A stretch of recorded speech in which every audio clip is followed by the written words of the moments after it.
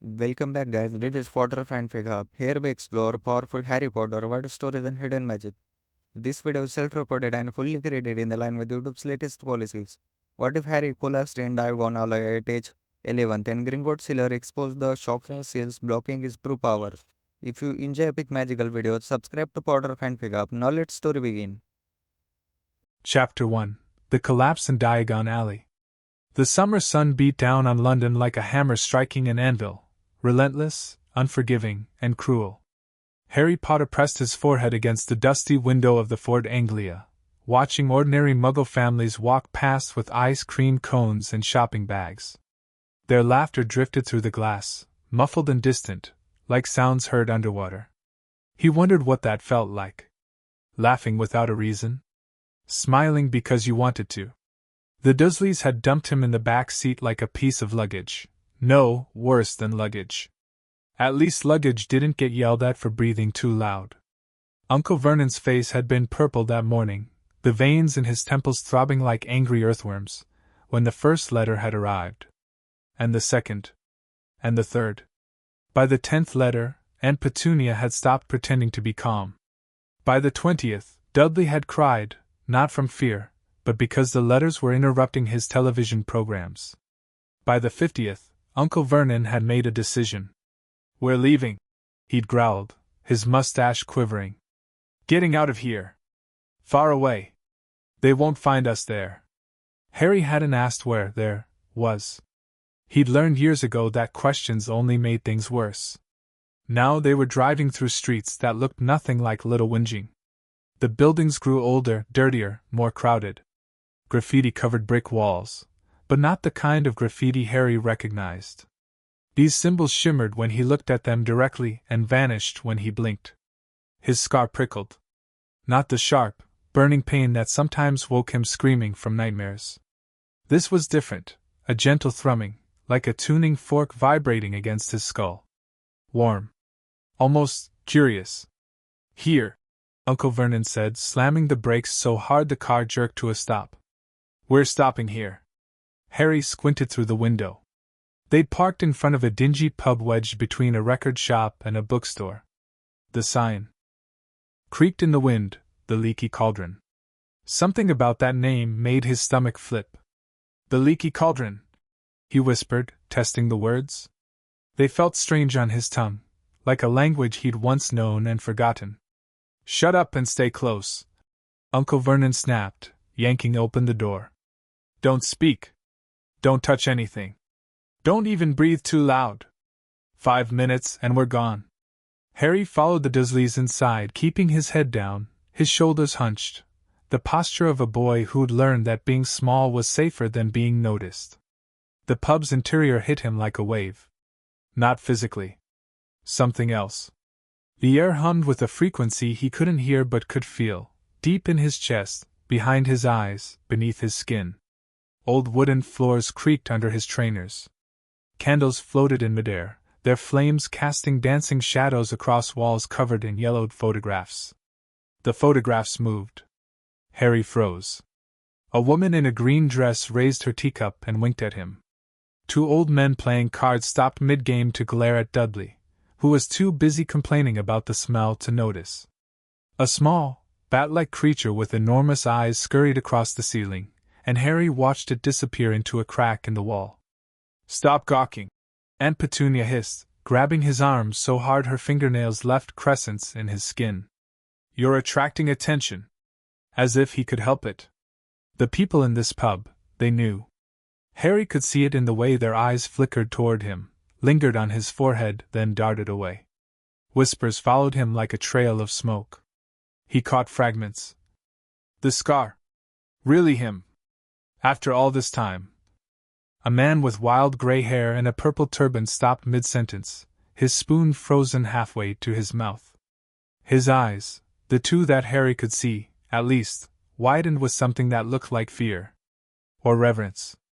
Harry couldn't tell which was worse. "Vernon," Aunt Petunia whispered urgently. "Let's just go. We'll find another place." A normal place. But Uncle Vernon's face had gone pale beneath the purple. He was staring at the bar, where a bald man in a long leather coat was wiping a glass with a rag that seemed to move on its own. "There's no time," Uncle Vernon muttered. "He's already expecting us." "Expecting us?" Aunt Petunia's voice cracked. "Who's expecting us?" The barkeeper looked up. His eyes found Harry immediately. No, not his eyes. His forehead. His scar. "You must be exhausted," the man said, and his voice was gentler than anything Harry had heard in 11 years. "Long journey, I expect. Name's Tom. Can I get you something? Tea? Pumpkin juice?" Harry opened his mouth to answer. He didn't know what pumpkin juice was, but it sounded amazing when Uncle Vernon stepped forward, blocking Tom's view. "We're here to see the Vernon's face went through a complicated series of purples. "The Pottle Man. The one who knows about the place." "Place?" Tom's eyebrows rose. Oh, I see. You'll be wanting the back. Come with me." Tom led them through the pub, past tables where more people had stopped talking to stare, past a staircase that creaked like it was telling secrets, and into a small, walled courtyard.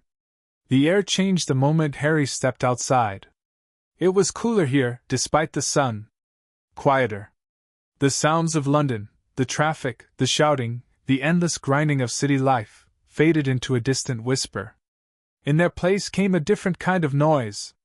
A hum. Low and steady and ancient. Harry's scar throbbed. Tom pointed to a brick in the wall, unremarkable, ordinary, identical to the thousands of other bricks around it. 3 up, 2 across, he said. "Go on, then. Tap it." Uncle Vernon stared at the brick like it had personally insulted him. "Tap it? With your wand, of course." The Dursleys exchanged panicked glances. Harry saw Dudley's mouth open, probably to ask what a wand was, but nothing came out. "Don't have a wand yet," Harry said quietly. I'm new." Tom's expression softened. "Of course you are. Well then." He pulled a thin stick from his coat pocket, no longer than Harry's hand, dark wood with strange carvings along its length. "Like this." He tapped the brick. Harry expected a door to open. A hidden latch, maybe, or a sliding panel. Instead, the bricks began to fold. Not crumble, fold. Like paper. Like origami. Like the wall had been waiting his entire life to unfold itself into a perfect, elegant archway. The bricks stacked themselves into neat columns on either side, revealing a cobblestone street that stretched into the distance. Harry forgot how to breathe. The street was impossible. Everywhere he looked, magic existed. Not hidden magic, not whispered about magic, but magic out in the open, bright and bold and unapologetic. A cauldron shop where cauldrons floated in the window, rotating slowly. An apothecary with jars of slimy green things that moved on their own. Children running past with ice cream that changed colors as they licked it. But the people. The people were what made Harry's heart stop. They looked like the people from his dreams, the dreams he never told anyone about, the ones where he flew through clouds and spoke to snakes and watched lights explode from sticks in his hands. They wore robes in every color of the rainbow. They laughed loudly, argued passionately, and moved through the world like they belonged in it. Harry had never belonged anywhere. "Right then," Tom said, stepping back through the archway. "I'll leave you to it. Welcome to Diagon Alley, young man." He disappeared into the pub, and the bricks slid back into place behind him. "Diagon Alley," Harry breathed. "Freaks," Uncle Vernon muttered, but even his voice had lost some of its bluster. "Every last one of them. Petunia, keep Dudley close. Boy, you're with me. Don't wander off." Harry had no intention of wandering off. He could barely move. His feet felt rooted to the cobblestones, his eyes too full of wonders to process any single one of them. A woman walked past carrying a cage full of owls, real owls, hooting and blinking and occasionally nipping at each other's feathers. A man in silver robes was arguing with a goblin, a real goblin, shorter than Harry but twice as fierce, with a face like sharpened stone and fingers that ended in claws. Goblins were real. Everything was real. Move! Uncle Vernon growled, grabbing Harry's shoulder and shoving him forward. We need to get your things. School supplies, Aunt Petunia corrected, but she said it like the words tasted bad. Harry let himself be pushed. He didn't care. He was walking through a dream, and he never wanted to wake up. They passed a shop called Ollivanders, makers of fine wands since 382 BC. The windows were dusty, the sign faded, but something about that shop called to Harry. Pulled at him. His scar pulsed in rhythm with his heartbeat. Wands first, Uncle Vernon decided, glancing at a crumpled letter Harry had been given, though given was the wrong word. The letter had found him. Flown down the chimney of the hut on the rock, delivered by an owl that had stared at Harry with knowing golden eyes. Mr. H. Potter. The floor. Hut on the rock. The sea. No stamp. No address. Just magic. Actually, Harry started. Professor McGonagall said I should get my wand last. Something about the magic needing to settle? Uncle Vernon's face turned purple again. And how would you know what some professor said? You've never even met her. I haven't, Harry agreed. But her letters said. Don't you argue with me, boy. Harry fell silent. He'd learned that silence was safer than truth. They walked past a store filled with cauldrons of every size, pewter, brass, solid gold. A shop where quills wrote letters by themselves. A bookstore where a pale, twitchy man was trying to sell a young witch a copy of Death Omens, When to Worry. And then they reached the bank. Gringotts. It towered above the surrounding shops, white marble gleaming in the afternoon sun, but it wasn't the size that made Harry stop. It was the doors. Massive burnished bronze doors, engraved with warnings in a language he didn't recognize but somehow understood. Enter, stranger, but take heed of what awaits the sin of greed. The words echoed in his chest. The bank first, Uncle Vernon said, reading from the letter. Take out money for your supplies.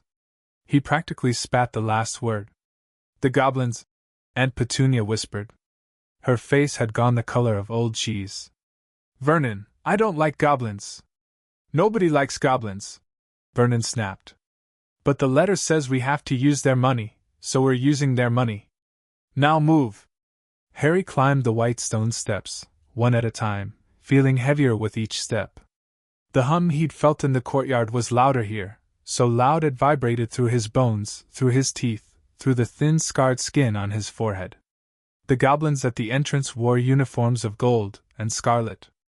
They stood on either side of the inner silver doors, shorter than Harry but radiating a power that made Uncle Vernon's bluster deflate like a pricked balloon. State your business, one of them said. Its voice was gravel and iron. We're here to... Uncle Vernon's voice cracked. To access the vault of the boy. The goblin's dark eyes slid to Harry. Everything changed. Harry felt the goblin's gaze like a physical weight, pressing against his chest, his throat, his temples. The goblin tilted its head, nostrils flaring, as if smelling something Harry couldn't detect. Name, the goblin demanded. Harry Potter, Harry whispered. The other goblin dropped its spear. The sound echoed through the marble hall, crack, and suddenly every eye in the bank was on Harry. Goblins and wizards alike. A woman in emerald robes dropped her coin purse. A wizened old man with a pocket watch began to cry. Harry Potter, the first goblin repeated. Its voice had changed. Not softer, goblins didn't do soft, but different. Curious. The Harry Potter? I don't know any other, Harry said, and managed a small smile. The goblin didn't smile back. Wait here, it said, and disappeared through a small door hidden in the wall. The waiting was the worst part. Uncle Vernon shuffled his feet. Aunt Petunia wrung her hands. Dudley whined about being hungry. And Harry stood perfectly still, trying to ignore the growing pressure behind his scar. Thrum. Thrum. Thrum. Like a heartbeat. Like a warning. A different goblin appeared, taller than the others, dressed in black robes instead of gold, with long silver hair braided with iron rings. Its face was ancient, carved with wrinkles that looked like battle scars. "I am Griphook," it said. "I will escort you to the powder vault. Follow me." They followed Griphook through the marble hall, past the long counter where goblins weighed gems and counted coins, past a sign that said Safe Exchange since 1473, and into a narrow stone corridor lit by torches that burned blue. "That's not normal fire," Dudley whispered, his chins trembling. "Nothing here is normal." Aunt Petunia snapped, but she was clutching Dudley's arms so hard her knuckles were white. Griphook led them to a small cart, an open, rickety cart that looked like it belonged in a mine, not a bank. "Get in," the goblin commanded.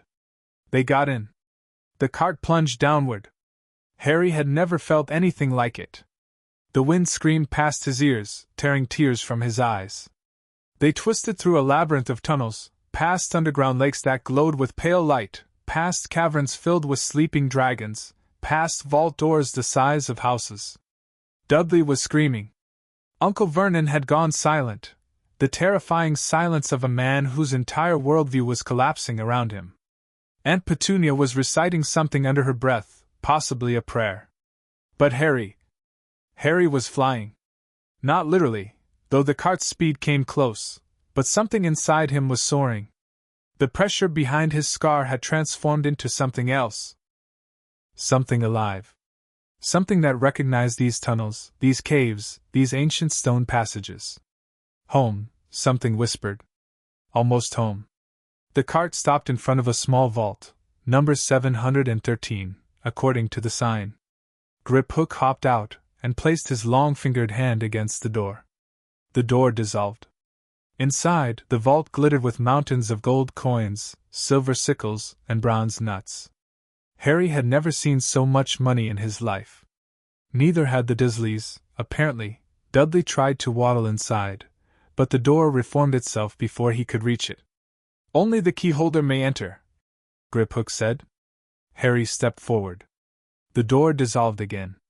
He walked into the vault and felt nothing. No excitement. No greed. Just a strange, hollow emptiness, like he'd expected something more and hadn't found it. Because there was something more. Hidden in the back of the vault, half buried under a pile of gold, was a small leather pouch. Harry's scar throbbed sharply, once, twice, 3 times, and he found himself reaching for it before he made the conscious decision. His fingers touched the leather. The world went white.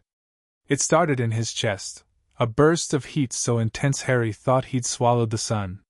The heat spread outward, down his arms, up his neck, through his legs.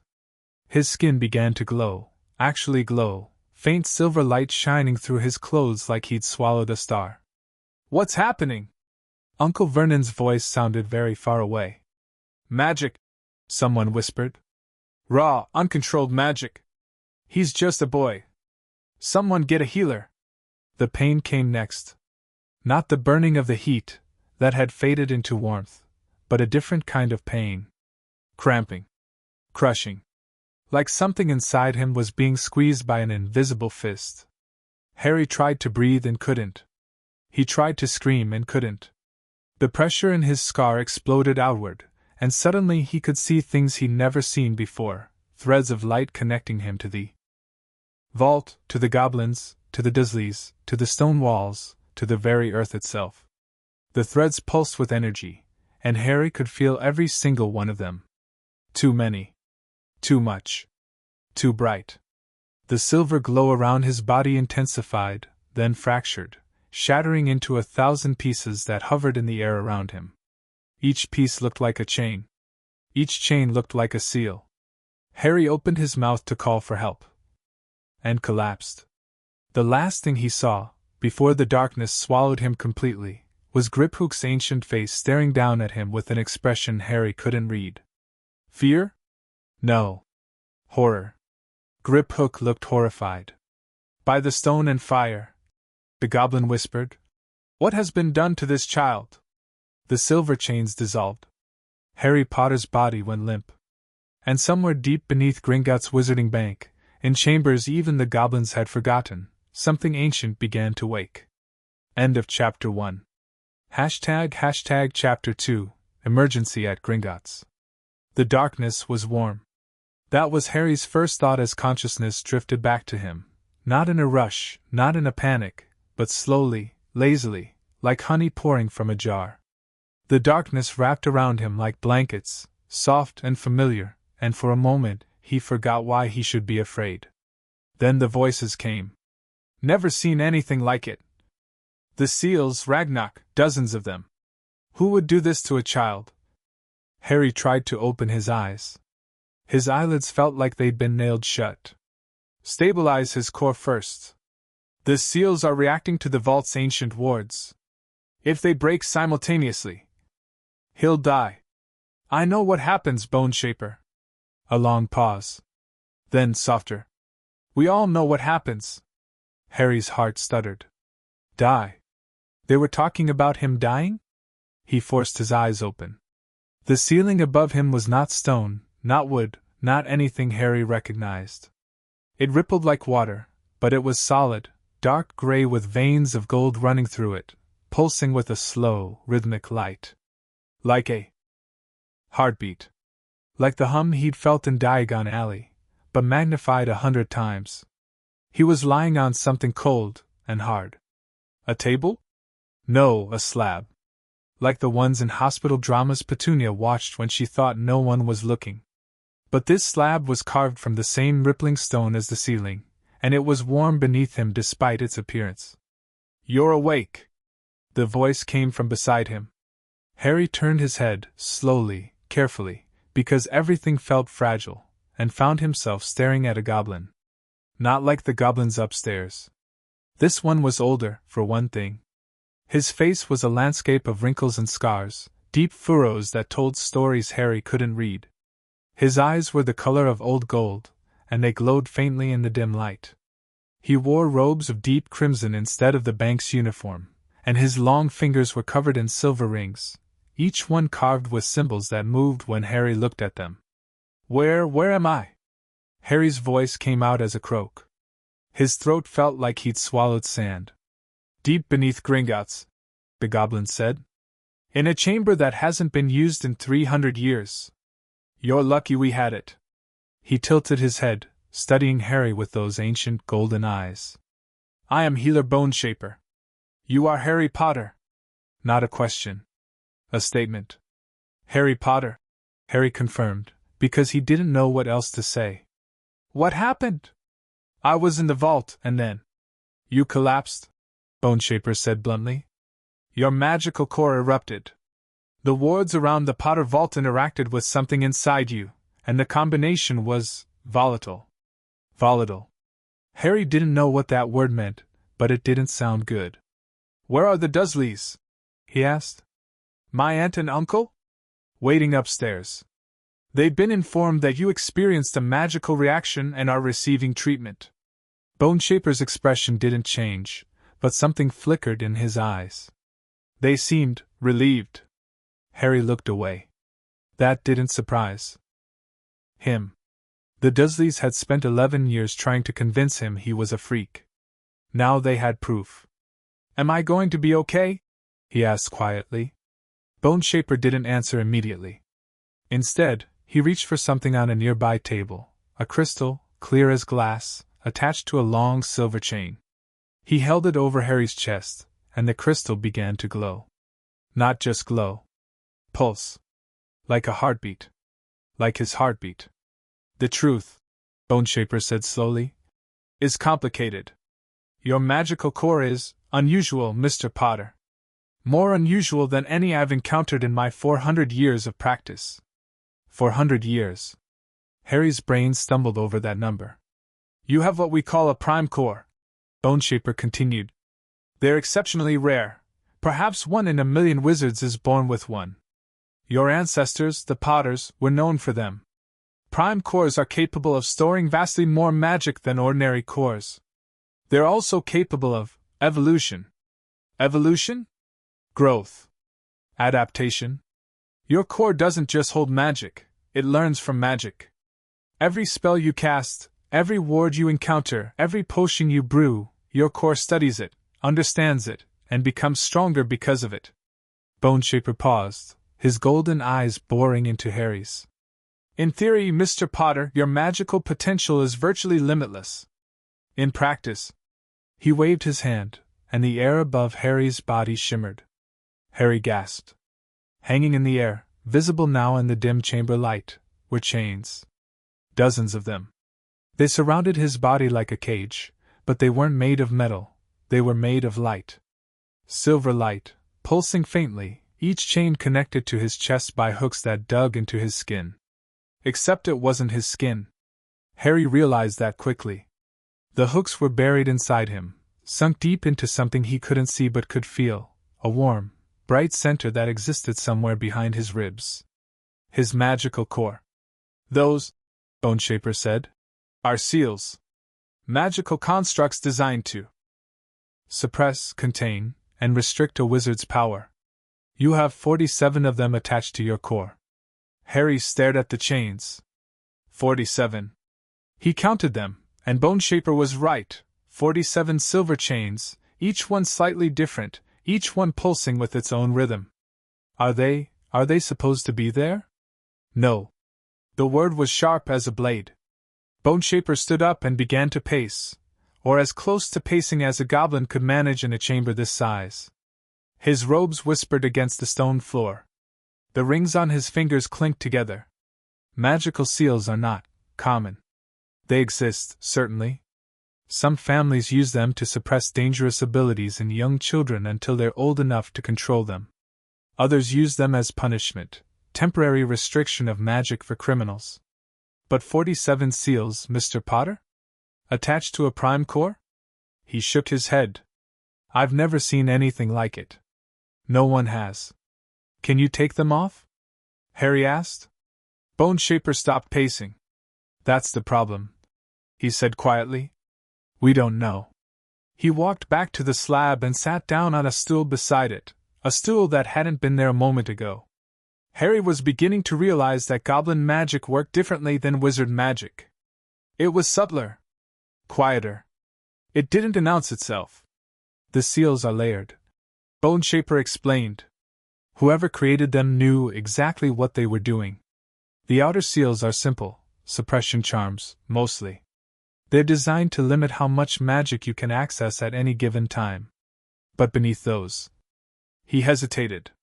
Beneath those are more complex seals. Drain seals that siphon magic away from your core. Block seals that prevent certain types of magic from forming at all. There are even, well... Even what? Boneshaper's golden eyes met Harry's. For the first time, Harry saw something other than clinical detachment in them. He saw anger. There are seals that appear designed to alter your magical signature. To make you appear weaker than you truly are. To make you appear ordinary. Harry's chest tightened. Why would anyone do that? That's what we intend to find out. The chamber door opened, if it could be called a door. The wall simply parted, stone folding back on itself like fabric, and 3 more goblins entered. They were all dressed in crimson robes like Boneshaper, and they all carried crystals and instruments that glowed with inner light. The council has been notified, said the tallest goblin, a female, Harry realized, with iron-gray hair braided down her back. They've authorized a full diagnostic and emergency treatment. But they want answers, Boneshaper. Fast. They'll have them, Boneshaper replied. But not yet. First, we stabilize him. If those seals continue reacting to the vault wards, he could die. The female goblin finished. Yes, we're aware. Harry's hands curled into fists. He was tired of people talking about him dying like he wasn't in the room. What do you need me to do? He asked. All 4 goblins turned to look at him. Stay calm, Boneshaper said. Stay still. And whatever you do, don't try to use your magic. I don't know how to use my magic, Harry admitted. Something passed between the goblins, a look, quick and sharp, like knives being thrown. Of course you don't, Boneshaper murmured. Of course you don't. The next hour was the strangest of Harry's life. The goblins worked in silence, moving around him like dancers, or like surgeons, precise and focused. They held crystals over his body, tracing patterns in the air. They chanted in a language Harry didn't recognize, deep guttural sounds that made the stone walls vibrate. They dripped something warm and metallic onto his forehead, blood, Harry realized with a jolt, goblin blood, and watched as it soaked into his scar. His scar. The entire time, Harry's scar had been quiet. Not silent, it was never completely silent, but subdued. Dull. Like it was hiding. Bone Shaper noticed. Your scar, he said, not looking up from the crystal he was examining. You said it hurts sometimes? Sometimes, Harry confirmed. It burns. Especially when I'm near. I don't know how to describe it. When I'm near magic. The goblins exchanged another look. May I? Bone Shaper asked, reaching toward Harry's forehead. Harry nodded. Bone Shaper's fingers were cold against his skin. The goblin pressed 2 fingers directly onto the scar, the lightning bolt shape that had defined Harry's entire existence, and closed his eyes. Harry felt something push against his mind. Not painful. Not exactly. It was like a door opening, just a crack, and someone trying to look through. He felt Bone Shaper's presence, ancient and patient, searching for something hidden in the darkness behind Harry's eyes. Then Bone Shaper gasped. His hand jerked away like he'd been burned. His golden eyes flew open, and for the first time, Harry saw genuine fear in them. Bone Shaper? The female goblin stepped forward. What is it? There's something else, Bone Shaper whispered. Something I didn't see before. He stared at Harry, no, through Harry, like he was looking at something far beneath the boy's skin. The seals aren't just suppressing his magic. They're hiding something. Something attached to his soul. The chamber went very quiet. Soul magic, the female goblin breathed. That's impossible, said another goblin. Soul magic has been illegal for centuries. The last recorded case. I know what the last recorded case was, Bone Shaper snapped. I was there. Harry's stomach dropped. The point, Bone Shaper continued, is that someone has attached something to this boy's soul. Something dark. Something that shouldn't be there. And the seals are preventing us from seeing what it is. Can you remove it? Harry asked. His voice was steadier than he felt. Bone Shaper looked at him for a long moment. Removing the seals is dangerous enough, he said finally. Removing a soul attachment without destroying the soul it's attached to? That's not dangerous, Mr. Potter. That's nearly impossible. Nearly. Harry repeated. Nearly. The female goblin stepped forward. The council needs to know about this. If there's soul magic involved, the council will panic. Bone Shaper interrupted. They'll lock him in a sealed vault and throw away the key. Or worse, they'll try to remove the attachment themselves, and they'll kill him in the process. He turned to face his colleagues. No. We do this my way. We stabilize his core. We document every seal. And then we figure out who did this and why. And if his core collapses in the meantime? Challenged the female goblin. It won't. How do you know? Bone Shaper reached out and placed his hand on Harry's chest, directly over his heart. The silver chains hovering in the air flickered. Because he's a Potter, Bone Shaper said quietly. And the Potters have always been harder to kill than anyone expects.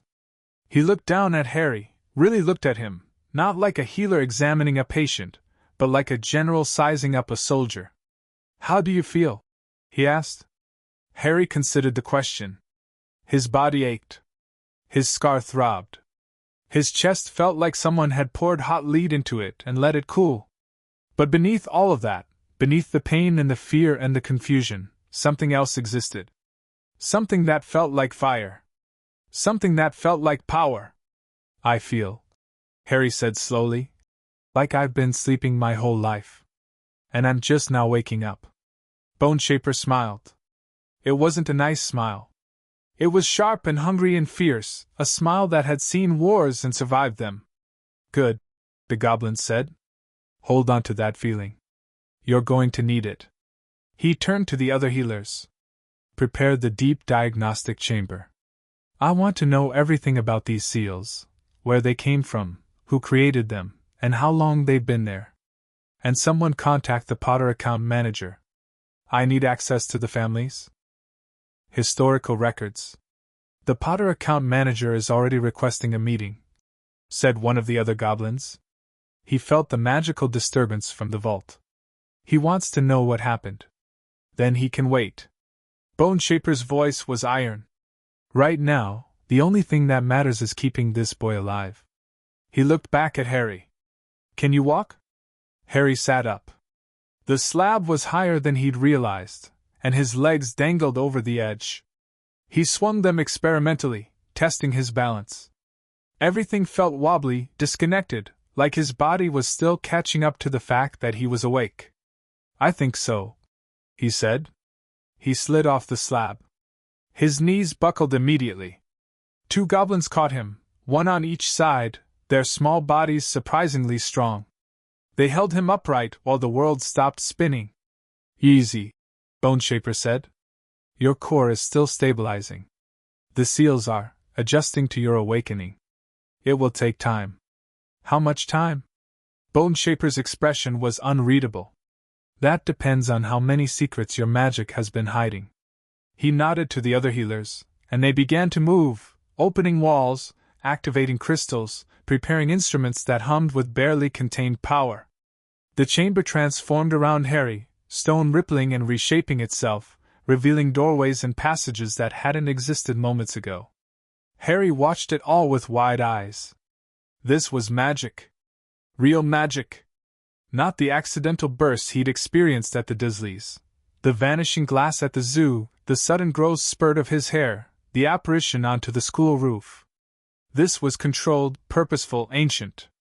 And somewhere deep inside him, something was responding to it. The fire in his chest grew hotter. Come, Bone Shaper said, offering Harry his hand. There's much we need to show you. And much you need to understand.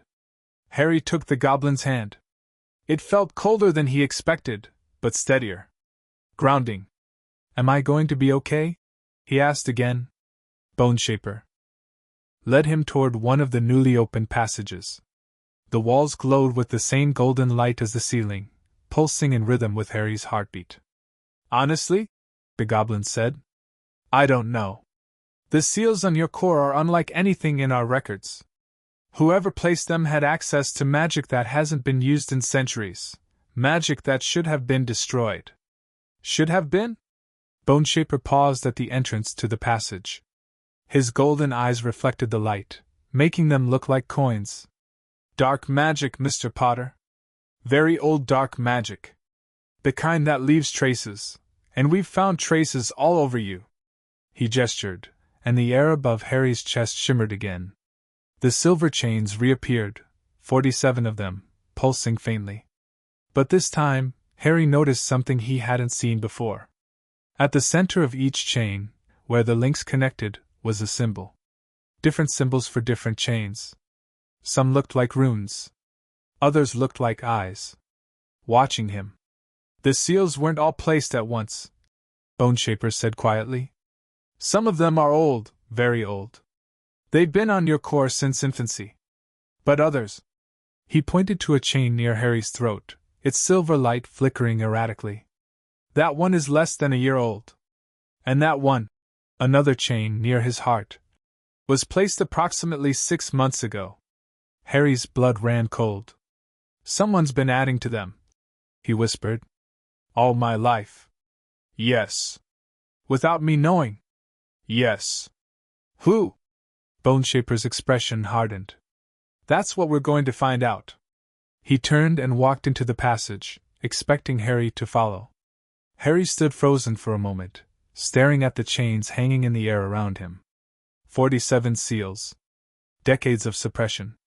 A soul attachment hidden beneath it all. Someone had done this to him. Someone had spent 11 years making sure he stayed weak, stayed small, stayed ordinary. Someone had been afraid of what he might become. Harry's hands curled into fists. The fire in his chest roared. And for the first time in his life, he stopped being afraid of his own magic. He followed Boneshaper into the darkness. Behind him, the silver chains trembled, as if they knew somehow that their time was running out. End of Chapter 2. Chapter 3, The Impossible Discovery. The deep diagnostic chamber was nothing like the healing room. Harry stepped through the passage and found himself in a cavern so vast he couldn't see the ceiling. Torches lined the walls, not ordinary torches, but pillars of blue flame that burned without smoke, casting everything in an eerie underwater light. The floor was polished obsidian, so dark and reflective that Harry could see his own frightened face staring back at him from below. But the ceiling, if there was a ceiling, remained invisible. Darkness stretched upward forever, swallowing the light before it could reach the top. "Impressive, isn't it?" Boneshaper said, noticing Harry's awe. "This chamber was built by the First Covenant, goblins and wizards working together, before the wars drove us apart. It hasn't been opened in 5 centuries. Why now?" Harry asked. Boneshaper's golden eyes glinted. "Because some secrets are too dangerous to remain buried. And some truths are too important to stay hidden." He led Harry to the center of the cavern, where a circle of standing stones waited, 12 of them, each one carved with symbols that shifted and changed as Harry watched.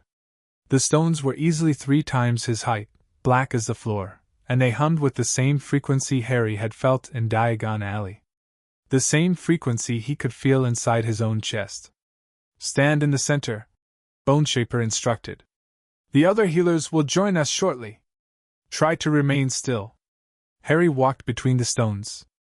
The moment he stepped into the circle, the humming stopped. Everything stopped. The blue flames on the walls dimmed.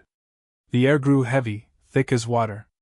Even the sounds of his own breathing seemed to fade, swallowed by the ancient silence of the chamber.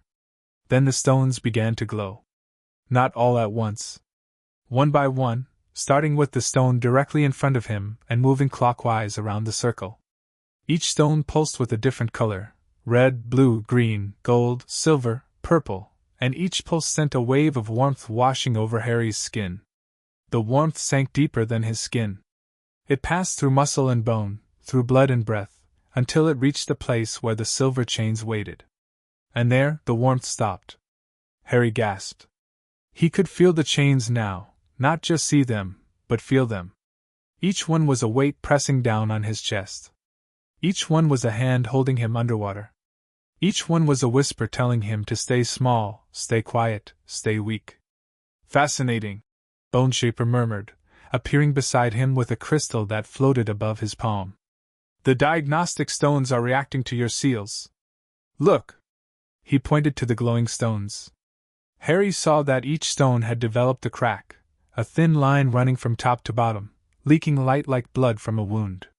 "The stones are recording everything," Boneshaper explained. "Every seal, every suppression, every restriction. They're mapping your core in ways no goblin instrument has been able to do for centuries. Is that good? It's unprecedented." Boneshaper's voice held something that might have been excitement. "The stones haven't activated like this since the First Covenant fell. Whatever is inside you, Mr. Potter, whatever the seals are hiding, it's powerful enough to wake the old magic." The other healers arrived, carrying scrolls and crystals and instruments that hummed with barely contained energy. The female goblin, Harry learned her name was Healer Ironstone, began setting up a ring of smaller stones around the circle, while the others chanted in that ancient, guttural language. Harry stood in the center and tried not to move. It was harder than it sounded. The warmth from the stones was building, pressing against the chains, and the chains were pressing back. He felt like a rope in a tug-of-war, stretched thin, ready to snap. "His core temperature is rising," Ironstone reported, holding a crystal over a small flame. 41 degrees and climbing. "Normalize the ambient magic," Boneshaper ordered. "Drain off the excess before it overwhelms him." Another goblin raised his hands, and the air around Harry began to shimmer. He felt a slight pulling sensation, like someone was gently sucking the heat out of the room, and the pressure on his chest eased slightly. But only slightly. "The seals are fighting back," Boneshaper said, studying the floating chains above Harry's chest. Look, they're reinforcing themselves. Harry looked down. The silver chains were indeed changing. Their links were thickening, growing darker, pulsing with a sickly gray light instead of the pure silver from before. They're intelligent, Harry whispered. The seals. They know what's happening. Boneshaper's expression turned grave. Yes. They do. He turned to the other healers. Accelerate the diagnostic. I want a full breakdown of every seal, age, origin, caster signature, and purpose. And someone get me a blood quill. We need to trace the magical lineage of whoever created these. Boneshaper, Ironstone said carefully. If the seals are intelligent enough to defend themselves, they may also be intelligent enough to retaliate. Boneshaper's jaw tightened. I'm aware. If he dies, he won't die. Boneshaper's voice was iron. Not on my watch. The diagnostic continued for another hour. Harry lost track of time. The warmth became a constant presence, the pressure on his chest a familiar weight. The goblins moved around him like shadows, speaking in low voices, writing on scrolls that unrolled across the floor like rivers of parchment. Occasionally, one of them would look at him with an expression Harry couldn't read, surprise. Mostly, but also something else. Something that looked almost like respect. Finally, Boneshaper raised his hand. Enough. We have what we need. The stones stopped glowing. The blue flames on the walls brightened. The pressure on Harry's chest eased, and he let out a breath he didn't know he'd been holding. Can I move now? He asked. Boneshaper nodded. Slowly. Harry stepped out of the circle. His legs felt shaky, but they held. He walked to the edge of the obsidian floor and leaned against one of the standing stones, grateful for its solid presence. What did you find? He asked. Boneshaper and the other healers gathered around the floating platform that had materialized in the center of the circle. Scrolls spread themselves across its surface, covered in writing that glowed gold. The crystals they'd been using floated above the platform, projecting images into the air. Images of Harry's core. Harry stared.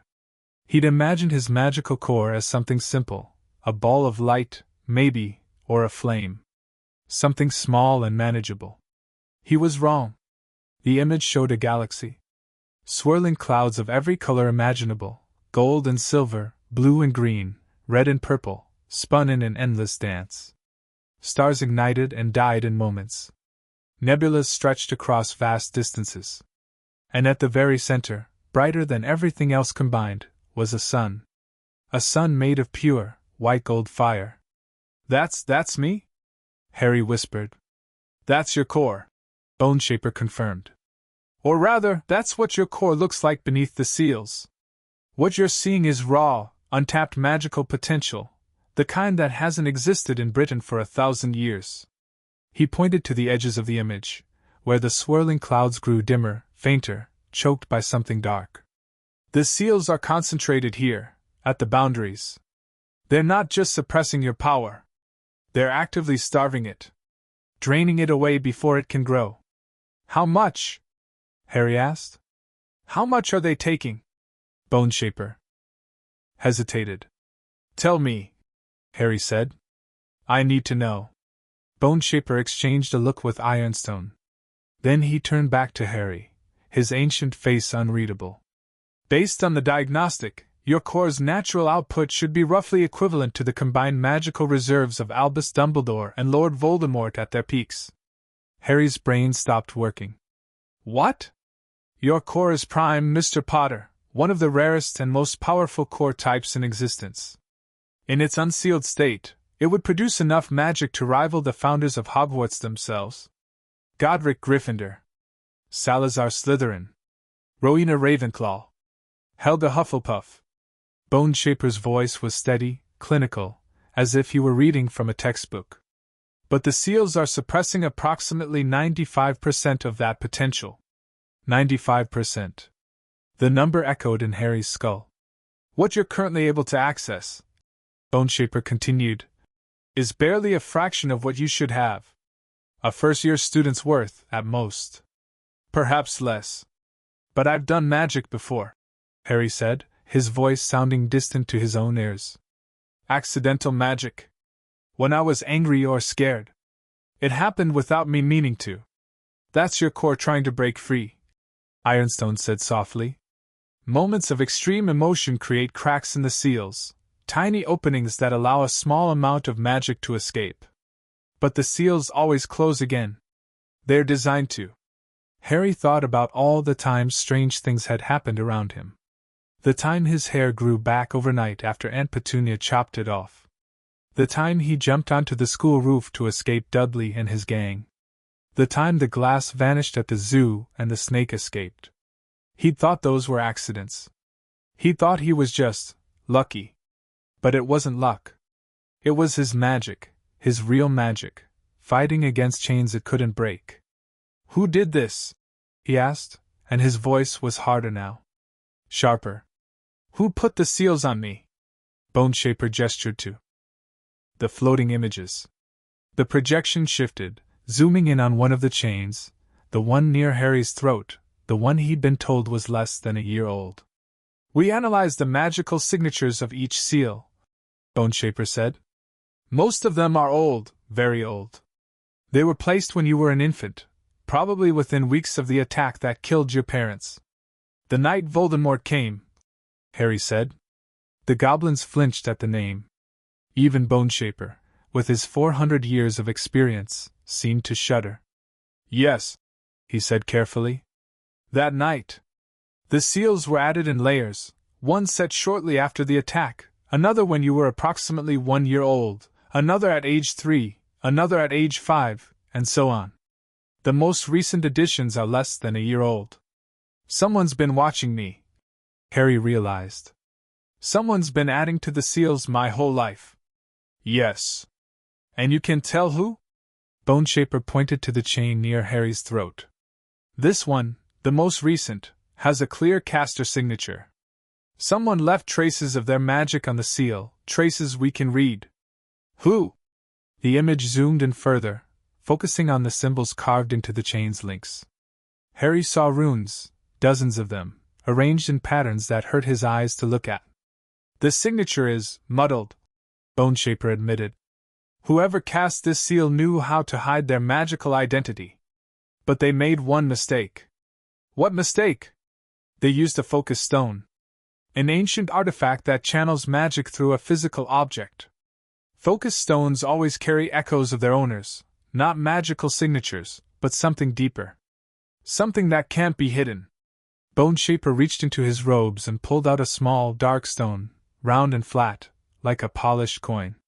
It seemed to drink the light around it, absorbing the blue flame glow until the stone looked like a hole in the air. This is a resonance stone, Boneshaper explained. It can detect the echoes left behind by focus stones.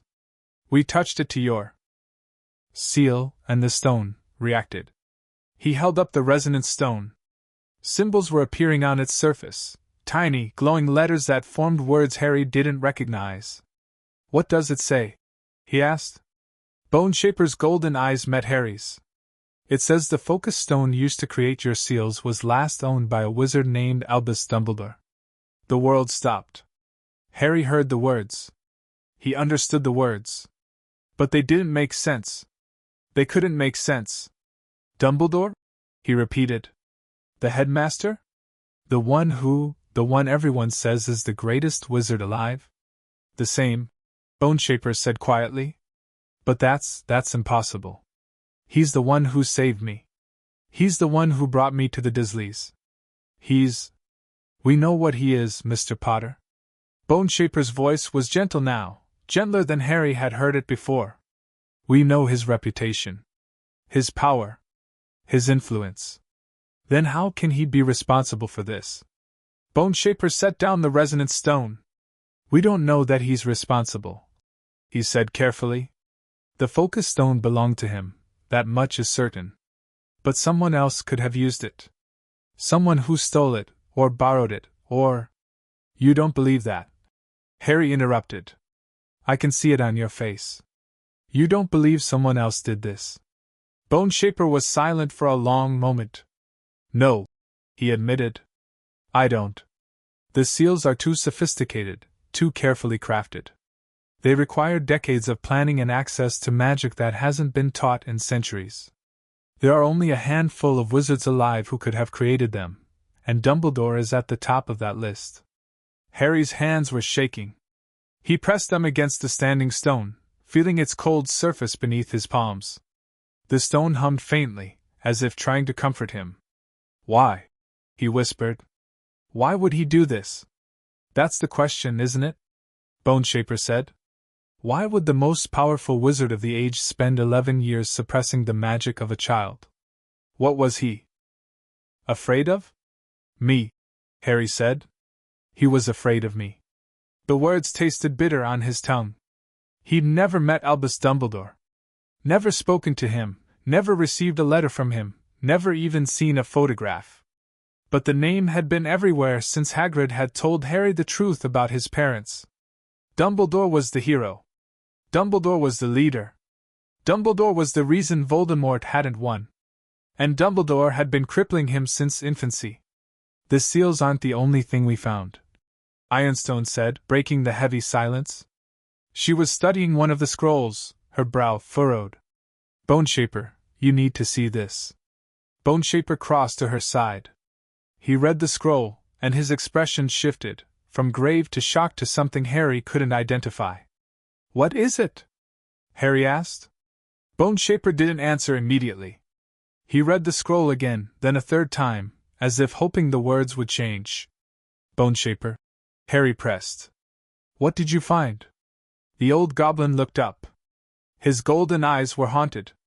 The seals aren't just suppressing your magic, Mr. Potter. They're also redirecting it. Redirecting it where? Boneshaper walked back to the floating image of Harry's core. He pointed to the dark edges, where the seals choked the swirling clouds. The magic the seals drain from you doesn't disappear, he said. It has to go somewhere. And according to the diagnostic. He touched the image, and it shifted, zooming out, showing Harry's core in relation to something else. Something outside his body. Something connected to him by threads of silver light. There's a link, Boneshaper said quietly. A magical conduit between your core and something else. Something that's been feeding on your power for 11 years. What's something? Harry demanded. What's been feeding on me?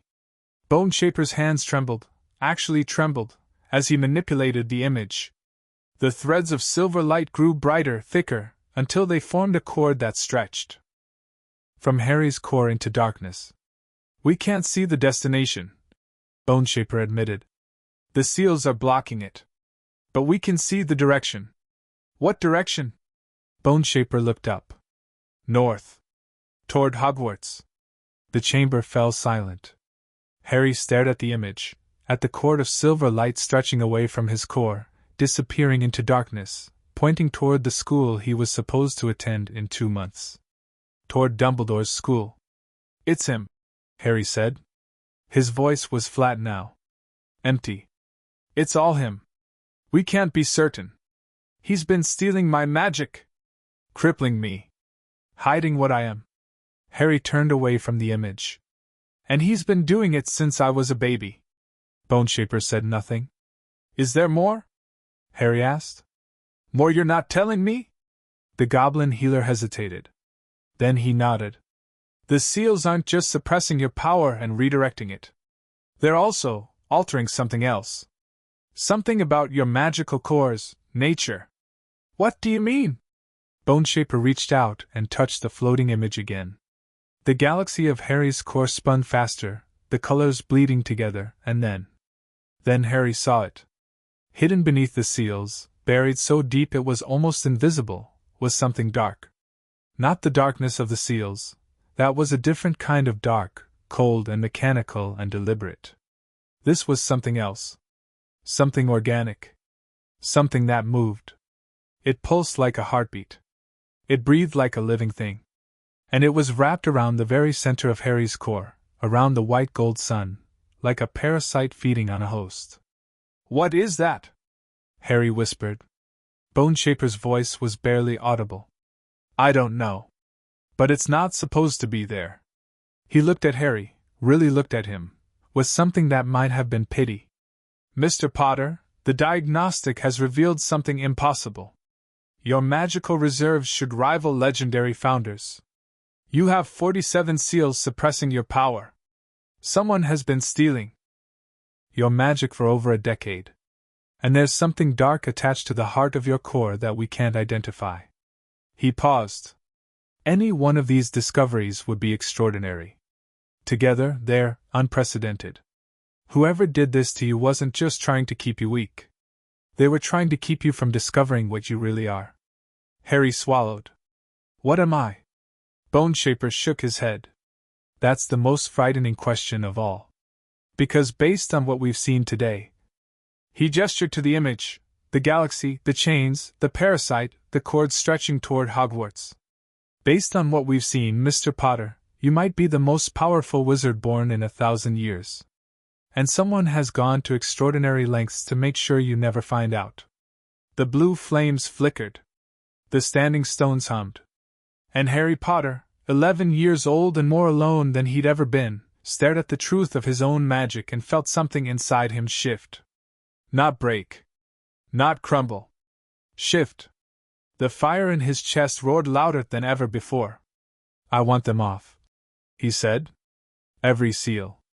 Every chain. I want them all off. Boneshaper nodded slowly. That's going to be dangerous. Possibly fatal. I don't care.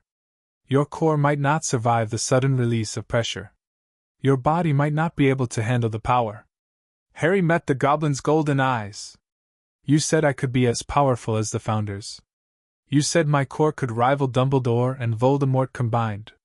Yes. Then I'm going to need that power. Because if Dumbledore did this to me, if he's been stealing from me my whole life, then he's going to answer for it. Boneshaper studied him for a long moment. You sound like a goblin, he said finally. We don't forgive debts. We collect them. Harry's lips curved into something that wasn't quite a smile. Then I'm in the right place. Boneshaper inclined his head, the closest thing to a bow a goblin could give. Very well, Mr. Potter. We'll begin the unsealing process tomorrow. But first. He reached into his robes and pulled out a small, leather-bound book. It was old, centuries old, by the look of it, with a cover so worn the title was almost illegible. What's that? Harry asked. The Potter family grimoire, Boneshaper said. Your ancestors kept records of their magic, their discoveries, their inventions, their secrets. If anyone knows how to safely unseal a prime core, it's the family who bred them. He pressed the book into Harry's hands. Harry opened it. The pages were filled with writing, handwriting, flowing and elegant, in ink that had faded to brown. Diagrams filled the margins.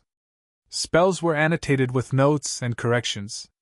And everywhere, on every page, was the same symbol. A symbol Harry recognized. The Peveril coat of arms. 3 triangles, each containing a different shape, a circle, a line, a square. The symbol on his mother's letter. The symbol on his father's vault. The symbol that had been following him his entire life without him ever noticing. Your family has secrets, Mr. Potter, Boneshaper said quietly. Secrets that have been buried for centuries. Secrets that someone wanted to make sure you never uncovered. He gestured to the book in Harry's hands. Read it. Learn from it. And tomorrow, we'll begin breaking the chains that have bound you since birth. Harry closed the book. The fire in his chest roared. And somewhere in the darkness above, in the world of wizards and lies and stolen power, Albus Dumbledore received the first hint that his carefully constructed plans were about to crumble. But that was a story for another day. For now, Harry Potter stood in an ancient chamber beneath Gringotts, surrounded by goblins who had seen empires rise and fall, holding a book written by ancestors he'd never known. And for the first time in 11 years, he wasn't afraid of what he might become. He was afraid of what he already was. End of Chapter 3. Chapter 4. The Goblin Investigation begins. The night beneath Gringotts was timeless. Harry sat cross-legged on the obsidian floor of the diagnostic chamber, the Potter grimoire open in his lap, while the blue flames on the walls burned steadily without flickering. He'd been reading for hours, or maybe minutes. Time moved differently down here, slower and heavier, like honey dripping from a spoon. The book was impossible. Not because it was hard to read, though the flowing cursive and faded ink certainly didn't help. It was impossible because of what it contained. Spells that turned water into liquid light. Rituals that allowed a wizard to walk in another's dreams. Wards that could hide an entire house from death itself. And every page, every diagram, every annotation was written by someone named Potter. His family. His blood. His legacy. "Shouldn't you be sleeping?" Harry looked up. Boneshaper stood at the edge of the chamber, holding a tray of food, actual food, not the stale bread and cheese Harry was used to. Steam rose from a bowl of soup. A goblet of something dark and sweet sat beside a plate of roasted meat. "Couldn't sleep," Harry admitted. "Too much thinking." Boneshaper set the tray down beside him. "Eat. Your body needs fuel if we're going to start breaking seals tomorrow." Harry picked up the spoon. The soup was thick and savory, unlike anything the Dursleys had ever given him. He took a bite, then another, suddenly ravenous. "The grimoire," Boneshaper said, settling onto a stone that hadn't been there a moment ago. "What do you make of it?" Harry swallowed. "It's a lot. Spells I've never heard of.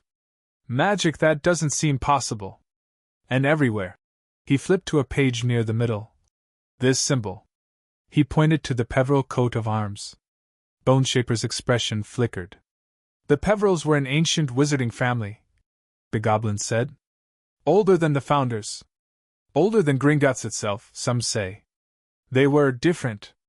Their magic operated on principles that most modern wizards don't understand." "What principles?" Boneshaper was quiet for a moment. "Death," he said finally. "The Peverils were obsessed with death. Not in a morbid way, not like the wizards who created Horcruxes or hunted immortality. The Peverils believed that death was simply a door. And they dedicated their lives to understanding what lay on the other side." Harry thought about the dark thing wrapped around his core, the parasite that pulsed like a heartbeat. "Do you think that's connected? The Peveril magic and the thing inside me?" "I think," Boneshaper said carefully, "that we won't know anything for certain until the seals are removed. The grimoire may hold answers, but it's written in code, and not a code I recognize." "Code?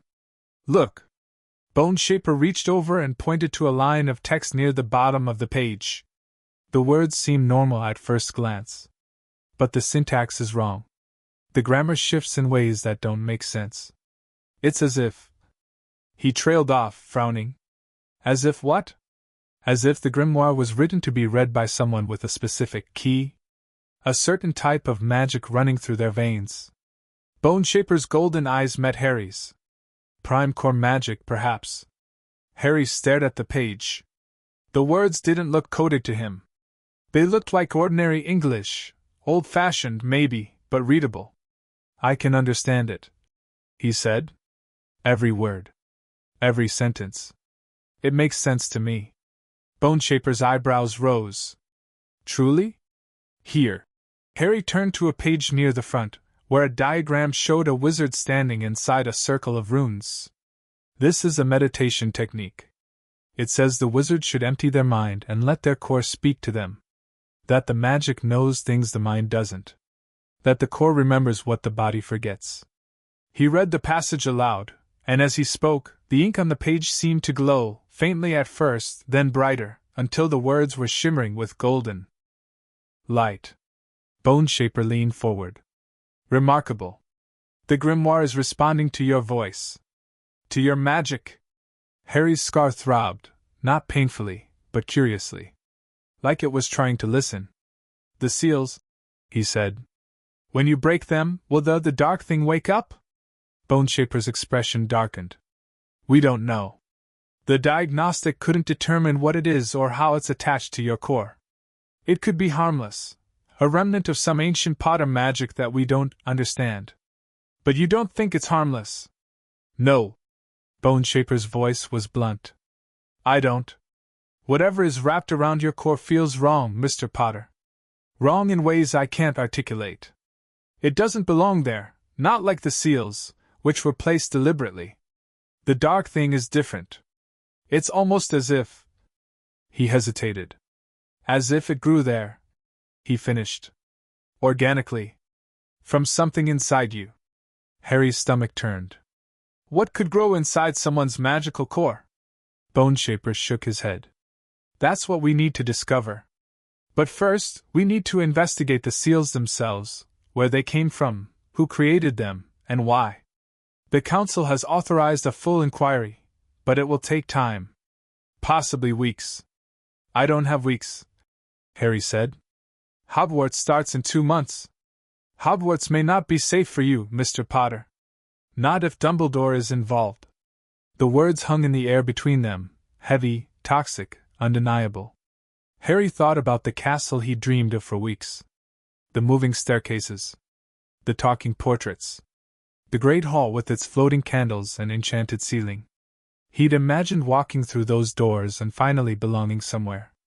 But if Dumbledore had been stealing his magic, if Dumbledore had been crippling him since infancy, then Hogwarts wasn't a home.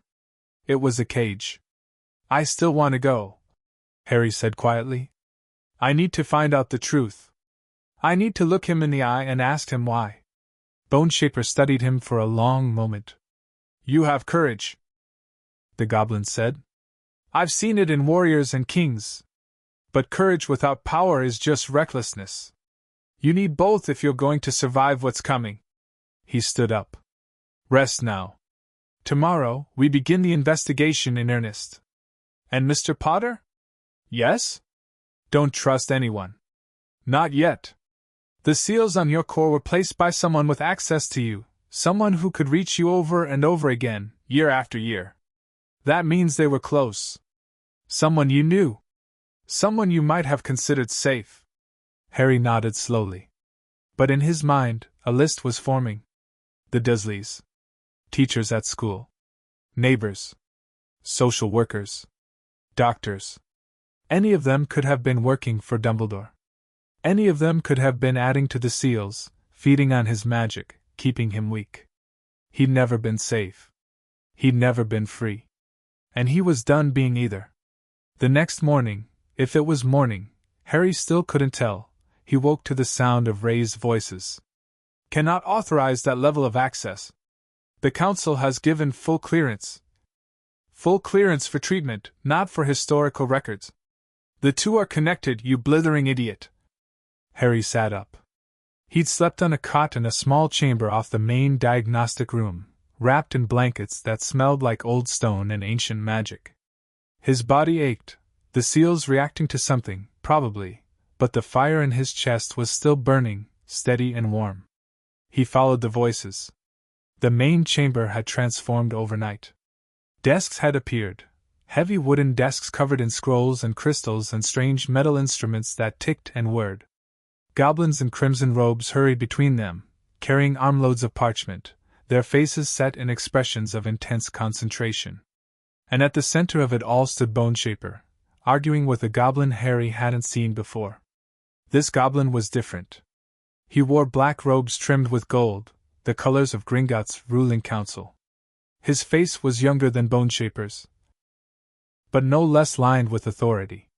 Silver rings covered every finger, each one carved with the symbol of a different goblin clan. I understand your concerns, Ragnar, Boneshaper was saying, his voice tight with controlled fury. But the boys' seals are connected to records that date back decades. If we don't access the full archives, we alert every ward in the ministry. The goblin, Ragnar, interrupted. The moment we open those files, Dumbledore will know something is wrong. His network is extensive, Boneshaper. You know this. Then let him know. Harry stepped forward, and both goblins turned to look at him. I'm tired of secrets. I'm tired of hiding. If Dumbledore finds out, he finds out. I'm not going to live my life in the dark anymore. Ragnar's eyes narrowed. You're the Potter boy. Harry. My name is Harry. Harry, then. Ragnock studied him with an intensity that reminded Harry of Boneshaper, but colder. More calculating. You understand that if we pursue this investigation, there's no going back. If Dumbledore is responsible for the seals, he won't simply apologize and let you go to Hogwarts. He'll act. Possibly violently. Then I'll act back. With what power? You're 11 years old. You have no training, no allies, no. He has us. Boneshaper's voice was quiet, but it cut through Ragnock's words like a blade. The Goblin Nation does not involve itself in wizard politics, Ragnock said sharply. We are neutral. We have always been neutral. We were neutral when the wizards slaughtered our ancestors. We were neutral when they stole our lands and called it negotiation. We have been neutral for 1,000 years, and in that time, we have lost everything. Boneshaper stepped closer to Ragnock, his golden eyes blazing. Perhaps it's time for a new approach. You're suggesting we ally with a child? I'm suggesting we do what's right. The two goblins stared at each other for a long, tense moment. Then Ragnock laughed. It wasn't a pleasant sound, more like stones grinding together. But there was something underneath it. Approval, maybe. Or resignation. You always were the idealist, Boneshaper, Ragnock said. Fine. Open the archives. But if this blows back on us, it won't. It might. And if it does, your head will be the first on the block. Boneshaper smiled, that sharp, hungry smile Harry had seen before. I've survived worse. The investigation began in earnest. Harry spent the morning watching the goblins work, and it was like nothing he'd ever seen. They didn't just read records. They entered them. Using crystals and silver mirrors and pools of dark liquid that reflected things that weren't there, the goblins walked through history. Harry saw glimpses of it, flashes of images that appeared and vanished in the air. A young woman with red hair, laughing. A man with glasses and messy black hair, holding a baby. A great hall filled with candles and ghosts. His parents. Harry's breath caught. Focus, Boneshaper said, appearing at his elbow. The records are showing us the past, but we can't get lost in it. We're looking for patterns. Connections. Transactions that shouldn't exist. What kind of transactions? Magical contracts. Inheritance claims. Custody agreements. Boneshaper's voice was grim. Anything that could have given someone legal access to you after your parents died. Harry thought about the Dursleys. My aunt and uncle took me in. They had custody. Yes. But who arranged that custody? Who decided where you would live? Harry opened his mouth, then closed it. He'd always assumed the Dursleys were his only living relatives. That there was no one else. That he'd been placed with them because there was no other choice. But what if there had been choices? What if someone had made a choice? There, said Healer Ironstone, pointing to a scroll that had unrolled across one of the desks. A custody filing from November 1st, 1981. The day after the attack. Harry hurried over. The scroll was covered in dense legal text, words like guardianship and wardship and magical responsibility. But at the bottom, written in a bold, confident hand, was a signature Harry recognized. Albus Percival Wulfric Brian Dumbledore. Witness. Approver. Decision-maker. It was him. Harry whispered. He chose the Dursleys. He chose where I would live. Keep reading, Ironstone said. There's more. Harry's eyes scanned the scroll. Most of it was legal jargon he didn't understand. But one paragraph caught his attention, a single sentence near the middle. The minor child, Harry James Potter, shall be placed in the custody of Petunia Evelyn Dursley née Evans and Vernon Dursley, with the understanding that magical suppressors may be applied as necessary to ensure the child's safety and the stability of the Muggle household. Magical suppressors. The seals. They were legal, Harry said, and his voice sounded hollow. The seals were legal. Dumbledore had permission to put them on me. Permission from whom? Boneshaper demanded. You were an infant. You couldn't consent to anything. Harry looked back at the scroll. There's another signature here. Below Dumbledore's. He squinted at the name, smaller than Dumbledore's, almost an afterthought, written in shaky handwriting. Minerva McGonagall. The woman who had visited the Dursleys. The woman who had left him on a doorstep in the middle of the night. The woman who had watched him grow up from a distance, sending letters, checking in, making sure he was still there. She'd known. She'd signed the document. She'd approved. The deputy headmistress. Boneshaper said slowly. Dumbledore's second in command. If she signed this, she knew about the suppressors. But did she know what the suppressors really were? Ironstone asked. The scroll says magical suppressors, generic term. It doesn't mention 47 seals. It doesn't mention core draining or magical redirection. Or soul attachments. That's true. Boneshaper admitted. McGonagall may have believed she was approving standard suppression charms, the kind used by pure blood families to control accidental magic in young children.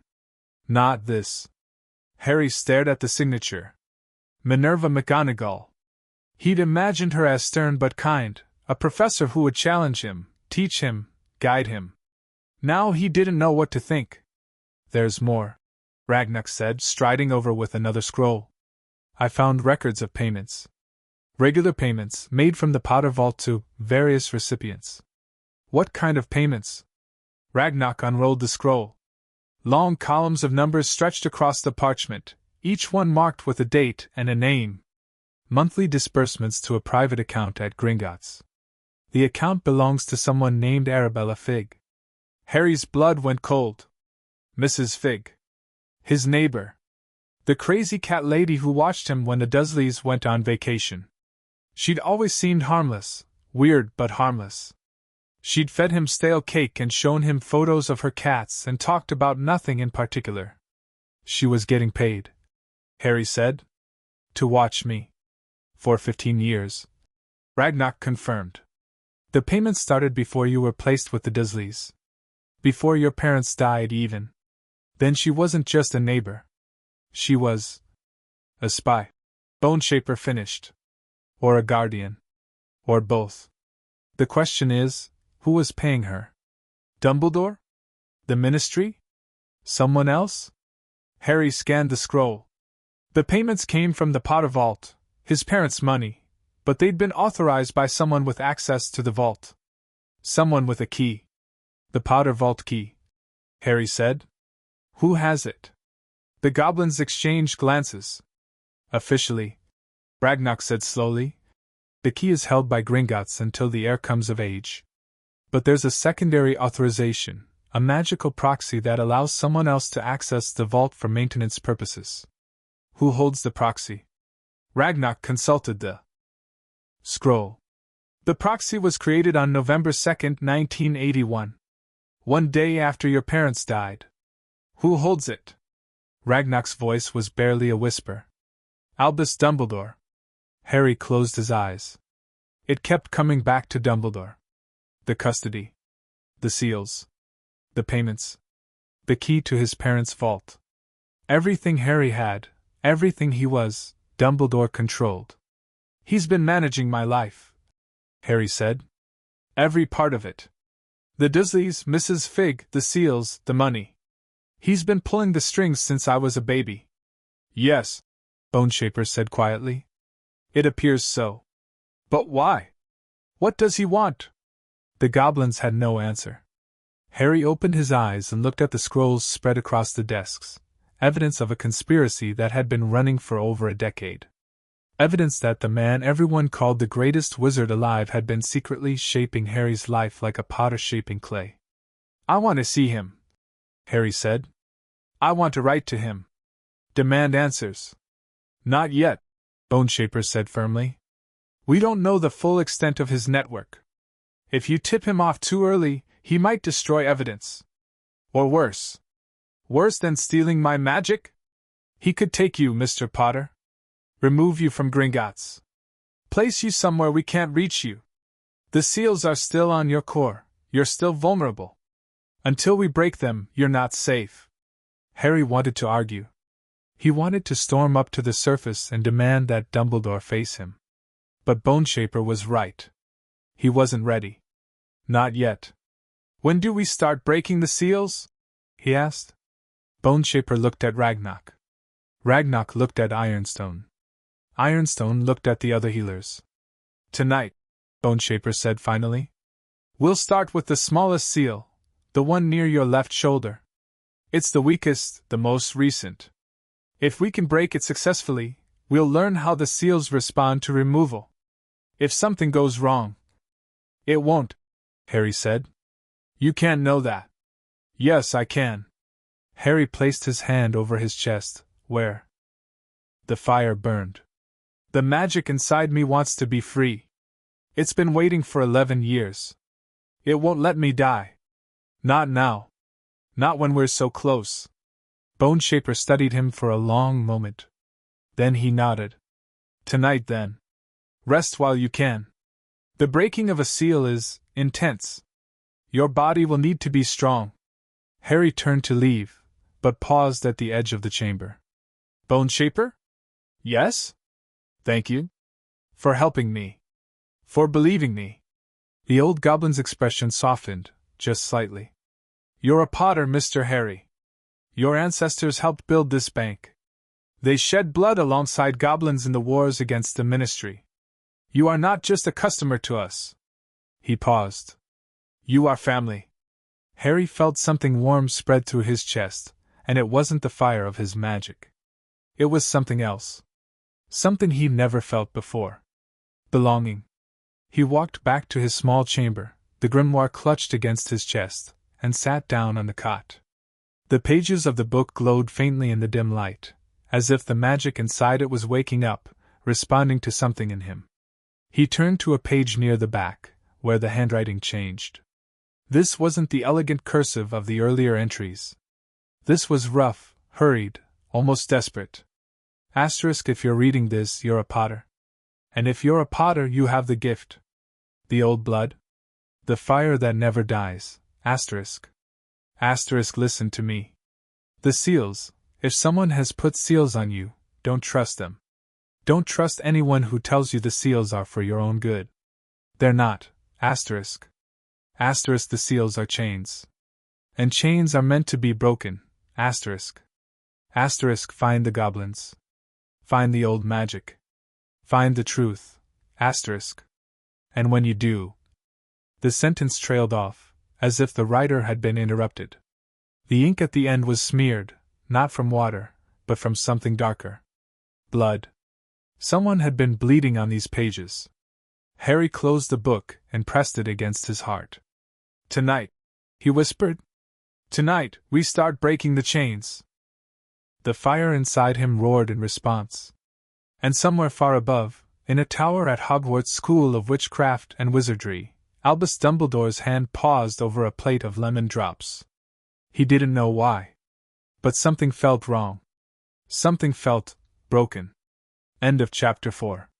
## Chapter 5, Lord Potter's Hidden Legacy. The Potter Vault was not what Harry expected. When Griphook led him back through the twisting underground passages, past the sleeping dragons, past the underground lakes, past the vault doors the size of houses, Harry braced himself for more mountains of gold. More glittering piles of wealth that made his eyes hurt. But vault number 713 was different today. The door didn't dissolve when Griphook touched it. Instead, it swung open silently, revealing a chamber that stretched far beyond what Harry remembered. The gold was still there, piles of it in the corners, but it wasn't the main attraction. The main attraction was the door. A second door. Hidden behind the gold, camouflaged by enchantments so powerful they'd fooled even the goblins for 11 years, stood a portal made of pure obsidian. It was twice as tall as Harry and 3 times as wide, carved with the same shifting symbols he'd seen on the standing stones in the diagnostic chamber. "What is this?" Harry whispered. Griphook's dark eyes gleamed. "The Potter family sealed vault. Hidden by blood magic so ancient that even Gringotts records don't mention it. We would never have found it without the resonance from your core." The seals, Harry realized, When they reacted to the vault wards, they woke something that should have remained sleeping until you came of age. Griphook nodded. The question is, why now? Why did the seal's reaction trigger the hidden vault's awakening? Unless... He trailed off, frowning. Unless what? Unless the seals weren't just suppressing your magic.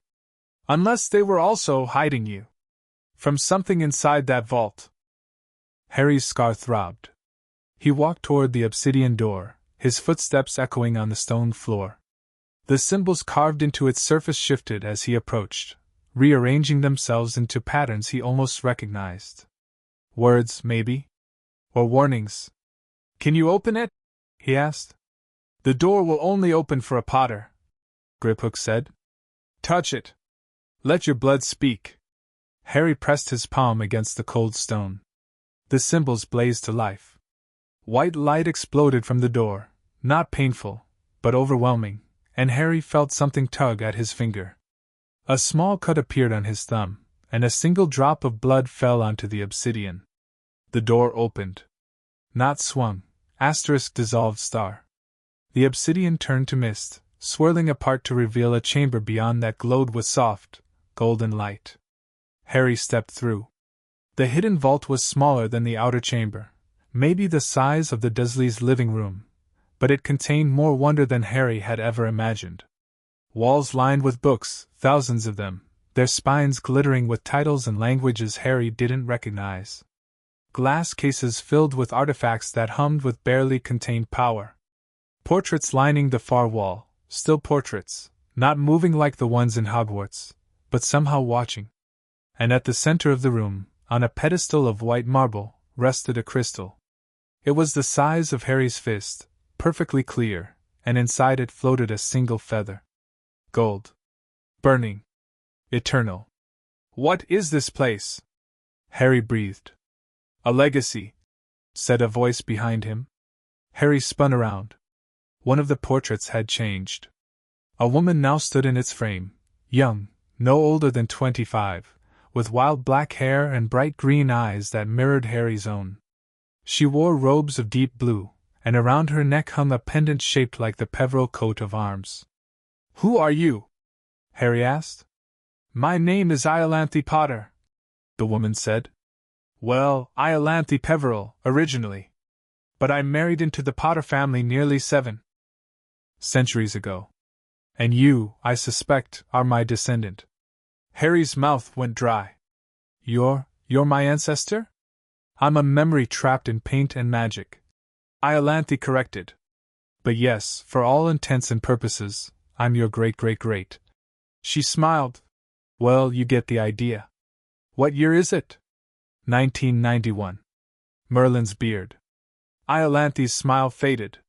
Then you're later than I expected. Much later. The seals must have been stronger than we feared. You know about the seals? I helped create them. Harry staggered back. The room spun around him, the books, the artifacts, the golden light, all of it blurring together. You helped create them? But why? The seals are destroying me. They're stealing my magic. They're keeping you alive. Iolanthe interrupted. Or they were supposed to. Tell me, child, what do you know about the Peveril bloodline? Harry shook his head. Nothing. I didn't even know the name until yesterday. Iolanthe sighed, a sound full of centuries of weariness. Then we have much to discuss. Sit down, child. This will take a while. Harry sat. The floor was warm beneath him, not stone, but something softer, like living wood. The golden light from the walls pulsed gently, matching his heartbeat. The Peverils, Iolanthe began, were not ordinary wizards. We were not even ordinary magical folk. We were something older, something that existed before wizards built the first castles and goblins forged the first swords. We were born from the union of magic and something else. What's something else? Iolanthe's green eyes, Harry's eyes, grew distant. Death, she said. The Peverils are descendants of the original master of death. Not the fairy tale, the reality. One of our ancestors, long before the 3 brothers you may have heard of, made a bargain with death itself. In exchange for eternal service, death gave our bloodline a gift. What gift? The ability to see beyond the veil. To touch the boundary between life and death without crossing over. To command magic that should not exist in the world of the living. Harry thought about the dark thing wrapped around his core, the parasite that pulsed like a heartbeat. That's what's inside me, he whispered. That's what the seals are hiding. Peveril magic. Partly, Iolanthe said. The Peveril gift is part of it, the part that lets you see and touch death. But there's something else. Something that shouldn't be there. What do you mean? Iolanthe stepped closer to the edge of her portrait frame, so close that her painted face seemed almost three-dimensional. The night your parents died, she said, when the Dark Lord cast his killing curse at you, something happened. Something that has no recorded precedent in magical history. The curse rebounded. The Dark Lord was destroyed. And you. She paused. You survived. But not unscathed. Part of the Dark Lord's soul, a fragment, a sliver, attached itself to you. To your living soul. The dark thing. The parasite. The piece of Voldemort. He's inside me, Harry said. His voice was barely audible. Voldemort is inside me. His soul is, Iolanthe confirmed. And that's why the seals were created. Not to suppress your magic, not primarily. The magic suppression was a side effect. The seal's true purpose was to contain the soul fragment. To keep it from growing. To keep it from consuming you. Harry's hands were shaking. He pressed them flat against the warm floor, trying to ground himself. The seals are draining my magic, he said, redirecting it somewhere. If they're supposed to contain Voldemort's soul fragment, why are they stealing my power? Iolanthe's expression darkened. That, she said, is not part of the original design. The seals I helped create, the ones placed on you shortly after the attack, were purely containment. They were meant to suppress the soul fragment without harming your core. But someone has been adding to them. Modifying them. Turning them into something else. Dumbledore, Harry said. I don't know. I've been trapped in this portrait for centuries. I can't see the outside world. But I can feel the seals. And what I feel now is wrong. Twisted. Someone has been feeding on your magic, child. Using the seals as a conduit. Can you help me remove them? Iolanthe was silent for a long moment. Removing the original seals, the ones I helped create, will release the soul fragment. It will grow. It will try to consume you. If you're not strong enough to fight it, I'll die, Harry finished. Or worse. Or worse, Iolanthe agreed. But leaving the seals in place is no longer an option. Someone is using them to drain your power, and if they drain enough, the soul fragment will wake anyway. It will feed on your weakened core. The result will be the same. So I have to choose. Remove the seals and fight Voldemort's soul, or leave them and let whoever's stealing my magic destroy me slowly. Yes. Harry looked down at his hands. 11 years old. No training. No family. No allies except goblins he'd known for 2 days. And he had to make a choice that would determine the rest of his life. How do I fight it? He asked. The soul fragment. How do I keep it from consuming me? Iolanthe smiled, but it was a sad smile, full of loss and longing. The Peveril gift, she said. The ability to touch death without dying. The soul fragment is part of the Dark Lord, part of a man who fears death above all else. He cannot control what he fears. If you embrace your gift, if you learn to walk the boundary between life and death, you can contain the fragment. Bind it. Even destroy it. How do I learn that? Iolanthe gestured to the books lining the walls. It's all here. Spells. Rituals. Meditations. Every secret the Peverils ever discovered about death and magic. But you don't have much time. The seals are failing, I can feel it. Whoever added to them made them unstable. They won't last more than a few months. A few months, Harry, repeated. That's not enough time to learn centuries of magic. It's enough time to learn what you need to survive. And you're not alone. Iolanthi's gaze shifted to something behind Harry. You have allies, child. Use them. Harry turned. Boneshaper stood at the entrance to the hidden vault, his golden eyes wide with wonder. Behind him, Griphook and Ironstone stared at the artifacts and books with expressions of shock. We felt the magical signature, Boneshaper said. Ancient, older than anything we've ever encountered. This is the Peveril legacy? The Potter legacy, Harry corrected. My legacy. He stood up. I need your help. All of you. The seals are failing, and when they break, something inside me is going to wake up. Something dangerous. Boneshaper stepped forward. The soul fragment. We detected it in the diagnostic, but we didn't know what it was. Now you do. And now you know why the seals exist. But someone's been tampering with them, using them to drain my magic. I need to know who.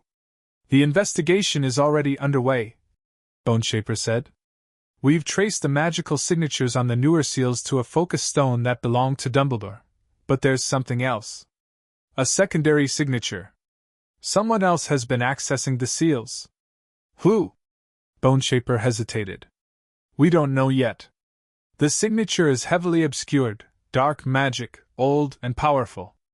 But we've identified where the drained magic is going. Harry's heart pounded. Where? Boneshaper pulled a crystal from his robes, a dark crystal, almost black, with something swirling inside it. He held it up, and the crystal projected an image into the air. A castle. Hogwarts. But not the Hogwarts Harry had seen in pictures. This version was darker, more menacing, surrounded by shadows that writhed like living things. And at the center of the image, in the highest tower, was a figure made of golden light. The magic is being redirected to Hogwarts, Boneshaper said. To the headmaster's office. To Dumbledore. Harry finished. We can't be certain. Who else would have access? Who else would have the power to create seals like these? Who else has been controlling my life since infancy? The goblins had no answer. Harry turned back to Iolanthi's portrait. She was watching him with those familiar green eyes, calculating, assessing, hoping. You said the Peveril gift lets me touch death without dying, he said. Teach me. Show me how to use it. I need to be ready when the seals break. Iolanthi nodded slowly. The first lesson, she said, is the hardest. You must face your own death, not run from it, not fear it, but accept it. Stare into the void and let it stare back. How do I do that? Iolanthi pointed to the crystal on the pedestal, the one with the burning golden feather inside. That feather came from a thestral, a creature that can only be seen by those who have witnessed death. The crystal contains the essence of the boundary between worlds. If you touch it, I'll see death, Harry whispered. You'll feel death. And if you survive the experience, you'll begin to understand the gift that flows through your blood. Harry walked to the pedestal. The crystal pulsed with golden light, warm, inviting, almost friendly. But the feather inside was wrong. It burned without being consumed, floated without air, existed without life. Is it dangerous? He asked. Yes. Can it kill me? Easily. Harry reached out. Wait, Boneshaper said sharply. Mr. Potter, Harry, we don't know what that crystal will do to you. Your core is already unstable. The seals are already failing. If you add something else. If I don't add something else, I die anyway. Harry's voice was calm, calmer than he felt. At least this way, I have a chance. He touched the crystal. The world vanished. Harry stood in darkness, not the warm darkness of the healing chamber, but a cold, empty darkness that stretched forever in every direction. He was alone. Completely. Alone. No. Not alone. Something was watching him. Harry turned, and found himself face to face with death. It had no form, not really. It was a shape in the darkness, a hole in the world, an absence where something should have been. But Harry could feel its attention on him like a weight pressing against his soul. "You are too young," Death whispered, not in words, but in feelings. "Too young to stand here." "I don't have a choice," Harry said. Everyone has a choice. You could walk away. Return to the world of the living. Live your life in ignorance, never knowing what you truly are. And die when the seals break. Perhaps. Or perhaps you would find another way. There are always other ways. Harry shook his head. "I'm tired of other ways. I'm tired of hiding. I'm tired of being weak. I want the truth, all of it, even if it kills me." Death was silent for a long moment. Then, impossibly, it laughed. "You sound like her. Like Iolanthe. She said the same thing, 7 centuries ago, when she first stood where you're standing now. She survived. She survived. But she was changed. The boundary leaves marks on those who cross it. Are you prepared to be marked, Harry Potter? Yes. Then open your eyes." Harry opened his eyes. He was back in the hidden vault, still standing at the pedestal, his hands still touching the crystal. But everything looked different. The golden light seemed dimmer. The shadows seemed deeper. And floating in the air around him, barely visible, translucent as smoke, were creatures he'd never seen before. Thestrals. Dozens of them. Winged horses with skeletal bodies and leathery wings, their eyes white and blind, their breath misting in the air despite the warmth of the chamber. "I can see them," Harry whispered. "I can see the Thestrals." "You've witnessed death," Iolanthe said softly. "The boundary has accepted you. You're one of us now, a true Peveril heir." Harry looked down at his hand. The crystal was gone. The golden feather floated in the air above the pedestal, burning brighter than before, and connected to Harry's chest by a thread of light. The same kind of thread that connected him to Hogwarts. But this thread was different. This thread was his. "The seals," Boneshaper said, his voice filled with awe. "They're changing. The new seal, the one we were going to break tonight, it's dissolving." Harry looked at his chest. The silver chain near his left shoulder was fading, its links crumbling like sand, its light sputtering out. As he watched, the chain collapsed entirely, falling away from his core. And the fire inside him grew. Not much. Just a little. But Harry could feel the difference. More magic, more power, more him. "I broke it," he said. "Without the healers. Without a ritual. I just broke it. The Peveril gift," Iolanthe said. "Death's magic is older than any seal. Stronger than any suppression. The crystal recognized you as the true heir, and in doing so, it gave you the key to unlock what was always yours." Harry turned to Boneshaper. "1 seal is broken. 46 to go. How long until the others follow?" Boneshaper studied him, his golden eyes moving from Harry's face to the fading chain to the golden feather still burning above the pedestal. "At this rate," the goblin said slowly, "weeks. Maybe less. The Peveril magic is accelerating the process, breaking the seals from the inside out. And when they're all gone," Boneshaper's expression was grim, "the soul fragment will wake. Voldemort's soul will try to consume you. You'll have to fight it, with nothing but your own magic and the gift you've just unlocked." Harry looked at the golden feather. Then at the books lining the walls. Then at the portrait of his ancestor, a woman who had faced death and survived. "I have weeks," he said. "Maybe less. That's not enough time to learn everything. It's enough time to learn what matters," Iolanthe said. "And you're not alone. I'll teach you. The goblins will protect you. The magic in your blood will guide you." Harry nodded slowly. "Then let's begin." He walked to the nearest bookshelf and pulled down a leather-bound volume titled The Boundary Between Worlds, a Peveril's Guide to Death's Dominion. The pages fell open to a diagram of a wizard standing on a bridge, half in light, half in shadow, with 1 foot in the world of the living and 1 foot in the world of the dead. Harry traced the diagram with his finger. "Show me how to walk the bridge," he said. Iolanthe smiled. And somewhere deep inside Harry's chest, the fire roared, not in fear, not in pain, but in anticipation. The chains were breaking. The truth was coming. And Harry Potter, Lord Potter, heir of Peveril, was finally ready to face it. End of Chapter 5. Chapter 6, Breaking the First Seal. The chamber beneath Gringotts had transformed into something between a hospital and a fortress. Harry stood in the center of the standing stones, the same circle where the goblins had performed their initial diagnostic. But everything else had changed. The blue flames on the walls burned brighter now, almost white, casting shadows that danced like living things.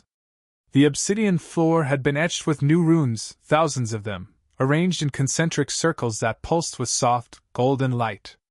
And standing around him, arranged in a perfect hexagon, were 6 goblin healers. Bone Shaper led them, his crimson robes replaced with ceremonial armor, silver scales that shimmered with every breath he took. Ironstone stood to his right, holding a crystal staff topped with a sphere of pure darkness. The other 4 goblins held similar staffs, each topped with a different element: fire, water, earth, and air. "The first seal," Bone Shaper said, his voice echoing off the distant walls. "The one near your left shoulder. It's already weakened by your contact with the Peveril crystal. Breaking it completely should be manageable." "Should be?" Harry raised an eyebrow. Bone Shaper's expression didn't change. "Nothing about your situation is certain, Mr. Potter. The seals have never been tested like this. We're making history tonight. Whether that history will be glorious or catastrophic remains to be seen." Harry appreciated the honesty. He'd spent 11 years being lied to, by the Dursleys, by Dumbledore, by everyone who'd pretended his life was normal. The goblins didn't pretend. They told him he might die, and they meant it. "What do you want me?" he asked.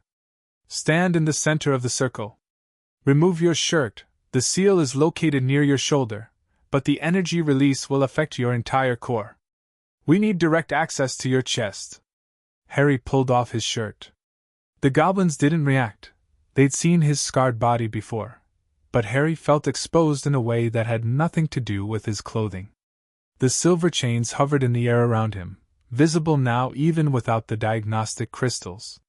46 of them, pulsing with that sickly gray light, their hooks buried deep in his chest. The seal near his left shoulder was different from the others. Its light was dimmer, its chains thinner, its hooks less secure. Already crumbling. Already dying. "The Peveril magic is still working," Ironstone observed, studying the seal through a crystal lens. "The boundary energy is eating through the seal's foundations. If we do nothing, it will break on its own within 48 hours. But breaking it now gives us control," Bone Shaper said. "We can channel the released energy, contain it, study it. If the seal breaks randomly, while Harry is sleeping, or eating, or walking, the energy could discharge unpredictably." "Could it kill me?" Harry asked. "Unlikely. The first seal is weak. But it could hurt you. And the pain might trigger a reaction from the other seals." Bone Shaper's golden eyes met Harry's. "They're connected, Mr. Potter. Break one, and the others will notice. They'll try to compensate, tighten their grip on your core. The real danger isn't the first seal. It's what happens after." Harry nodded. "I understand." "Do you?" "I understand that this is going to hurt. I understand that things might go wrong. I understand that I might wake up something I'm not ready to face." He looked down at the chains around his chest. "But I also understand that I've been living in a cage my entire life. And I'm done." Bone Shaper studied him for a long moment. Then he raised his crystal staff. Positions. The 6 goblins moved into formation around Harry, their staffs aimed at his chest. The runes on the floor blazed brighter. The standing stones hummed, a low, resonant sound that vibrated through Harry's bones. "On my count," Bone Shaper said. 3, 2, 1, now." The 6 staffs discharged simultaneously. Light, every color Harry could imagine and some he couldn't, converged on his chest. The world went silent. Then the pain hit. It was like nothing Harry had ever experienced. The accidental magic bursts at the Dursleys had hurt, like being stretched from the inside out. But this was different. This was precision. The goblins weren't attacking the seal, they were unraveling it, thread by thread, link by link. And Harry could feel every single thread. The seal screamed. Not audibly, but Harry heard it anyway, a high-pitched shriek of rage and resistance. The chains around his shoulder thrashed like wounded snakes, lashing out at the goblin's magic, at the runes on the floor, at Harry himself. "It's fighting back," Ironstone shouted. "I can see that." Boneshaper's voice was strained. "Maintain formation. Don't let the energy scatter." Harry's knees buckled. The pain was spreading now, from his shoulder to his chest, from his chest to his entire body. Fire raced through his veins. Ice followed. Then fire again. His heart stuttered. His vision blurred. And beneath the pain, beneath the chaos, something else stirred. The fire. Not the fire of the seals, that was cold, mechanical, artificial. This was different. This was his fire. The one that had been waiting in his core for 11 years, buried under chains and lies and stolen power. The fire roared. Harry opened his mouth and screamed, but it wasn't a scream of pain. It was a scream of release. Light exploded from his chest. Golden light, pure and blinding, burst outward in all directions, slamming into the standing stones, the goblins, the walls. The runes on the floor blazed so brightly they burned white. The blue flames on the walls turned gold. And the seal near Harry's shoulder shattered. The chains disintegrated, not crumbling like before, but exploding, fragments of silver light flying through the air like shrapnel. The hooks ripped free from Harry's core, and he felt something inside him open, a door that had been locked his entire life, finally swinging wide. Magic flooded through him. It was overwhelming, intoxicating, terrifying. Harry had never felt anything like it, hadn't known he could feel anything like it. His senses expanded beyond his body, touching the stones, the goblins, the earth beneath the bank, the sky above London. He could feel everything. He could be everything. And he was floating. Literally floating. Harry looked down and realized his feet had left the floor. He was hovering 2 feet above the obsidian, golden light streaming from his chest, his arms, his eyes, his eyes were glowing star. "Boneshaper!" Ironstone shouted. "His core, the energy output. I see it." Boneshaper was staring at Harry with something that looked like awe. "The seal broke more cleanly than expected. His core is channeling the released magic directly through his body. Is he in danger?" Boneshaper shook his head slowly. "I don't think so. Look at him, he's not struggling. He's not in pain. He's flying," Harry said, and his voice echoed strangely, layered with harmonics he'd never heard before. "I'm flying." He raised his arms, and the golden light around him brightened. The objects in the chamber began to lift, scrolls, crystals, even one of the smaller standing stones. They floated around him in a slow, graceful dance, responding to his thoughts before he'd fully formed them. "This is insane," Ironstone whispered. "This is a prime core," Boneshaper corrected. "Unsealed. Even partially, even temporarily, this is what a prime core can do." Harry lowered his arms. The floating objects settled gently back to the floor. His feet touched the obsidian. The golden light faded from his eyes, his skin, his chest. But the fire remained. Stronger now. Brighter. Hungrier. "How do you feel?" Boneshaper asked. Harry considered the question. His body was exhausted, every muscle trembling, every nerve raw. But beneath the exhaustion, beneath the trembling, something else existed. Power. Real power. The kind he'd only dreamed about. "I feel," he said slowly, "like I've been breathing through a straw my whole life. And someone just took the straw away." Boneshaper nodded. "That's an apt description. The seal we removed was suppressing approximately 2% of your total core output. 2% doesn't sound like much, but for a prime core, 2% is equivalent to an average adult wizard's entire magical reserve. Harry stared at him. I just got 2% of my magic back. And that's the same as a whole adult wizard? Approximately, yes. As you remove more seals, the percentage will increase, and so will the power difference. The final seals are the largest, the most restrictive. When they break, I'll have my full power. If your body survives the transition, yes. Boneshaper's expression was grave.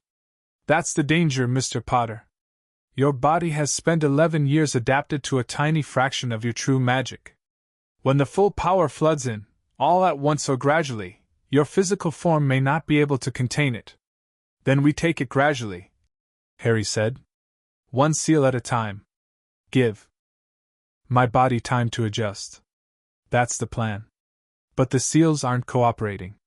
The Peveril magic is accelerating the process, eating away at the chains from the inside.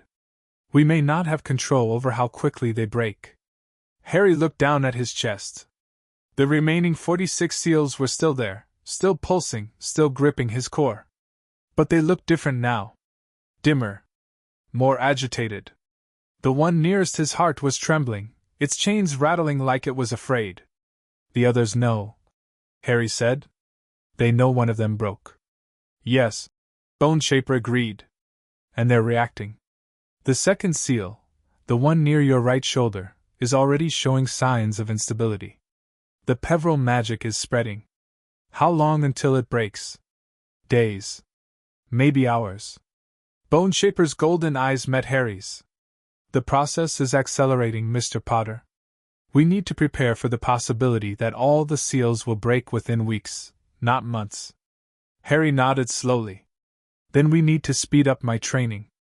I can't fight Voldemort's soul fragment with 2% of my magic. You won't have to. By the time the soul fragment wakes, you'll have much more of your power unlocked. The question is whether you'll have enough control to use it. I'll learn, Harry said. I'll learn faster than anyone ever has. Boneshaper smiled, that sharp, hungry smile. That's the spirit. The aftermath of the seal breaking was chaos. Word spread through Gringotts like wildfire. Goblins who had never spoken to Harry before suddenly found reasons to visit the healing chambers. They brought gifts, enchanted crystals, ancient coins, small weapons carved from obsidian, and stared at him with expressions of curiosity and respect. Harry didn't know what to do with any of it. He'd spent 11 years being invisible. Ignored. Forgotten. Now he was the center of attention in the most powerful institution in the wizarding world, and it made his skin crawl. Don't let it bother you, Ironstone said, appearing at his elbow as a group of young goblins scurried past, whispering and pointing. They've never seen a prime core before. None of us have. You're a historical event, Mr. Potter.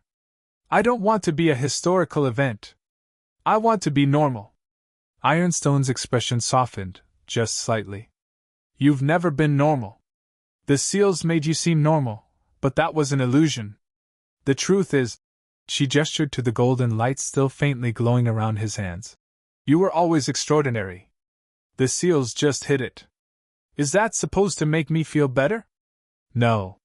It's supposed to make you understand that you can't go back. The seals are breaking. The power is coming. The only choice you have is what you do with it. Harry looked down at his glowing hands.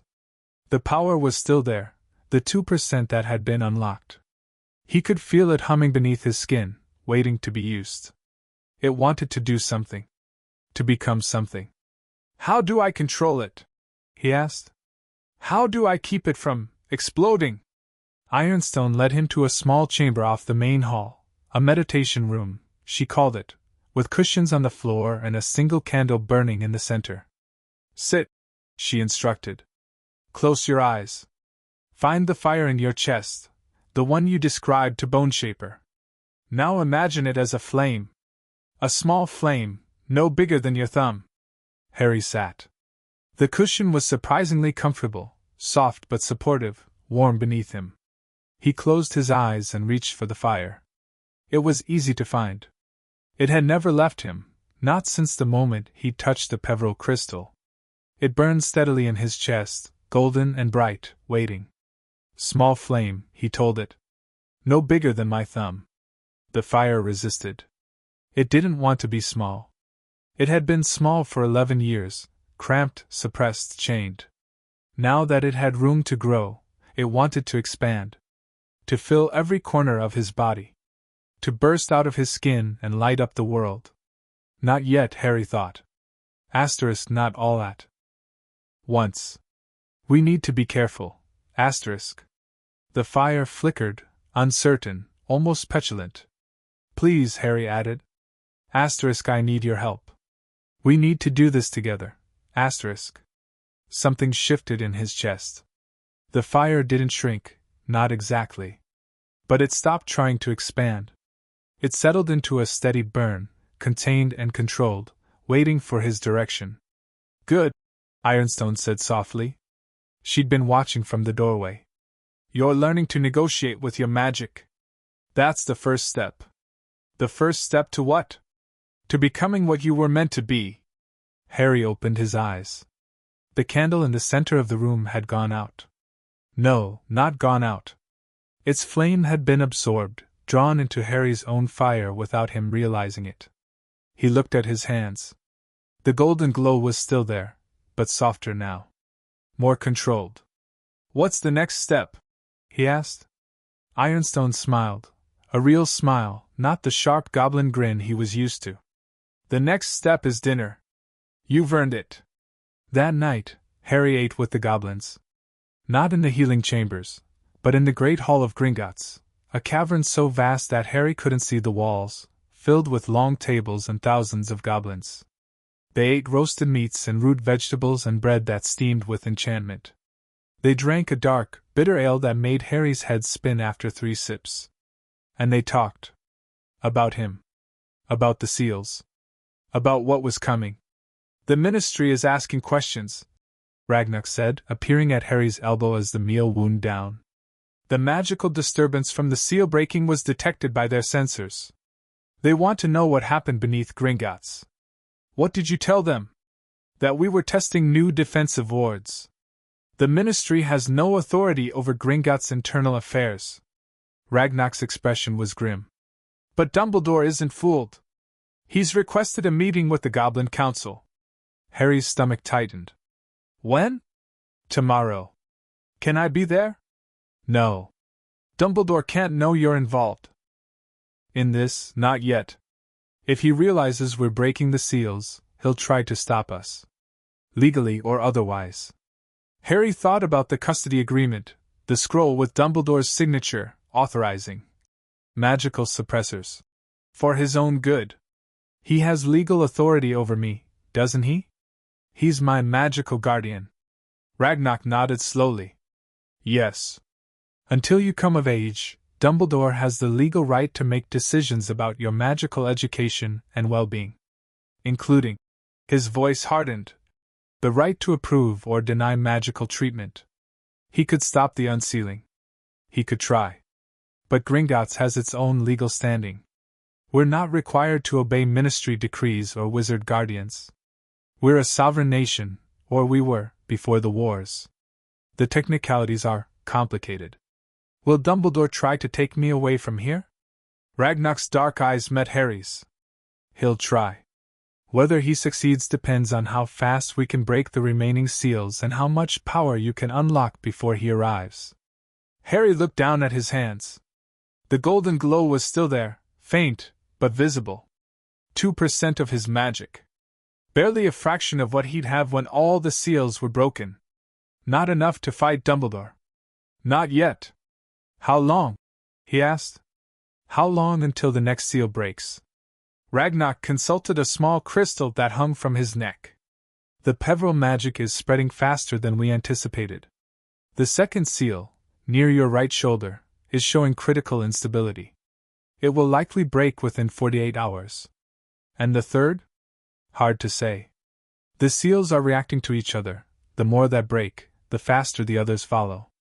By the time we've broken 5 or 6, the rest may collapse in a cascade. Harry's heart pounded. A cascade? All at once? Possibly. We're preparing for that eventuality, strengthening the containment wards, bringing in additional healers. But if all 46 remaining seals break simultaneously, the soul fragment wakes. Yes. Harry stood up. Then I need to train faster. Harder. I can't afford to waste time. He walked out of the Great Hall, ignoring the stares of the goblins, and made his way back to the hidden vault. The Potter family legacy, the Peveril secrets, the key to everything.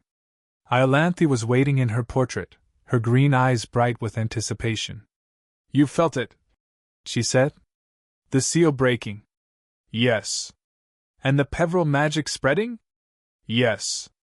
Good. She smiled, the same sharp, hungry smile Harry had seen on Boneshaper's face. Then it's time for your first real lesson. Not meditation. Not control. Power. She gestured to a book floating on one of the shelves, a thin volume bound in black leather, with no title on the spine. Read that, she commanded. Then come back to me. And Harry? Yes? Whatever you do, don't practice the spells in that book inside Gringotts. The wards won't hold. Harry pulled the book from the shelf. The cover was warm to the touch, warmer than it should have been. He opened it to the first page and read the title. The Art of Soulwalking, a Peveril's Guide to Traversing the Boundary.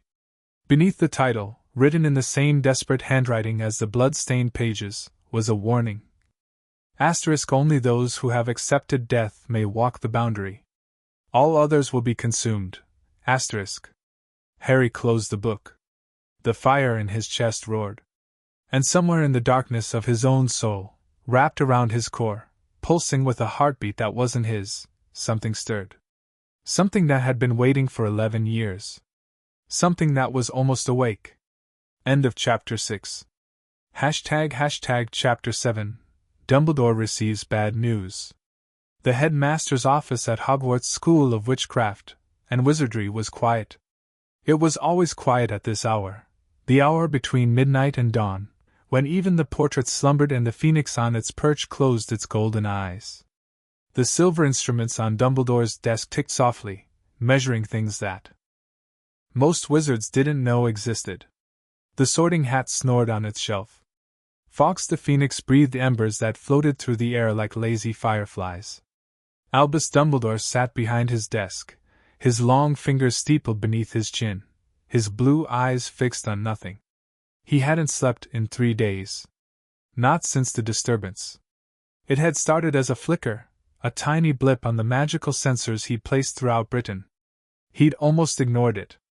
There were always flickers, always blips, always small disturbances that meant nothing. But this flicker had come from Gringotts. And it had been followed by another.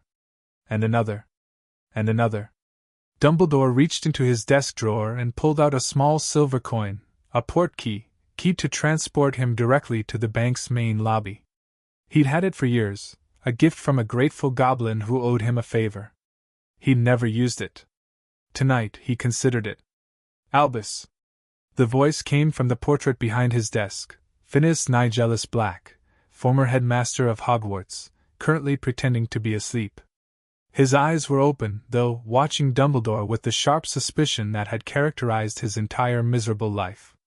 Phineas, Dumbledore said mildly. I thought you were resting. I was. Your fidgeting woke me. Phineas sat up in his frame, adjusting his velvet robes. You've been staring at that coin for an hour. Either use it or put it away. I'm considering. Considering what? Whether to investigate whatever's happening beneath Gringotts? Phineas snorted. You've known something was wrong for days. The goblins are hiding something, and you, of all people, should know that goblin secrets are rarely harmless. Dumbledore didn't respond. He was thinking about Harry.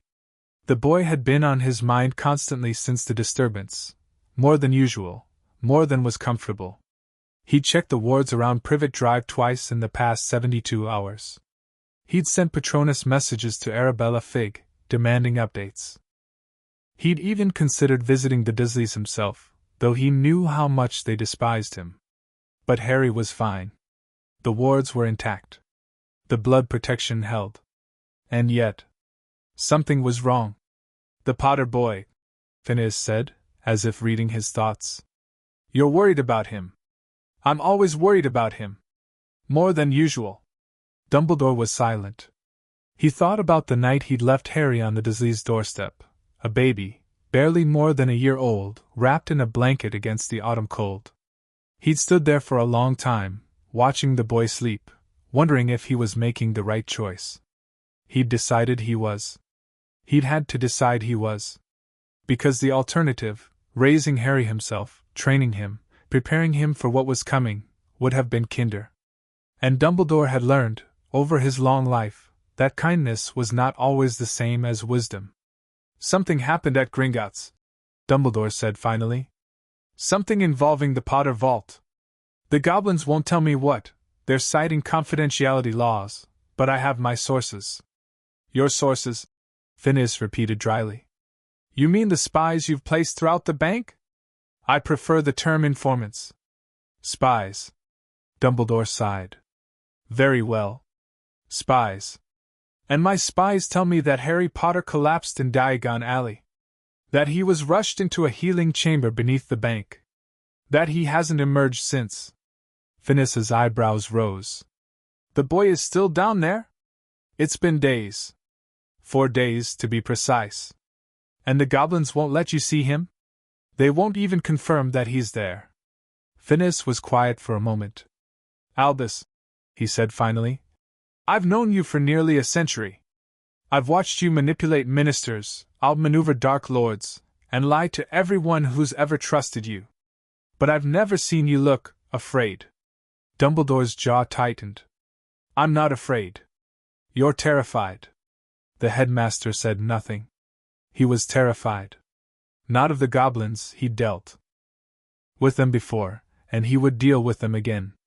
Not of the ministry, Cornelius Fudge was a puppet, easily controlled. Not even of Voldemort.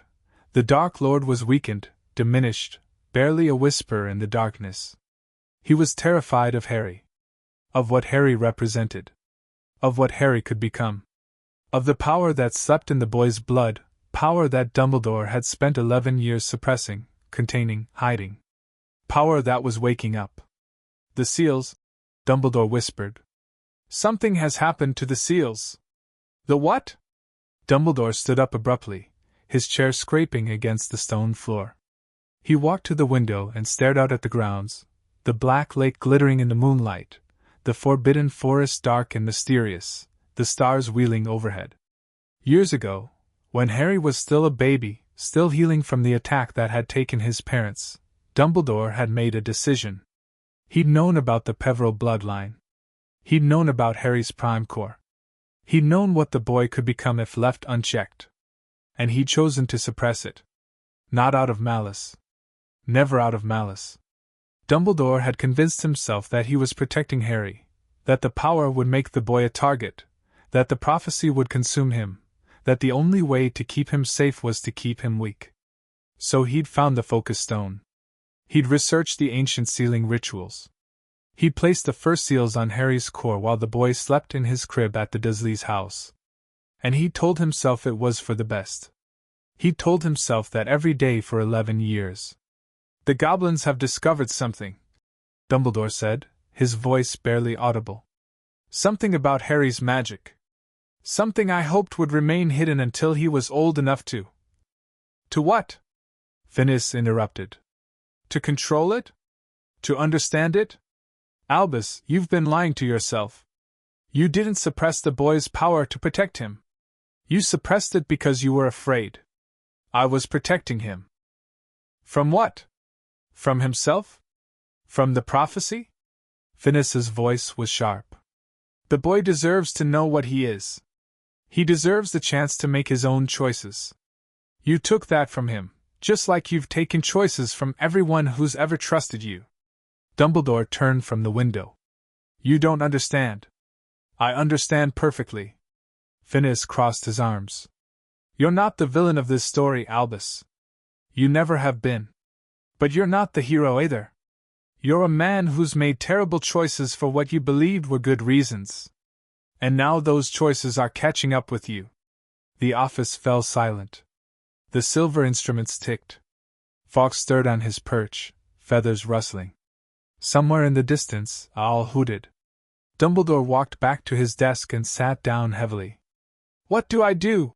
he asked, and the question wasn't directed at Phineas. It was directed at the universe, at fate, at whatever force had decided to make his life so complicated. "You go to Gringotts," Phineas said. "You demand to see the boy. And you tell him the truth, all of it. The seals. The suppression. The prophecy. Everything. He'll hate me. Probably. But at least he'll know. And knowing," Phineas's voice softened, just slightly, "knowing is better than being lied to. You of all people should understand that." Dumbledore closed his eyes. He thought about Gellert Grindelwald, the friend he'd loved, the enemy he'd defeated, the truth he'd spent decades hiding. He thought about Ariana, his sister, broken by magic, destroyed by secrets. He thought about all the lies he told, all the truths he buried, all the good intentions that had paved paths straight to hell. "Tomorrow," he said finally. "I'll go tomorrow. Albus. Tomorrow, Phineas. I need time to prepare." Phineas snorted but didn't argue. He settled back into his portrait, closing his eyes, though Dumbledore knew he wasn't sleeping. The headmaster sat alone in his office, surrounded by instruments that measured things he couldn't control, and waited for dawn. The morning came too quickly. Dumbledore arrived at Gringotts at precisely 9 o'clock, early enough to catch the goblins before the day fully began, late enough that the bank was open for business. Wizards in brightly colored robes bustled past him, carrying bags of gold and lists of supplies. Children stared at him with wide eyes. Adults whispered behind their hands. He ignored them all. The goblin at the front desk, a young male with sharp features and darker skin than most, looked up as Dumbledore approached. His eyes widened almost imperceptibly. "Headmaster Dumbledore," the goblin said. "We weren't expecting you." "I'm sure you weren't." Dumbledore's voice was pleasant, almost friendly. "I'd like to speak with your manager." "Immediately." "The manager is occupied." "Then I'll wait." The goblin hesitated. Then he nodded and disappeared through a small door behind the desk. Dumbledore stood in the marble hall, hands clasped behind his back, and waited. The minutes ticked by. 5, 10, 15. Wizards came and went. Goblins hurried past with armloads of parchment. The great bronze doors swung open and closed, letting in the sounds of Diagon Alley, the hawking of vendors, the laughter of children, the endless shuffle of feet. Dumbledore didn't move. He was thinking about Harry.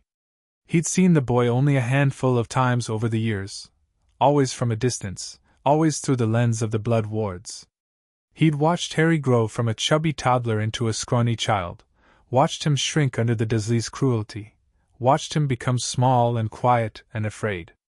And Dumbledore had told himself it was necessary. The blood wards required a home where Harry was wanted, or at least accepted. The Dursleys were the only family he had left. And the seals were essential.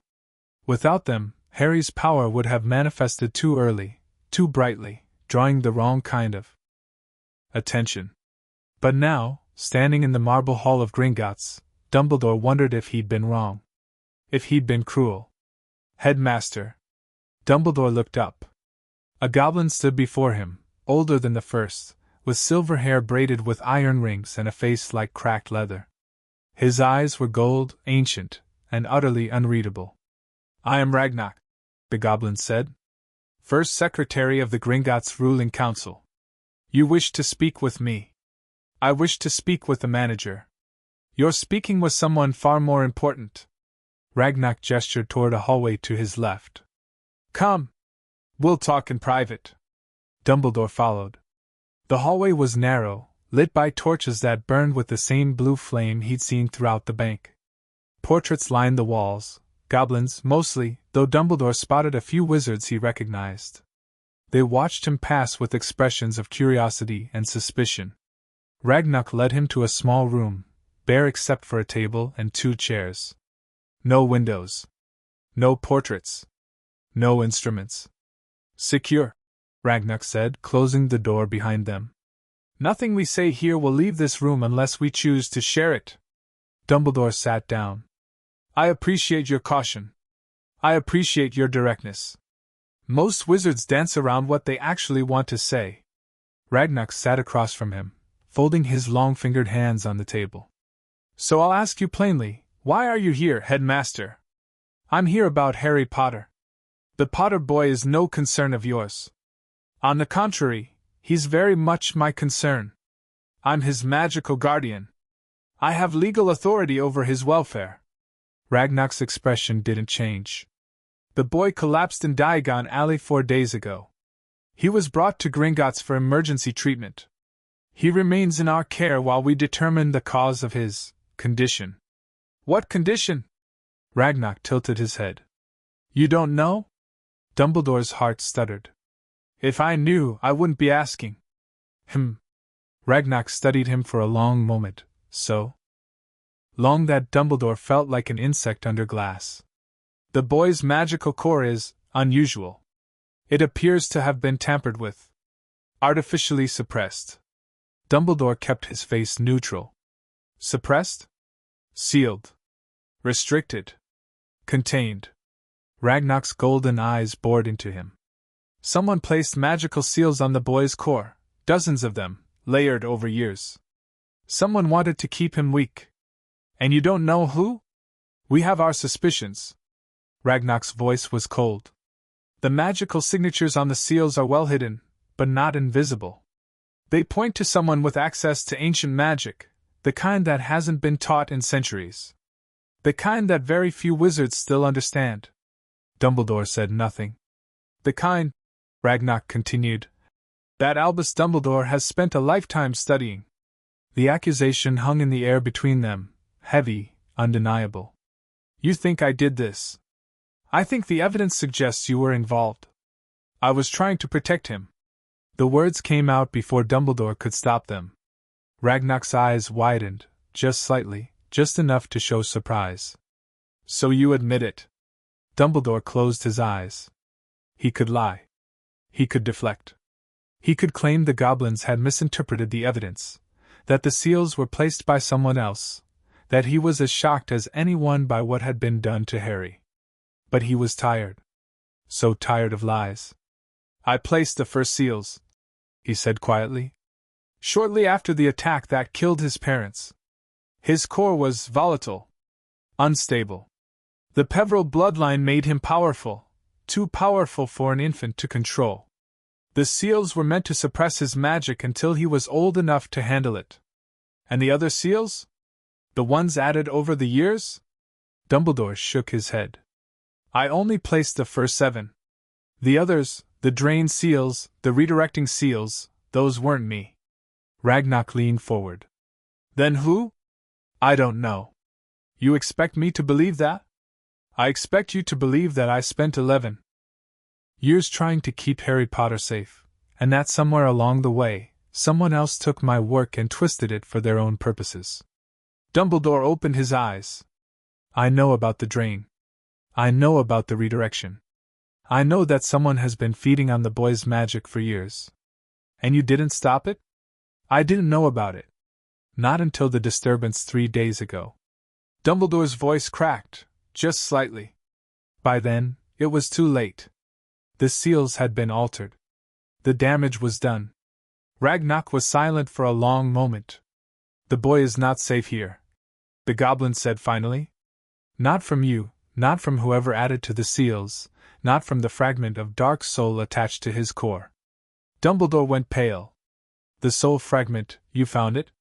The diagnostic revealed something attached to the boy's core, something dark and organic. We didn't know what it was until the Peveril portrait confirmed it. The Peveril portrait? The hidden vault. The family legacy. The boy has access to magic that hasn't been seen in centuries. Peveril magic, boundary magic, death magic. Ragnar's voice was grim. The seals are breaking, Headmaster. The Peveril gift is accelerating the process. Within weeks, possibly days, the final seal will break and the soul fragment will wake. Then Harry will die. Or he'll fight it. The Peveril magic gives him a chance, a small chance, to contain the fragment. To bind it. Even to destroy it. Dumbledore's hands were shaking. He pressed them flat against the table. I need to see him. That's not possible. I need to explain. To apologize. To what? Ragnar interrupted. To make yourself feel better? The boy doesn't need your apologies, Headmaster. He needs the truth, all of it. And he's not ready to hear it from you. When will he be ready? Ragnar stood up. When the seals are broken. When the soul fragment is contained. When Harry Potter is strong enough to look you in the eye and decide for himself whether to forgive. You. Dumbledore stood as well. And if he doesn't forgive me?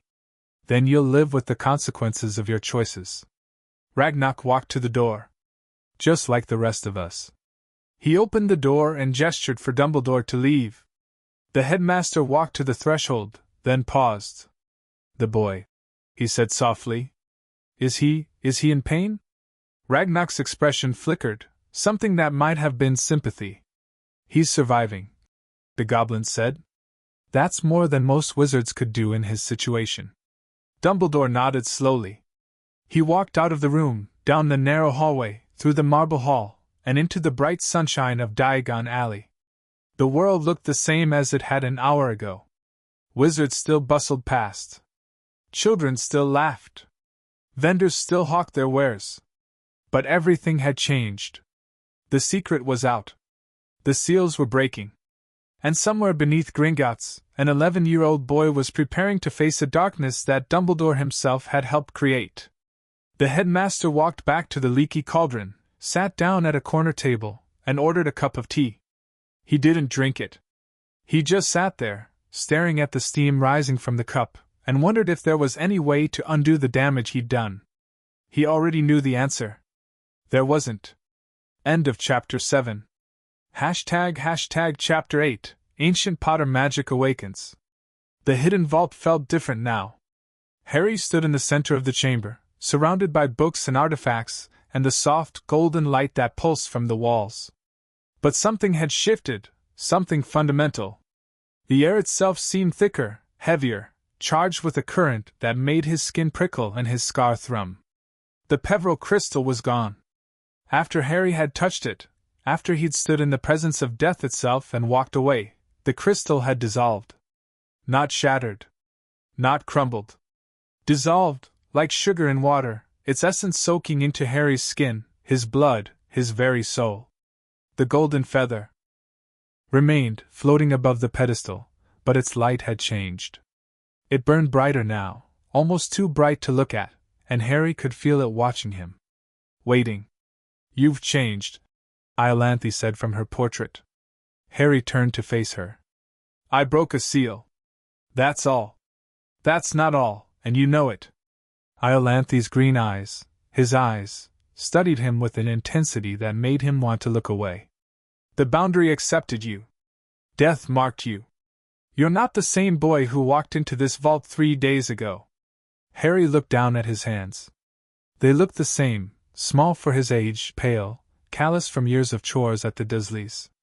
But when he concentrated, he could see the golden light glowing beneath his skin, faint but unmistakable. The light of the Peveril gift. What does it mean? He asked. Being marked by death? Iolanthe stepped closer to the edge of her frame. It means you can see things others can't. Feel things others can't. Do things others can't. She paused. It also means you'll never be truly alive again, not in the way mortals understand it. Part of you will always exist on the boundary, 1 foot in the world of the living and 1 foot in the world of the dead. Harry thought about the thestrals he'd seen after touching the crystal, the skeletal horses that only appeared to those who had witnessed death.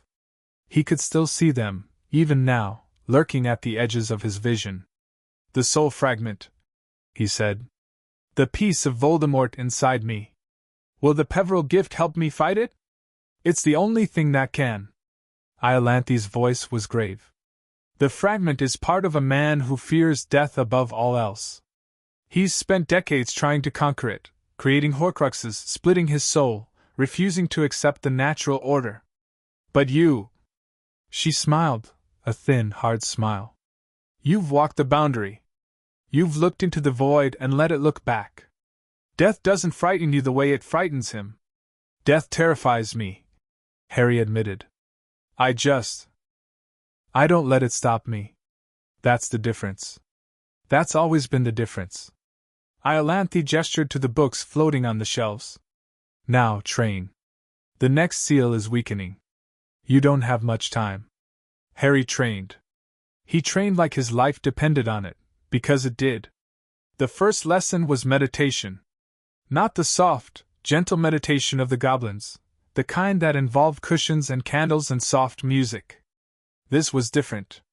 Iolanthi made him sit in the center of the hidden vault, surrounded by the bones of ancient Peveril ancestors, and empty his mind until he could feel the boundary pressing against his consciousness. Death is always there, Iolanthi said, her voice echoing through the chamber. Always waiting. Most wizards spend their lives pretending it isn't, building walls of denial, chasing immortality, hiding from the inevitable. You can't do that anymore. You have to feel death. Accept it. Let it become part of you. Harry closed his eyes. The boundary wasn't hard to find. It was everywhere, in the air he breathed, in the stone beneath his feet, in the golden light that pulsed from the walls. It was the space between heartbeats, the pause between breaths, the silence between words. And it was cold. Not the cold of winter or the cold of fear. A different kind of cold. The cold of absence. The cold of things that had been and were no longer. Harry reached out with his magic, the 2% that had been unlocked, and touched the boundary. The world fell away. He was standing in darkness again, the same darkness he'd experienced when he touched the Peveril crystal. But this time, he wasn't afraid. This time, he knew where he was. The boundary. The space between life and death. And he wasn't alone. You came back. The voice wasn't a voice, it was a feeling, a presence, a weight in the darkness. Death. Or something like it. Something that had been waiting for him. I need to learn, Harry said. I need to understand. Understanding. Comes at a price. I'll pay it. Everyone says that. Few mean it. Harry felt something brush against his consciousness. Cold, curious, almost gentle. It reminded him of the Thestral's breath, misting in the air, carrying the scent of graveyard soil and old bones. The fragment inside you is part of one who rejected me, the presence said. He tore his soul apart to escape my embrace. He built walls of dark magic to keep me at bay. He is an offense. Can you help me destroy him? I cannot destroy what refuses to die. But I can help you contain the fragment. Bind it. Keep it from consuming you. How? By giving you a gift. The same gift I gave your ancestors, the ability to walk the boundary without losing yourself. The ability to touch death without becoming it. The darkness pressed closer, not threatening, but intimate.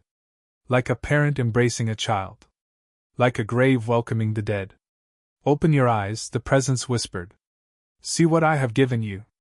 Harry opened his eyes. He was back in the hidden vault, still sitting among the bones of his ancestors. But everything looked different.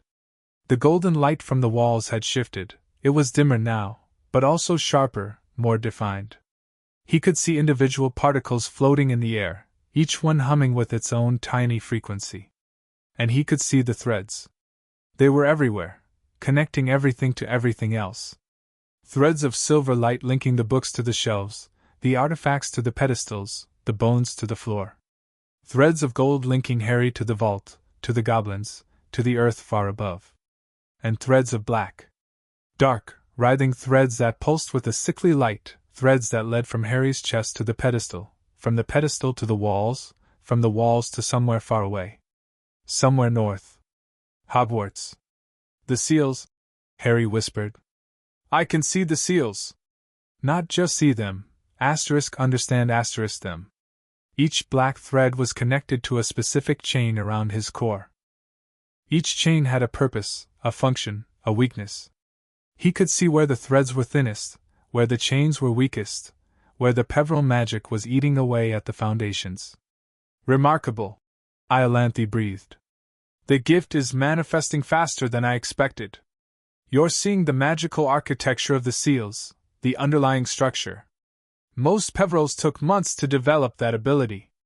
Most Peverils didn't have a prime core, Harry said. He reached out with his magic, not the 2% he'd unlocked, but something deeper. Something older. The Peveril gift. Death's blessing. He touched one of the black threads, the one connected to the seal near his right shoulder, the second seal, the one that was already weakening. The thread screamed. Not audibly, but Harry heard it anyway, a shriek of rage and resistance that echoed through his skull. The seal thrashed, its chains rattling, its hooks digging deeper into his core. But Harry didn't let go. He could see the seal's weaknesses now, the cracks in its structure, the flaws in its design. Someone had created this seal with incredible skill, but they'd made mistakes. Small mistakes. Mistakes that Harry could exploit. Break it, the presence whispered. Asterisk, you have the power. You have the right, asterisk. Harry pulled.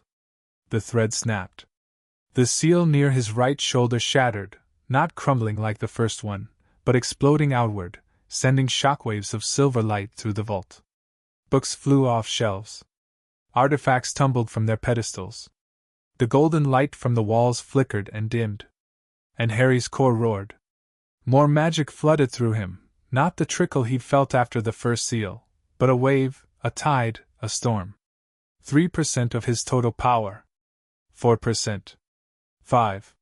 He was floating again, hovering 3 feet above the floor, golden light streaming from his chest, his eyes, his mouth. The bones of his ancestors rattled in their resting places. The portraits along the walls woke and screamed. Harry! Iolanthe shouted. Control it! He tried. He really tried. But the magic was too much, too bright, too loud, too much. It wanted to expand, to explode, to fill every corner of the vault and keep going. It wanted to tear through the stone walls, through the earth above, through the sky itself. No, Harry thought. Asterisk, not yet. Not like this, asterisk. He reached for the boundary, the cold, quiet space between life and death, and wrapped it around his core like a blanket. The magic calmed. Not completely, it was still there, still burning, still hungry, but the explosion stopped. The golden light faded from blinding to bright. Harry's feet touched the floor. He looked down at his hands. 5%. He had 5% of his magic now. Enough to feel truly powerful for the first time in his life. How did you do that? Iolanthe demanded. You weren't ready. The second seal wasn't supposed to break for days.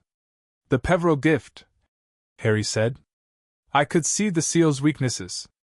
I could see how to break it. You chose to break it? I felt it. The boundary showed me how. Harry looked up at her portrait. I think death is helping me. Giving me what I need to survive.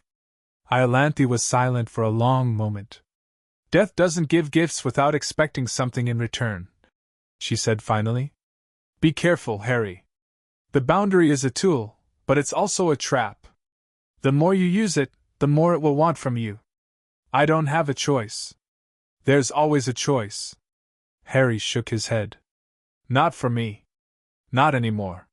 He walked to the bookshelf and pulled down another volume, this one titled The Peveril Grimoire, Advanced Boundary Walking and Soul Magic. The pages fell open to a diagram of a wizard standing on a bridge surrounded by shadows. The wizard's body was half flesh, half spirit, and his eyes were hollow voids. This is what I become, Harry said. If I keep using the gift. Someone who's neither fully alive nor fully dead. If you keep using the gift without understanding it, yes. Iolanthe agreed. But if you learn to control it, if you master the boundary instead of letting it master you, you can walk the line without losing yourself. Then teach me. Iolanthe nodded slowly. Put the book down. We're going to start with something simpler. Something more dangerous. What? Iolanthe pointed to the golden feather floating above the pedestal. You're going to touch it again. But this time, you're going to stay on the boundary for longer. Minutes, not seconds. You're going to let death speak to you, really speak to you, and you're going to listen. And if I can't get back? Then you'll die. Or worse. Iolanthe's expression was grim. But you broke 2 seals in 3 days, Harry. You saw the magical architecture of the seals without training. You contained a magical explosion that should have leveled this vault. I think you're ready for more than I realized. Harry walked to the pedestal. The golden feather pulsed with light, warm, inviting, almost seductive. It wanted him to touch it. It needed him to touch it. What are you? He whispered. What do you want from me? The feather didn't answer, not in words. But Harry felt something brush against his consciousness. A memory. A vision. A battlefield. Thousands of wizards fighting and dying, their blood soaking into the earth. And standing at the center of it all, untouched, unafraid, was a man with wild black hair and green eyes. A Peveril. His ancestor. The man raised his hand, and the dead rose. Not as inferi, not as puppets controlled by dark magic, but as themselves. Their eyes were open. Their voices were their own. They fought alongside the living, and together, they drove the enemy back. The Peveril gift, a voice whispered. Asterisk the power to command the boundary. The power to speak to the dead. The power to, asterisk. The vision ended. Harry was shaking. The dead? He said. I can raise the dead? Not raise, Iolanthe. Corrected. Speak to. Call upon. The dead who are at peace, who have accepted death's embrace, they can choose to return. Briefly. To help. To guide. To fight. That's how my ancestor won the battle. He called the dead to fight beside him. Yes. And that's why the wizarding world feared the Peverils. That's why they hunted us. That's why we hid. Iolanthe's voice was bitter. The living fear the dead. And they fear those who can command them even more. Harry looked at the golden feather. Will I be able to do that? Call the dead? Eventually. If you survive the unsealing. If you contain the soul fragment.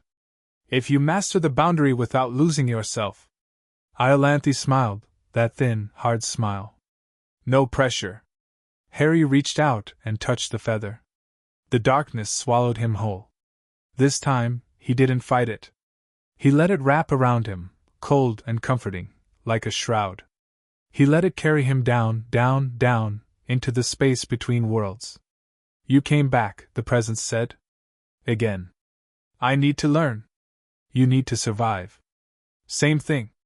The presence laughed, a sound like dry leaves rustling, like bones grinding together. Asterisk, you remind me of her. Iolanthe. She was stubborn too. Refused to die even when death was the kinder option. Asterisk. Will you help me? Asterisk, I have been helping you. Since the moment you touched the crystal. The seals are breaking faster than they should because I am breaking them. Asterisk. Harry's heart stuttered. You! Death is breaking the seals. Asterisk, the seals were created by one who fears me. Their magic is built on denial, on the refusal to accept the natural order. They are offensive. I am removing them. Asterisk. Then the soul fragment. Asterisk will wake. Yes. And when it does, you will have to fight it. But you won't be alone. Asterisk. Harry felt something press against his chest, not physically, but spiritually. A weight. A promise. A gift. I am giving you a weapon, the presence said. Asterisk, the same weapon I gave your ancestor on the battlefield. The ability to command the boundary, to speak to the dead, to call them to your aid. Asterisk. But I'm 11. I don't know how to use a weapon like that. Asterisk. You'll learn. Or you'll die. Either way, the fragment will be contained. Death always wins in the end. Asterisk. The presence began to fade, pulling away, retreating into the darkness. Wait! Harry called. I have more questions. About Dumbledore. About the seals. About. Later, the presence whispered. For now, wake. Harry opened his eyes. He was lying on the floor of the hidden vault, the golden feather floating above him, its light dimmer than before. Iolanthe was shouting something from her portrait, but her voice sounded distant, muffled, like he was hearing her through water. He sat up. His body felt different, lighter, stronger, more. The golden glow beneath his skin was brighter now, visible even in the dim light of the vault. And when he looked at his chest, the third seal was gone. Not weakening. Not crumbling. Gone. The chain near his heart had simply vanished. The hooks had dissolved. The black thread had snapped. Harry had 7% of his magic now. The Peveril gift, he whispered. It's breaking the seals on its own. Death is breaking them. Iolanthe's face was pale as a painted face could be. How many? She asked. How many seals are left? Harry closed his eyes and reached for the boundary. The threads were still there, the silver threads connecting everything, the black threads connecting the seals to Hogwarts. But there were fewer black threads now. Much fewer. 43, he said. 43 seals left. 4 have broken. In 3 days. Iolanthe's voice was barely audible. At this rate, all the seals will be gone within 2 weeks. Maybe less. The soul fragment will wake. Yes. And I'll have to fight it. Yes. Harry stood up. The golden light around him flickered, not with instability, but with purpose. It wanted to be used. It wanted to be tested. Teach me, he said. Teach me how to walk the boundary. How to command the dead. How to fight the fragment. Iolanthe nodded slowly. Open the grimoire to page 347. The chapter on soul binding. Harry walked to the bookshelf, pulled down the grimoire, and flipped to the page. The diagram showed a wizard standing inside a circle of runes, his hands pressed against his chest, his eyes closed. Around him, shadows writhed, the shapes of things that had once been alive. The binding ritual, the text read. For containing dark soul fragments within a living host. Are you sure about this? Harry asked. No, Iolanthe admitted. But we're out of time. And you're out of options. Harry read the first line of the ritual. And somewhere deep in his chest, wrapped around his core, pulsing with a heartbeat that wasn't his, the soul fragment stirred. It knew. It was waking up. And it was hungry. End of chapter 8. Hashtag chapter 9, the truth hidden in the seals. The investigation chamber looked like a war room. Harry stood at its center, surrounded by floating scrolls, glowing crystals, and goblins who spoke in urgent whispers. The past 5 days had transformed Gringotts from a bank into a fortress. Guards patrolled every corridor, wards hummed on every wall, and the air itself felt charged with tension. 4 seals were broken. 43 remained. And the Peveril gift was spreading through Harry's core like wildfire. The 3rd seal broke 12 hours ago. Ironstone reported, pointing to a floating image of Harry's core, the galaxy of swirling colors, now brighter than before. The 4th broke 6 hours after that. The 5th is already showing signs of instability. The Peveril magic is accelerating, Boneshaper said. Death is breaking the seals faster than we can track them. Harry looked at his hands. The golden glow was permanent now, faint, but always there, always visible. He'd stopped trying to hide it. The goblins had stopped staring. 9%, he said quietly. I have 9% of my magic now. And your body? Boneshaper asked. How are you handling the increased power? Harry considered the question. The magic felt different now, not just stronger, but smarter. It responded to his thoughts before he fully formed them. It anticipated his needs, his desires, his fears. It was like having a second mind inside his own, one that existed purely to help him survive. I'm managing, he said. The boundary helps. When the magic gets too intense, I touch the cold, the space between life and death, and it settles. Boneshaper's expression flickered, something between awe and concern. Most wizards who touch the boundary go mad, he said. The cold you're describing, it's not meant for the living. Most wizards don't have the Peveril gift. Most wizards don't have a prime core. Most wizards, Harry said, aren't me. The goblins exchanged glances. Ragnak stepped forward, a scroll clutched in his clawed hand. The investigation has uncovered something. Something important. He unrolled the scroll across the floating table. Documents, dozens of them, spread across the surface, covered in dense legal text and magical signatures. The seals on your core, Ragnak said, weren't just placed by Dumbledore. We've traced their magical signatures back to their origins.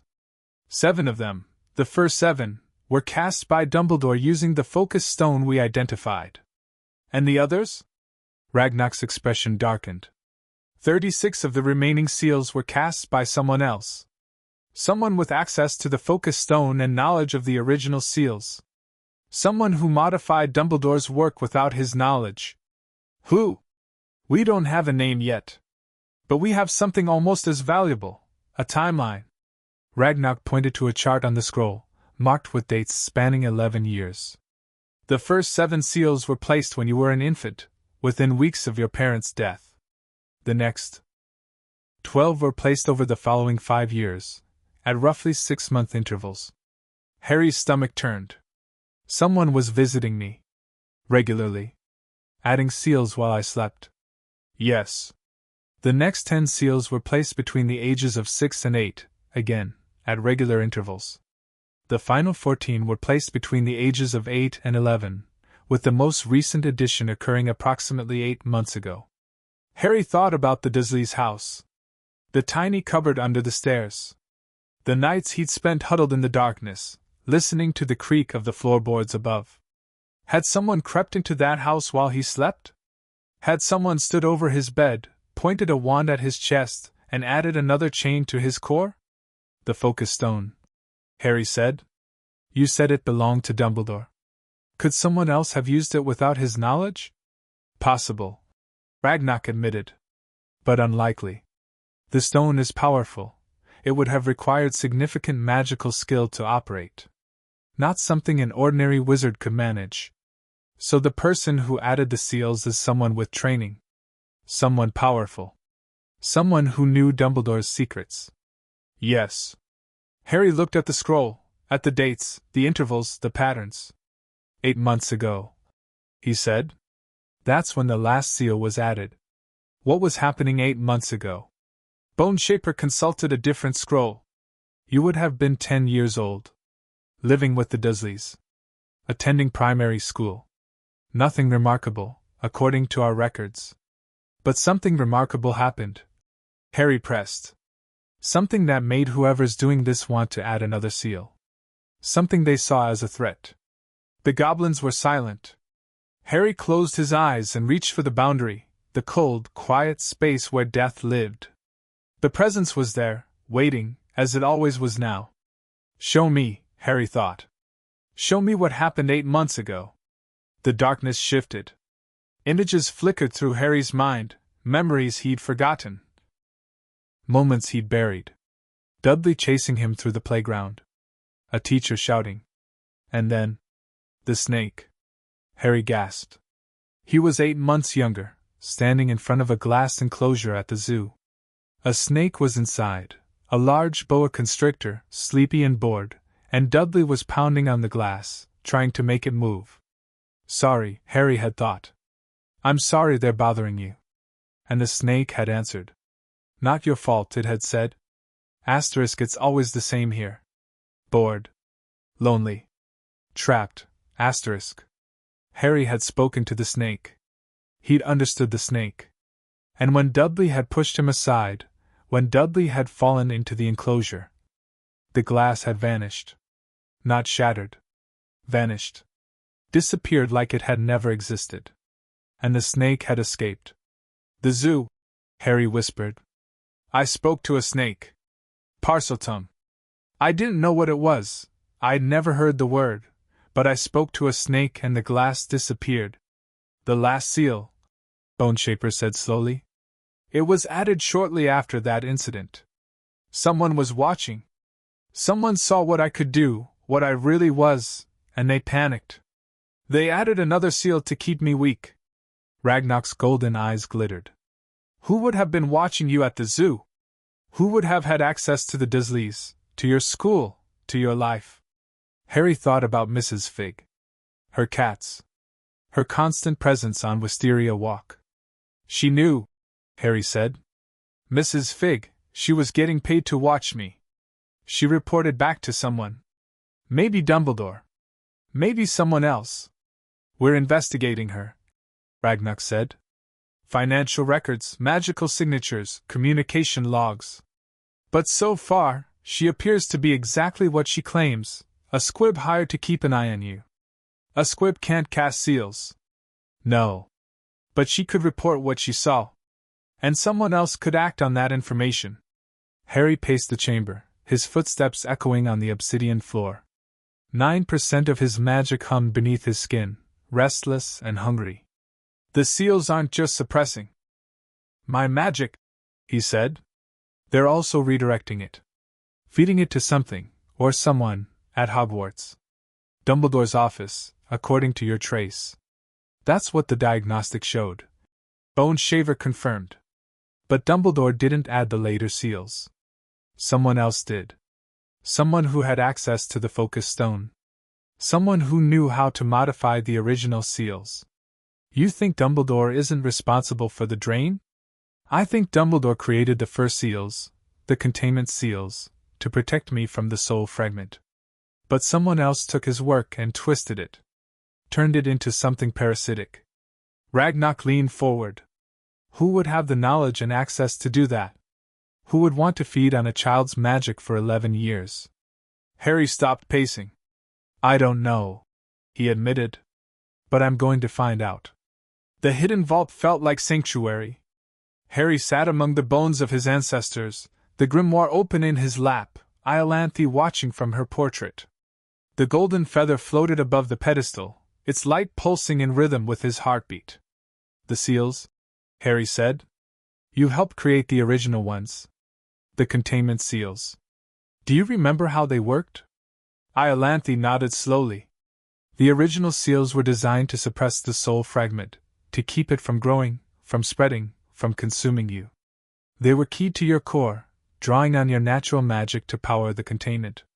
But they didn't drain me? They didn't redirect my magic somewhere else? No. The original seals were purely defensive. They took energy from your core, a small amount, barely noticeable, and used it to maintain the barrier around the fragment. It was like a lock on a door. The lock needs energy to stay closed, but it doesn't drain the house. Someone changed the lock, Harry said. They turned it into a pipe. A pipe that leads straight to Hogwarts. Iolanthe's expression darkened. The modifications you've described, the drained seals, the redirecting seals, those are not part of the original design. Someone with extensive knowledge of soul magic and warding must have studied the original seals and found ways to corrupt them. Could Dumbledore have done it? Possibly. He's one of the few wizards alive with the skill to understand the original seals. But why would he drain your magic? What would he gain?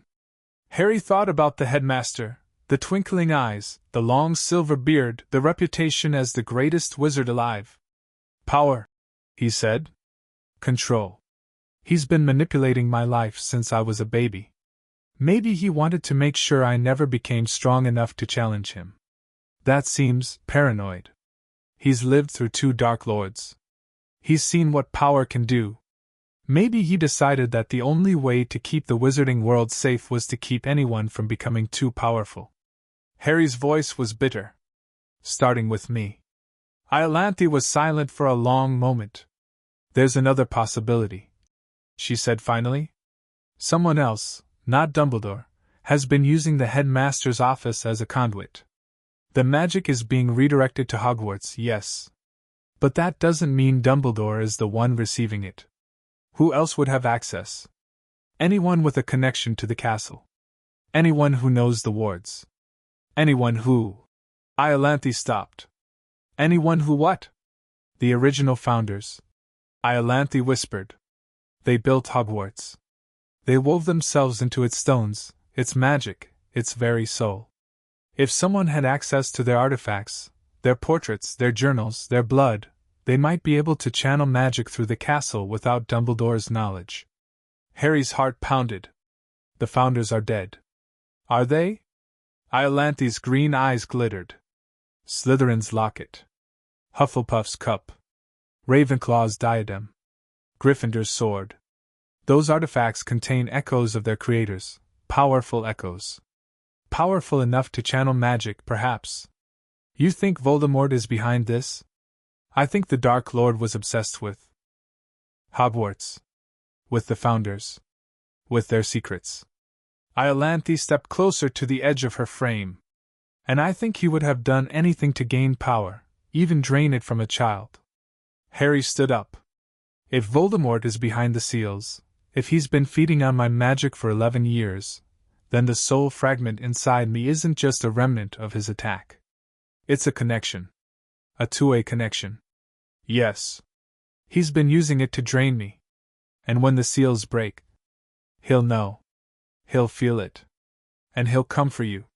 Harry looked at the golden feather, at the light that pulsed with death's presence, at the boundary that waited just beyond his vision. Then I need to be ready, he said. Before the final seal breaks. Before he wakes up fully. How? Harry walked to the pedestal and touched the feather. The darkness swallowed him, but he didn't fight it. He let it carry him down, down, down, into the cold embrace of the boundary. You're back, the presence said. Again. I need to know the truth. About the seals. About who created the modifications. You already know. Tell me anyway. The presence was silent for a moment. The one who calls himself Lord Voldemort discovered the seals shortly after his resurrection, his first resurrection, the one that left him bodiless but aware. He reached out through the soul fragment attached to your core and found the chains around your magic. He's been feeding on me since I was a baby? Yes. The drained seals were his work, modifications to Dumbledore's original design. He has been using your magic to sustain himself in his weakened state. And Dumbledore didn't know. Dumbledore suspected something was wrong, but he couldn't see the full extent of the corruption. The dark magic Voldemort used to modify the seals was subtle. Hidden beneath layers of deception. Harry's hands curled into fists. So Dumbledore crippled me to protect me from Voldemort. And Voldemort used that crippling to feed on me. And neither of them thought to ask me what I wanted. You were a child. Your wants did not matter to them. They matter to me. Then fight. Break the seals. Contain the fragment. Grow strong enough that no one, not Dumbledore, not Voldemort, not anyone, can ever use you again. Harry opened his eyes. He was back in the hidden vault, the golden feather still pulsing above him. Iolanthe was watching from her portrait, her expression unreadable. What did death tell you? She asked. The truth, Harry said. Voldemort modified the seals. He's been feeding on my magic since I was a baby.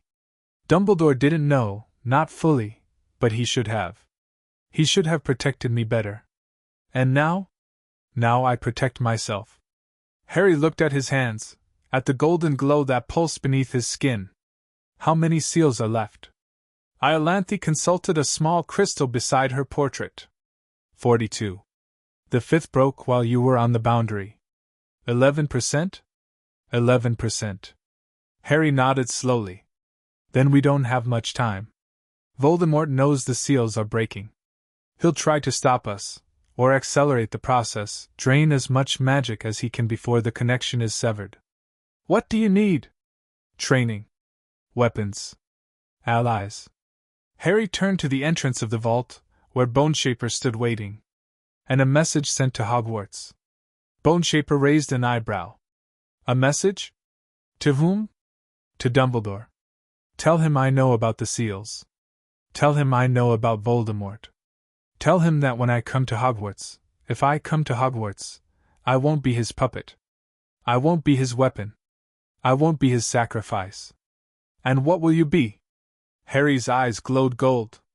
I'll be Lord Potter, heir of Peveril, the wizard who walked the boundary and returned. His voice was calm, too calm, the calm of someone who had stared into the void and refused to blink. And I'll be the one who decides my own fate. Boneshaper inclined his head. Message delivered, the goblin said, and Harry knew, somehow, that the words were already traveling through goblin networks, through magical conduits, through the ancient wards that connected Gringotts to the rest of the world. Dumbledore would know. Voldemort would know. Everyone would know. The boy who was supposed to be weak was waking up. And nothing would ever be the same. End of Chapter 9. Chapter 10, A New Ally. The healing chamber had become Harry's second home. Not the cold diagnostic room with its standing stones and obsidian floor, that place still made his skin crawl. The smaller chamber, the one with the cot and the warm blankets and the single window that looked out onto nothing. Just darkness. Earth and stone and the bones of ancient things. Harry sat on the cot, the Potter grimoire open in his lap, and tried to focus on the words. He couldn't. His mind kept drifting to the seals, the 5 that were broken, the 42 that remained, the way the Peveril gift was eating through them like acid through paper. Every hour, he could feel them weakening. Every hour, more of his magic trickled back into his core. 12% now. Maybe 13. He'd stopped counting. Mr. Potter. Harry looked up. Boneshaper stood in the doorway, but he wasn't alone. Behind him, half hidden in the shadows of the corridor, was another goblin, taller than most, with silver-white hair that fell to his waist and eyes the color of burnished copper. He wore robes of deep purple, embroidered with symbols Harry didn't recognize, and around his neck hung a medallion shaped like a crescent moon. Harry, Boneshaper said, and his voice was different, more formal, more careful. This is Healer Stormcrow. He's the reason I'm as good at my job as I am. Stormcrow stepped into the light.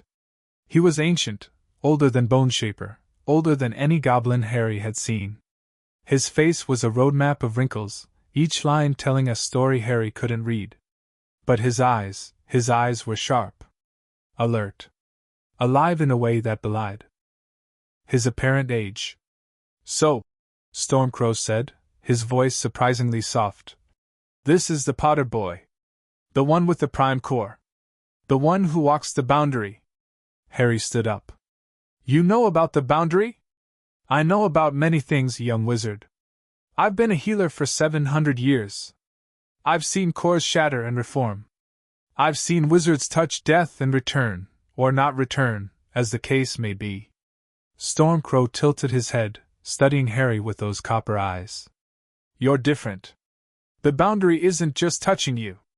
It's in you. Harry's hand moved instinctively to his chest, where the golden light pulsed beneath his skin. The Peveril gift, he said. The Peveril curse, more like. Stormcrow walked past Harry and sat down on the cot, casually, like he owned the place. The gift allows you to see death, touch death, walk among the dead.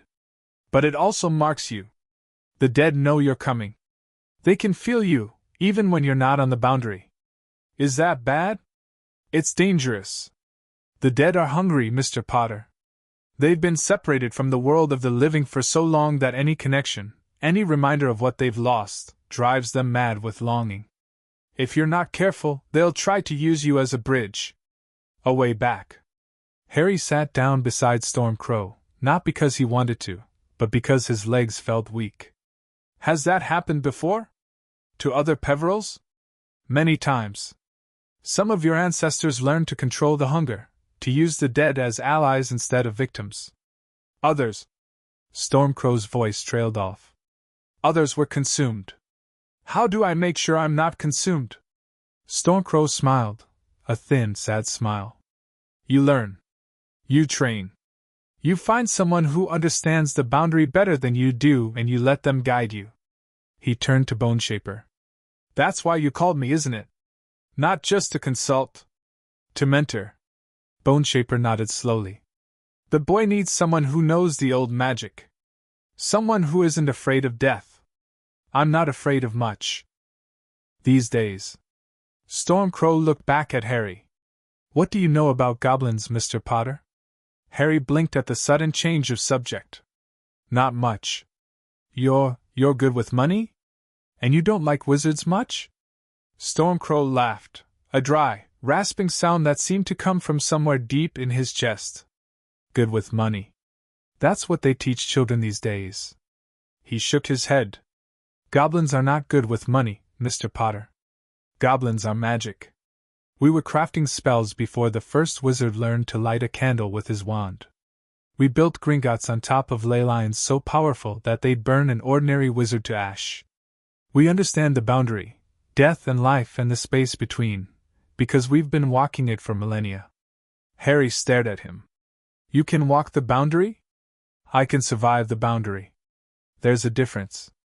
Stormcrow reached into his robes and pulled out a small crystal, black as pitch, with something moving inside it. The dead know goblins. We're older than their memories. We buried their ancestors and sang the songs that guided them to the other side. When I walk the boundary, the dead don't try to consume me. They ask for blessings. Blessings? Remembrances. Stories. News of their descendants. Stormcrow tucked the crystal back into his robes. The dead are not evil, Mr. Potter. They're just lonely. They want to know that they haven't been forgotten. Harry thought about his parents. Their graves. The memorial at Godric's Hollow that he'd only seen in photographs. Can you talk to them? He asked. The dead?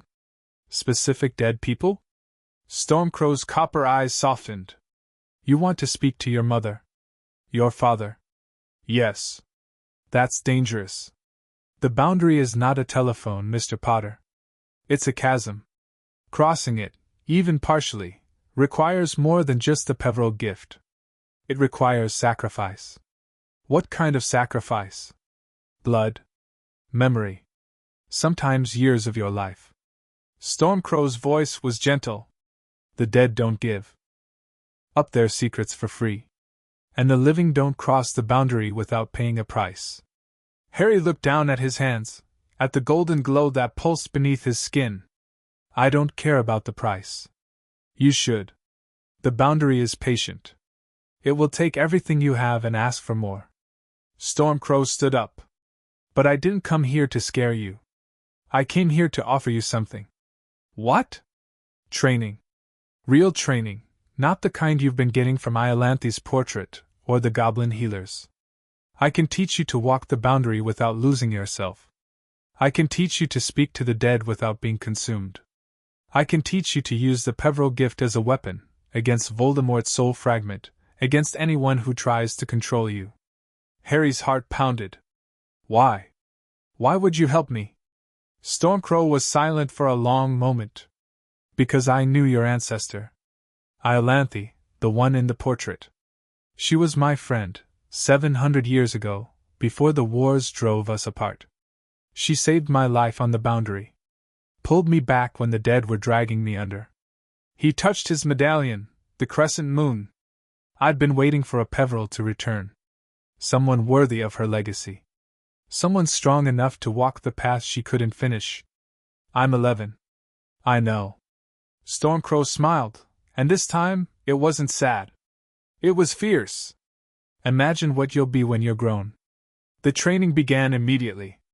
Stormcrow led Harry through the hidden passages of Gringotts, passages even Bone Shaper hadn't known existed. They walked for hours, descending deeper and deeper into the earth, until the air grew cold and thin and the torches on the walls burned with a pale blue light. "Where are we going?" Harry asked. "The heart of the boundary," Stormcrow said. "The place where the veil between life and death is thinnest. Gringotts was built here for a reason, not just to store gold, but to guard the passage." "The passage to the underworld?" "Something like that." Stormcrow stopped in front of a door, not wood or stone, but bone.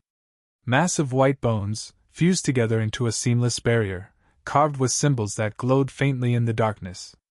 "This is the Gate of Remembrance. Beyond it lies the first layer of the boundary, the place where the dead who are not yet at peace wait for their final journey." Harry reached out to touch the gate. "Don't," Stormcrow said sharply. "The gate chooses who may pass. If it doesn't choose you..." "What?" "You'll join the dead on the other side." Harry pulled his hand back. "How do I make it choose me?" "You don't. You wait. You listen. You let the dead speak to you, and if they find you worthy, they'll open the path." Harry closed his eyes. He reached for the boundary, the cold, quiet space that lived inside him now, always present, always waiting. The presence was there, watching, curious. "What do you want?" the presence asked. To learn, Harry thought. Asterisk to understand. To be worthy, asterisk. Worthy of what? Asterisk worthy of the gift. Worthy of the dead. Worthy of the path, asterisk. The presence was silent for a moment. Then the gate opened. The bones groaned, a sound like 1,000 voices sighing, and parted down the middle, revealing a corridor that stretched into darkness. The air that rushed out was cold, so cold that Harry's breath turned to frost. "You heard them," Stormcrow said, and his voice held something like awe. "The dead spoke to you. They accepted you. I didn't hear anything. You heard with your soul, not your ears. That's the Peveril gift, the ability to listen beyond the physical." Stormcrow stepped through the gate. "Come. We don't have much time." Harry followed. The corridor was narrow, barely wide enough for his shoulders, and the walls were made of the same white bone as the gate. Symbols covered every surface, pulsing with faint light, and as Harry walked, he could feel eyes watching him from the darkness. Not hostile eyes. Curious. Lonely. "He's young," a voice whispered. "So young to walk the path. The Peveril blood is strong in him," another voice answered. "Look how the boundary accepts him." "But the fragment," a third voice said. Asterisk the fragment inside him. "It's tainted. Dark, asterisk. Asterisk he'll fight it. Or he'll die, asterisk." Harry shivered. "The dead are talking about you," Stormcrow said. "They can see the soul fragment, the piece of Voldemort attached to your core. Some of them are afraid. Some of them are curious. A few. A few what? A few want to help you." The corridor opened into a cavern, vast and dark, lit only by floating orbs of pale green light. The floor was covered in bones, not human bones, not goblin bones, but something else. Something older. The bones of creatures that had died before humans walked the earth. "The first layer of the boundary," Stormcrow said. "The waiting place. This is where the dead come when they're not ready to move on, when they have unfinished business, unfulfilled desires, unresolved grief." Harry looked around. The cavern was empty, no ghosts, no spirits, no signs of the dead that the voices had promised. "Why can't I see them?" "Because you're not ready. The boundary reveals itself in layers. First you hear the dead. Then you feel them. Then you see them. Then," Stormcrow's voice dropped, "then you become one of them." "How do I move from hearing to feeling?" "You open yourself. Not your mind, your heart. The dead don't respond to logic or reason. They respond to emotion. To love. To grief. To rage." Harry thought about his parents. The green light of the killing curse. The screams that haunted his nightmares. He let the grief in. It crashed over him like a wave, cold and dark and endless. He'd been holding it back for 11 years, burying it under the Dursleys' cruelty and his own desperate hope. But now, standing in the waiting place, surrounded by the bones of ancient things, he let it out. The tears came. Not quiet tears, the kind he'd learned to cry in the cupboard under the stairs. Silent and shameful. These were loud, ugly sobs that tore through his chest and echoed off the bone walls. And the dead answered. They appeared, not as ghosts, not as spirits, but as shadows. Shapes in the darkness, outlined in pale green light. They moved toward Harry, drawn by his grief, and he felt their attention like a weight on his soul. A child, one of the shadows whispered. A child who grieves. He's lost, another said. Lost and alone. Like us. Harry wiped his eyes. I'm Harry, he said, his voice shaking. Harry Potter. We know who you are, the first shadow said. The Boundary has been whispering your name for days. The Peveril heir. The one who walks between worlds. I need help. There's something inside me, a fragment of a dark wizard's soul. It's going to wake up when the seals break. I need to know how to fight it. The shadows moved closer. The fragment is not of the dead, one said. It is a corruption, a piece of a soul that refused to move on. It does not belong here, but it is attached to him, another said. It will try to pull him into the darkness when it wakes. Unless he cuts it loose. Can I? Harry asked. Can I cut it loose? The shadows were silent for a long moment. The Peveril gift allows you to touch the boundary, one said finally. To walk among the dead. To speak with those who have passed. But to cut a soul fragment from a living host, that requires something more. What? Sacrifice. Not blood. Not memory. Something deeper. Something that will change you forever. I don't care. You should. The sacrifice we're describing, it will cost you a piece of yourself. A piece you may never get back. Harry looked down at his hands, at the golden glow that pulsed beneath his skin. What piece? The shadows shifted, forming a shape that almost looked like a face. A woman's face. Kind eyes. Gentle smile. Your innocence, the face said. The part of you that still believes the world is good. That still trusts. That still hopes. The fragment cannot survive in a heart that has been fully opened to the darkness. But neither can the innocence. You will have to choose, Harry Potter. Choose what kind of person you want to become. Harry thought about the Dursleys. About the cupboard under the stairs. About the years of loneliness and neglect. He'd already lost his innocence. He'd just been pretending he hadn't. I choose to survive, he said. I choose to fight. I choose to become whatever I need to become to protect myself and the people I care about. The face smiled, sad, proud, resigned. Then you are ready. The shadows dissolved. The cavern went dark. And Harry felt something inside him shift, not the Peveril gift, not the boundary, but something deeper. Something fundamental. A door closing. A lock turning. A childhood ending. Harry? Stormcrow's voice came from somewhere behind him. Are you all right? Harry turned. His eyes were still wet.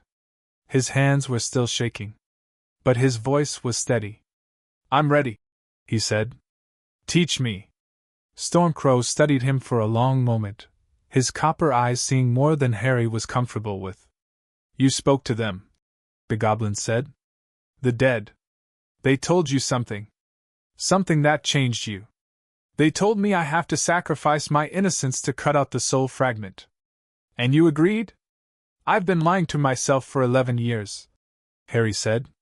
Pretending that if I was good enough, quiet enough, invisible enough, the Dursleys would stop hurting me. Pretending that someone would come and save me. Pretending that the world was fair. He paused. It's not fair. It's never been fair. And pretending it is, that's not innocence. That's denial. Stormcrow nodded slowly. The boundary is unforgiving, the goblin said. But it's also honest. It shows you who you really are, not who you pretend to be. And who am I? You're a survivor, Harry Potter. You've been surviving your whole life. Now you need to learn how to live. Harry looked at the darkness, at the shadows where the dead had stood, at the bones that littered the floor, at the cold green light that flickered in the distance. Show me, he said. Show me how to live. Stormcrow smiled, that fierce, hungry smile that Harry was beginning to recognize. Follow me, the goblin said, and try to keep up. He walked into the darkness. Harry followed. Behind them, the gate of remembrance groaned and closed. There was no going back. There was only forward. Only the boundary. Only the dead. Only the fight. End of Chapter 10. ## Chapter 11, Hogwarts arrival changes everything. The train was supposed to be magical. Harry had dreamed about the Hogwarts Express for weeks. The scarlet engine, the billowing steam, the compartments filled with future friends and endless possibilities. He'd imagined pressing his face against the window as the countryside blurred past, watching castles and forests and creatures he'd only read about in books. But standing on platform 9 3/4, surrounded by families saying tearful goodbyes and owls hooting in their cages, Harry felt nothing. Not excitement. Not nervousness. Not even fear. Just emptiness. The seals had changed him. 31 days beneath Gringotts. 17 broken seals. 38% of his magic restored. And the boundary, the cold, quiet space between life and death, had become as familiar as his own heartbeat. He could see the Thestrals now. Not just glimpses at the edge of his vision, but clearly, sharply, painfully. The skeletal horses stood in a corner of the platform, their leathery wings folded, their blind eyes watching the students with an ancient patience. Most people couldn't see them. Harry could. Most people couldn't feel the dead pressing against the veil, whispering, reaching, wanting. Harry could. The boy looks lost, Stormcrow said, appearing at Harry's elbow. The goblin healer had insisted on accompanying him to the station, not as a guardian, but as what had he called it? A guide. Someone to remind you that the living still matter. I'm not lost, Harry said. I just don't know where I belong anymore. Stormcrow's copper eyes softened. You belong where you choose to belong. The boundary doesn't own you, Harry. You walk it, it doesn't walk you. Sometimes it feels like the other way around. Then take a step back. Breathe. Remember what it feels like to be alive.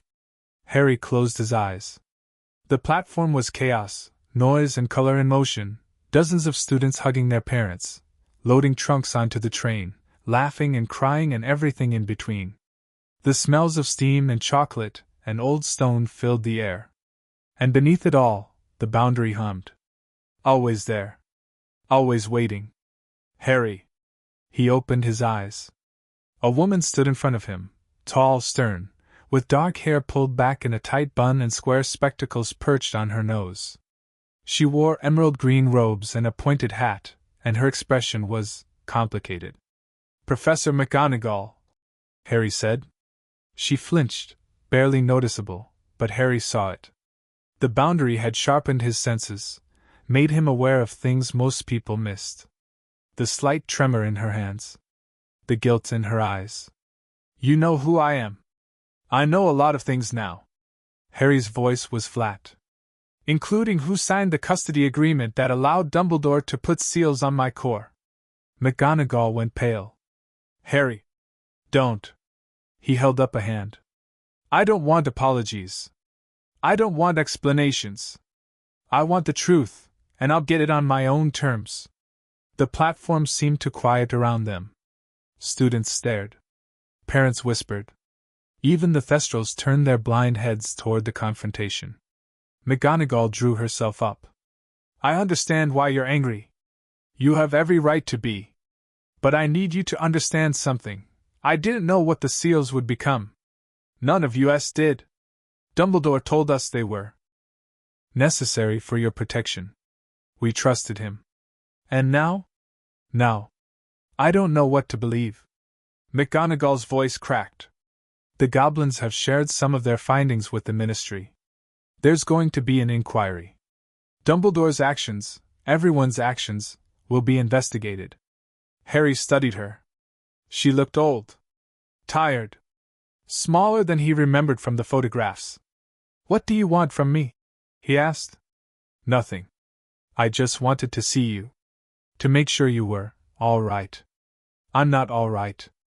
I have 17 broken seals and a fragment of Voldemort's soul attached to my core. I can see the dead. I can walk the boundary between life and death. And I'm about to spend 7 months in a castle where the headmaster has been manipulating my entire existence. McGonagall's eyes widened. Voldemort's soul. Attached to me. The night my parents died, when the killing curse rebounded, a piece of him broke off and latched onto my soul. The seals were supposed to contain it. Instead, someone used them to drain my magic.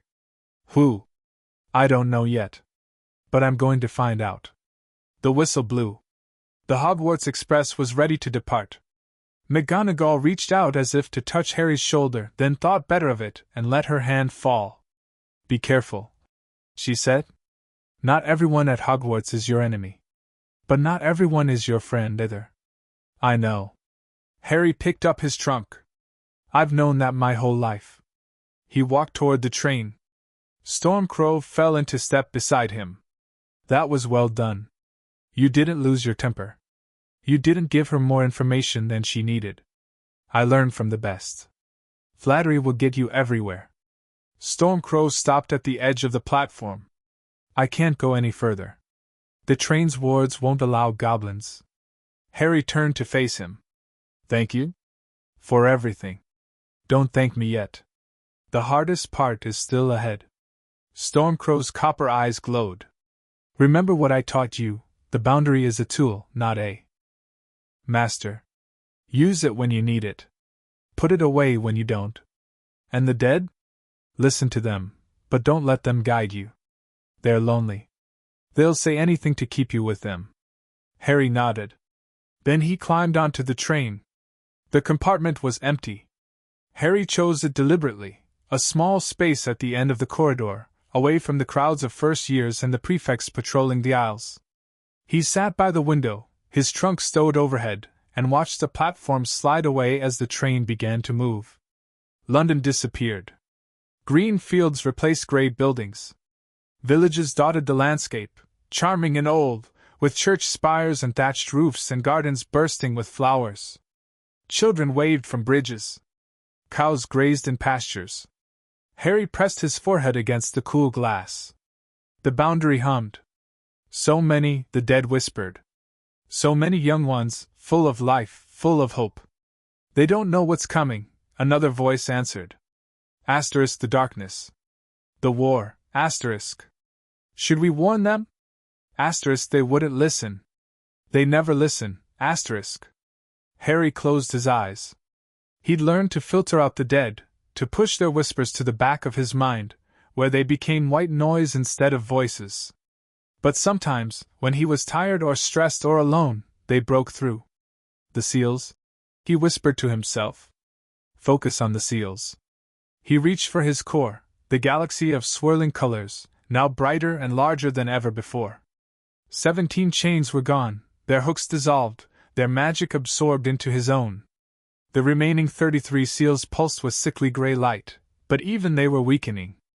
The Peveril gift was eating through them faster every day. Harry touched the boundary, just a brush, just a whisper, and felt the seals shudder. Soon, the presence said. Soon they will all break. And the fragment? Asterisk the fragment will wake. You must be ready, asterisk. I'm ready. Asterisk you're not. But you will be, asterisk. Harry opened his eyes. The compartment door slid open. A boy stood in the doorway, red hair, freckles, a hand-me-down robe that was slightly too short. He was holding a battered sandwich and looking at Harry with an expression of barely contained excitement. Excuse me, the boy said. Have you seen a toad? Neville's lost his. He stopped. Stared. Blimey. You're Harry Potter. And you're Ron Weasley, Harry said. Ron's jaw dropped. How did you know? I read about your family. 5 brothers, all in Gryffindor or already graduated. Your parents are Arthur and Molly. You're the 6th son. You read about me? I read about a lot of things. Harry gestured to the seat across from him. Sit down. Before someone else finds me. Ron sat, hesitantly, like he wasn't sure he was allowed. I thought you'd be different, Ron said. Different how? I don't know. Taller? More famous? I'm 11. And fame is just a different kind of cage. Harry looked out the window. The Dursleys taught me that. Who are the Dursleys? People who wished I didn't exist. Ron was quiet for a moment. Sorry, he said finally. That sounds rough. It was. Harry turned back to face him. But I'm not going to let it define me. The compartment door slid open again.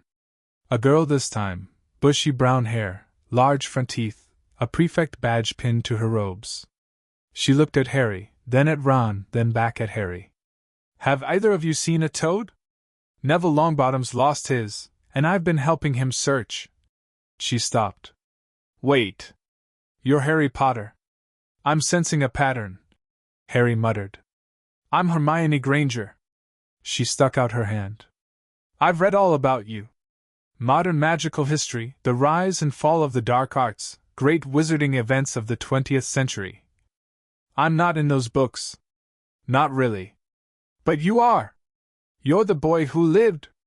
You defeated you-know-who when you were only a baby. Harry's scar throbbed. I didn't defeat anyone, he said quietly. I survived. There's a difference. Hermione's hand dropped. I'm sorry, she said. I didn't mean to. It's fine. Harry forced a smile. Sit down. Both of you. We have a long ride ahead. The train journey passed faster than Harry expected. Ron talked about his family, his brothers, his parents, the hand-me-down robes he was embarrassed to wear. Hermione talked about her research, every book she'd read about Hogwarts, every spell she'd memorized, every fact she'd collected. Harry listened. He didn't talk much. The boundary was humming louder now, the dead pressing closer, and he needed to focus on keeping them at bay. Are you all right? Hermione asked, noticing his distant expression. You look pale. I'm fine. Just tired. The goblins didn't let you sleep much? Ron asked. Harry tensed. What do you know about the goblins? Just that you've been staying at Gringotts. My dad knows someone who knows someone. Word travels fast in the wizarding world. Apparently. Hermione leaned forward. Is it true? What they're saying about seals? And someone tampering with your magic?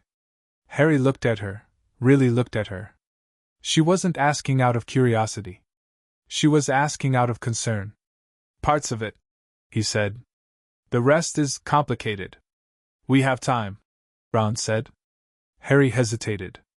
Then he told them.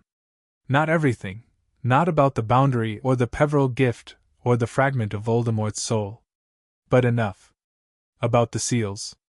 About the goblins. About Dumbledore's involvement. By the time he finished, Ron's face was pale and Hermione's eyes were wide. Dumbledore did that to you, Ron whispered. He started it. Someone else finished it. Harry looked down at his hands, at the faint golden glow that still pulsed beneath his skin. I don't know who. Not yet. But you're going to find out. Yes. And when you do? Harry's eyes met Ron's. Then they're going to wish they'd never heard my name. The train arrived at Hogsmeade Station as the sun was setting. Harry stepped onto the platform, breathing in the cold night air, and felt the boundaries shift. Hogwarts was close, he could feel it, an ancient presence looming in the darkness, watching, waiting. First years, a voice boomed. First years over here. Harry looked up. A giant of a man stood at the edge of the platform, holding a lantern that cast strange shadows across his bearded face. He was at least twice as tall as any man Harry had seen, and 3 times as wide, with hands the size of trash can lids. "Hagrid," Harry said. The giant's eyes found him immediately. "Harry!" Hagrid's voice cracked. "Blimey, Harry, you look different? I was going to say older." Hagrid's smile was trembling. "Are you all right? I heard about what happened at Gringotts." "I'm fine." "Are you sure? Because Dumbledore's been." "I said I'm fine." Harry's voice was sharper than he intended. "Can we just get on the boats?" Hagrid's face fell. But he nodded. "Right. Boats. Everyone follow me." The first glimpse of Hogwarts took Harry's breath away. The castle rose from the darkness like a sleeping giant, towers and turrets, and windows glowing with warm light, reflected in the black water of the lake. It was beautiful, ancient, powerful, and it was watching him. Harry could feel it, the wards, the magic, the centuries of history pressing against his consciousness. Hogwarts knew he was here. Hogwarts remembered him.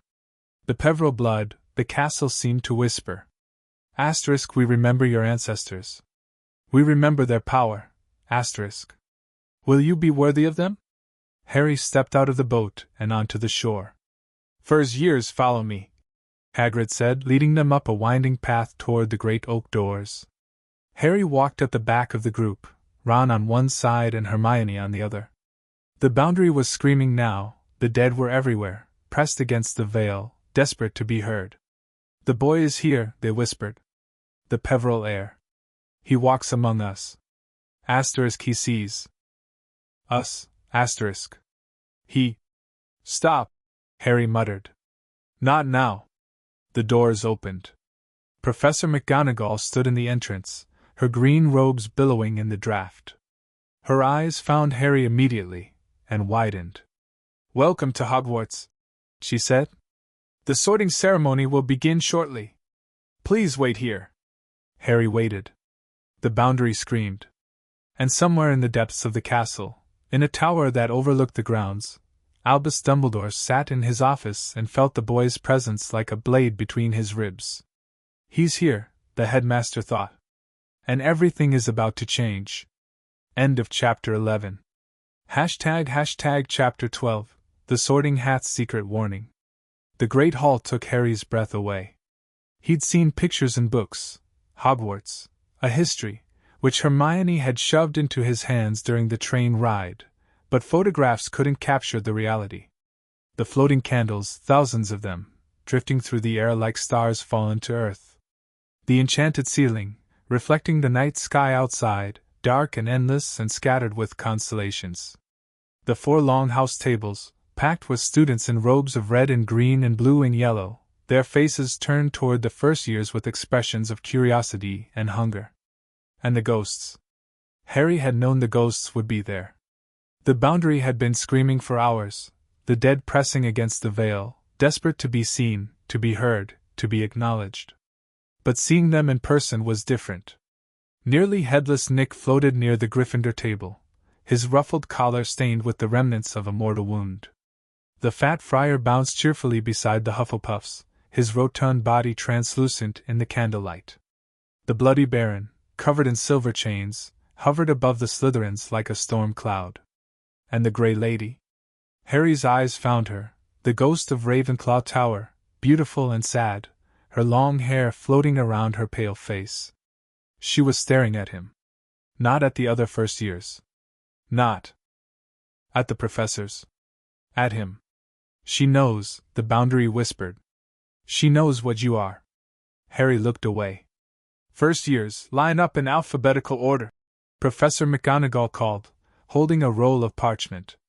"When your name is called, approach the stool and place the sorting hat on your head." Harry's hands were shaking. Not from fear, from the Boundary. The dead were everywhere in this castle, pressing against him, drawn to the Peveril gift like moths to flame. He could feel their attention like a physical weight, dozens of eyes staring at his back, his neck, his scar. The Peveril heir, they whispered. The one who walks the boundary. He's come home. He's come to Harry Potter. The great hall went silent. Harry walked forward. The whispers followed him, not the whispers of the dead, but the whispers of the living. Students leaned toward each other, pointing, staring, judging. He heard his name repeated 12 times, 100 times, 1,000 times, echoing off the stone walls. He sat on the stool. The sorting hat dropped over his eyes. And the world went dark. "Hello, Harry." The voice came from everywhere and nowhere, inside his head, outside his head, in the space between thoughts. The sorting hat. Ancient and powerful, filled with the accumulated wisdom of 1,000 years. "Hello?" Harry thought back. "You're different," the hat said. Different from any student who's sat on this stool in centuries. The Peveril blood runs strong in you, stronger than I've ever seen. And the boundary, The hat paused. The boundary has marked you. The dead know your name. Death itself walks beside you, Is that a problem? It's unusual. The last student with the Peveril gift was sorted into Ravenclaw. She valued knowledge above all else, and the boundary gave her knowledge that no living wizard could possess. But you're not like her. You're something else entirely, What am I? That's what you need to discover. And Hogwarts can help you, if you let it, Harry felt the hat probing his mind, his heart, his soul. Not painfully, gently, like a parent checking a child for fever. "Courage," the hat said. You have more courage than anyone I've seen in decades. You faced death itself and didn't flinch. That's bravery of a rare kind, Loyalty, too. You die for the people you care about, and you've only known them for a few hours. Ambition? Yes, but not for power. For freedom. You want to be free of the seals, free of Dumbledore, free of everyone who's tried to control you. And intelligence. You've learned more in the past month than most students learn in a year. The Peveril Grimoire opened doors in your mind that you didn't even know existed. You could fit in any house, Harry. Any one of them, But you have a recommendation. I do. But first, I need to warn you, Harry tensed. Warn me about what? The castle is not safe for you. Not because of the students, or the professors, or the ghosts. Because of something else. Something buried beneath the foundations. Something dark and ancient and hungry. The founders built Hogwarts on top of ley lines, powerful ones, but they also built it on top of a prison. A prison for something that should never have been imprisoned. What is it? I don't know. The knowledge was sealed away centuries ago, by the Peverils themselves, I think. But I can feel it, even now, pressing against the wards. And with the boundary so thin, The boundary is thin everywhere. The dead are pressing against the veil. Yes. But here, at Hogwarts, the veil is thinner than anywhere else in Britain. And when your seals break, when the Peveril gift reaches its full strength, the dead will be able to cross. Harry's blood went cold. Cross? Into the world of the living? Briefly. Temporarily. But long enough to cause chaos. Long enough to wake the thing beneath the castle. How do I stop it? You can't. Not alone. You'll need allies, people who can help. You control the boundary, who can fight the dead, who can keep the thing beneath from waking. That's why I'm sorting you into Gryffindor. The hat shouted the last word aloud, not in Harry's mind, but to the entire Great Hall. The scarlet and gold table erupted in cheers. Harry pulled off the hat and walked toward the Gryffindors, his legs unsteady, his heart pounding. Ron was already at the table, grinning, waving him over. Hermione sat beside him, her smile bright with relief. But Harry wasn't looking at them. He was looking at the head table. At Albus Dumbledore. The headmaster sat in a golden chair at the center of the professor's table, his long silver beard gleaming in the candlelight, his half-moon spectacles reflecting the floating flames. He looked exactly like the photographs, kind, wise, grandfatherly. But his eyes were watching Harry with something that looked like fear. The feast was endless. Harry ate mechanically, roast beef and roasted potatoes and Yorkshire pudding and treacle tart, but he didn't taste any of it. His mind was still spinning from the Sorting Hat's warning. Asterisk something buried beneath the castle. Something dark and ancient and hungry. Asterisk. The Peverils sealed it away. The boundary is thinner here. Are you all right? Hermione asked, touching his arm. You've barely said a word since the sorting. I'm fine. Just thinking. About what? Harry hesitated. The hat told me something. A warning. Ron leaned in, his mouth full of chicken leg. What kind of warning? The castle isn't safe. There's something beneath it, something old and dangerous. The Founders imprisoned it, but the wards are weakening. Hermione's eyes widened. How do you know that? The hat told me. It said the Peverils helped seal it away. Blimey, Ron said. Your family has its fingers in everything, doesn't it? Harry almost smiled. Almost. The feast ended. Dumbledore stood up, his arms spread wide, and the great hall fell silent. Welcome, the headmaster said, his voice carrying without effort, to another year at Hogwarts School of Witchcraft and Wizardry. Before we begin our feast in earnest, though I see some of you have already begun, I have a few announcements. He paused, and his eyes found Harry again. First, I must remind all students that the Forbidden Forest is, as always, forbidden. Second, our caretaker, Mr. Filch, has asked me to remind you that the use of magic in the corridors between classes is prohibited.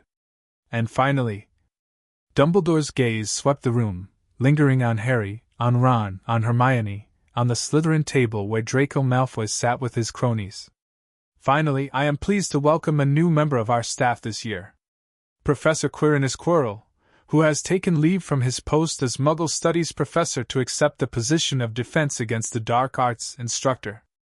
A man at the head table stood up, nervous, twitching, wearing a purple turban that smelled faintly of garlic. He bowed to the students, nearly tripping over his robes, and sat back down quickly. Harry's scar throbbed. Not the dull ache he'd grown accustomed to, a sharp, burning pain that made him gasp. He pressed his hand to his forehead, trying to hide his reaction, but Hermione noticed. What is it? Nothing. Just my scar. It hurts? Sometimes. Harry stared at Professor Quirrell. Sometimes it hurts. The feast ended. Harry followed the other Gryffindors through the castle, up staircases that moved, past portraits that talked, through corridors lined with armor that saluted as they passed.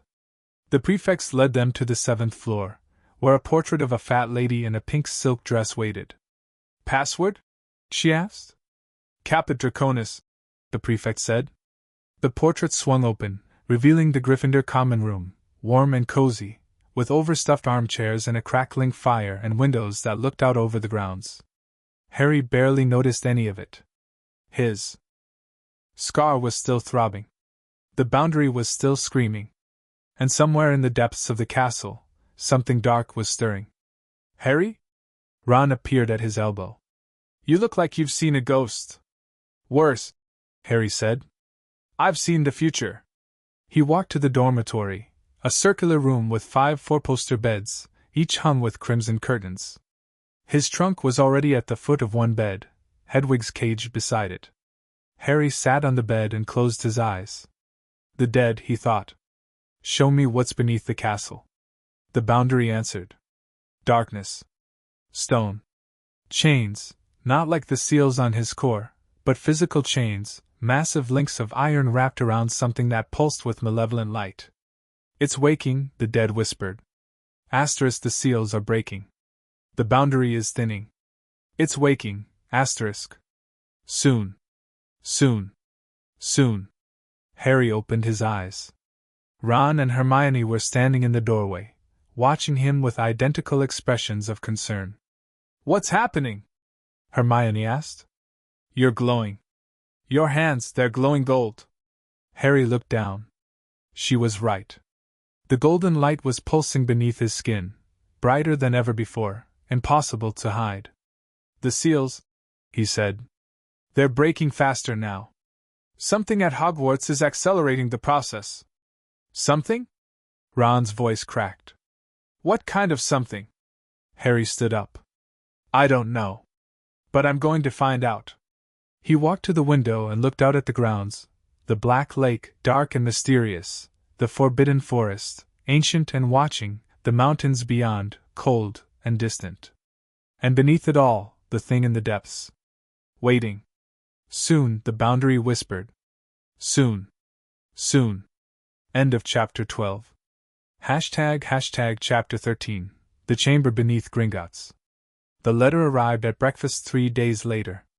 Harry was sitting between Ron and Hermione at the Gryffindor table, pushing scrambled eggs around his plate, when an owl he didn't recognize landed in front of him, a large, gray bird with intelligent golden eyes and a leg bearing a scroll sealed with black wax. The seal was the Peveril coat of arms. Harry broke the wax and unrolled the parchment. "Mr. Potter?" * returned to Gringotts immediately. "The investigation has uncovered something beneath the bank, something connected to your family's hidden vault. Something that should not exist. **. Come alone.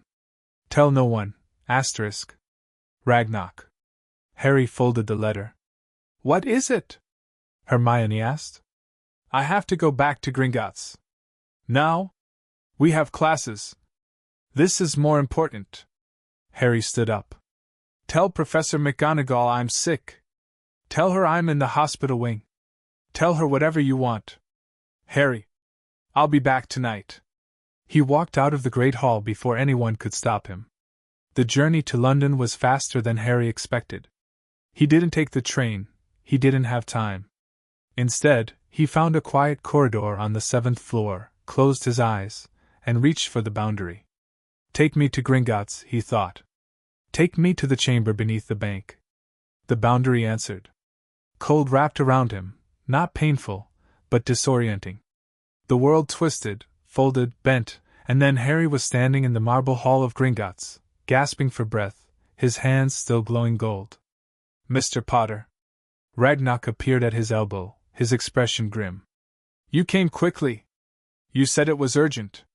"It is." Ragnarok led him through the bank, past the tellers and the vaults, down the narrow corridors and into the hidden passages that only goblins knew. "We were expanding the lower vaults, digging new chambers for overflow storage, when the workers broke through a wall that shouldn't have existed." "What was behind it?" Ragnarok didn't answer. He led Harry deeper and deeper, past the healing chambers, past the Gate of Remembrance, past places Harry had never seen.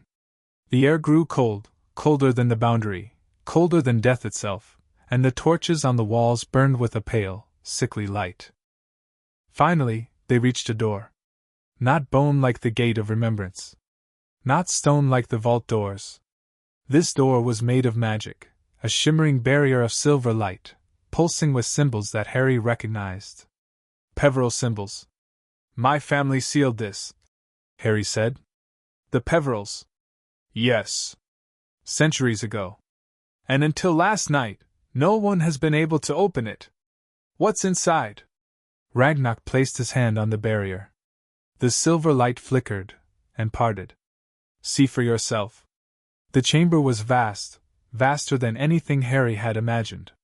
It stretched beyond the range of his vision, lost in darkness, lit only by the golden glow of his own hands and the faint phosphorescence of ancient runes carved into the walls. The ceiling was lost in shadow. The floor was polished obsidian, reflecting Harry's frightened face back at him. And at the center of the chamber, a tomb. Massive and black, carved from a single piece of obsidian, the tomb stood on a raised dais surrounded by burning braziers. The fire inside them was not orange or red, it was silver, cold as moonlight, casting strange shadows on the walls.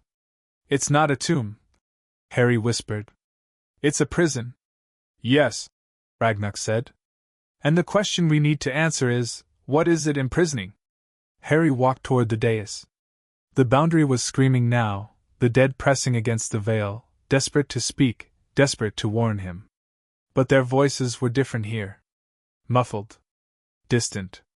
Something is blocking them, Harry realized. The prison, it's blocking the boundary. He reached the dais. The obsidian tomb was covered in writing, not English, not Latin, not any language Harry had ever seen.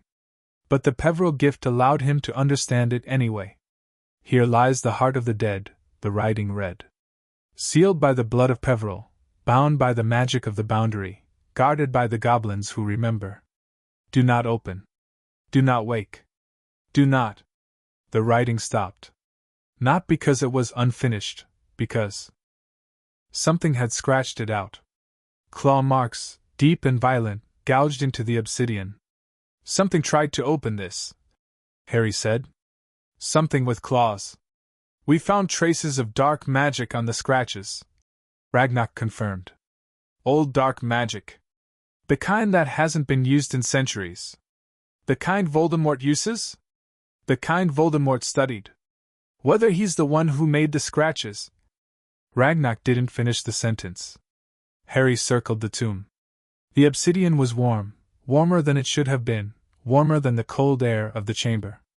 And beneath the warmth, Harry could feel something pulsing. Something alive. The heart of the dead, the writing had called it. What is the heart of the dead? Harry asked. Ragnar's golden eyes flickered. An old legend. Most goblins think it's a myth, a story told to frighten younglings. But the oldest texts mention it. A source of power so great that it could raise the dead, not as ghosts or inferi, but as themselves. Whole. Conscious. Alive. That's impossible. So is walking the boundary. So is containing a fragment of a dark wizard soul.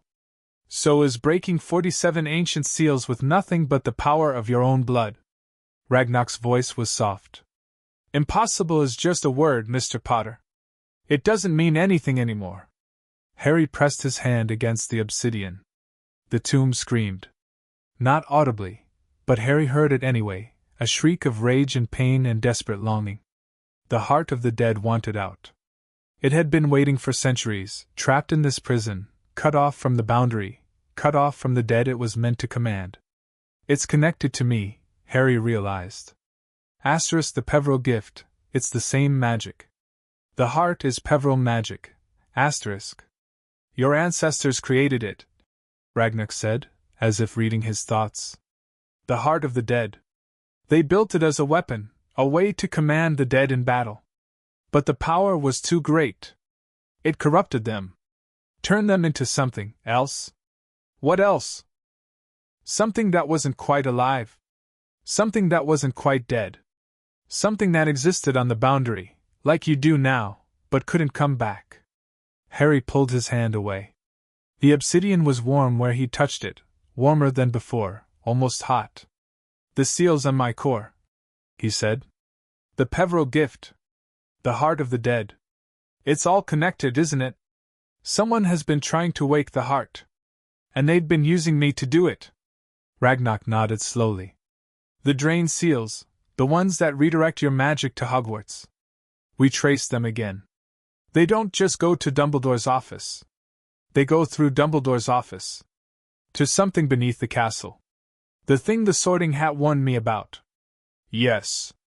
Harry stared at the tomb, at the obsidian, at the claw marks, at the silver fire burning in the braziers. Voldemort, he said. He's behind this. He's been feeding on my magic for 11 years, not just to sustain himself, but to wake the heart of the dead. To raise an army of the dead that he can command. He tried to open the tomb himself, Ragnar said. The claw marks, they're his. Or something he created. But the Peveril wards held.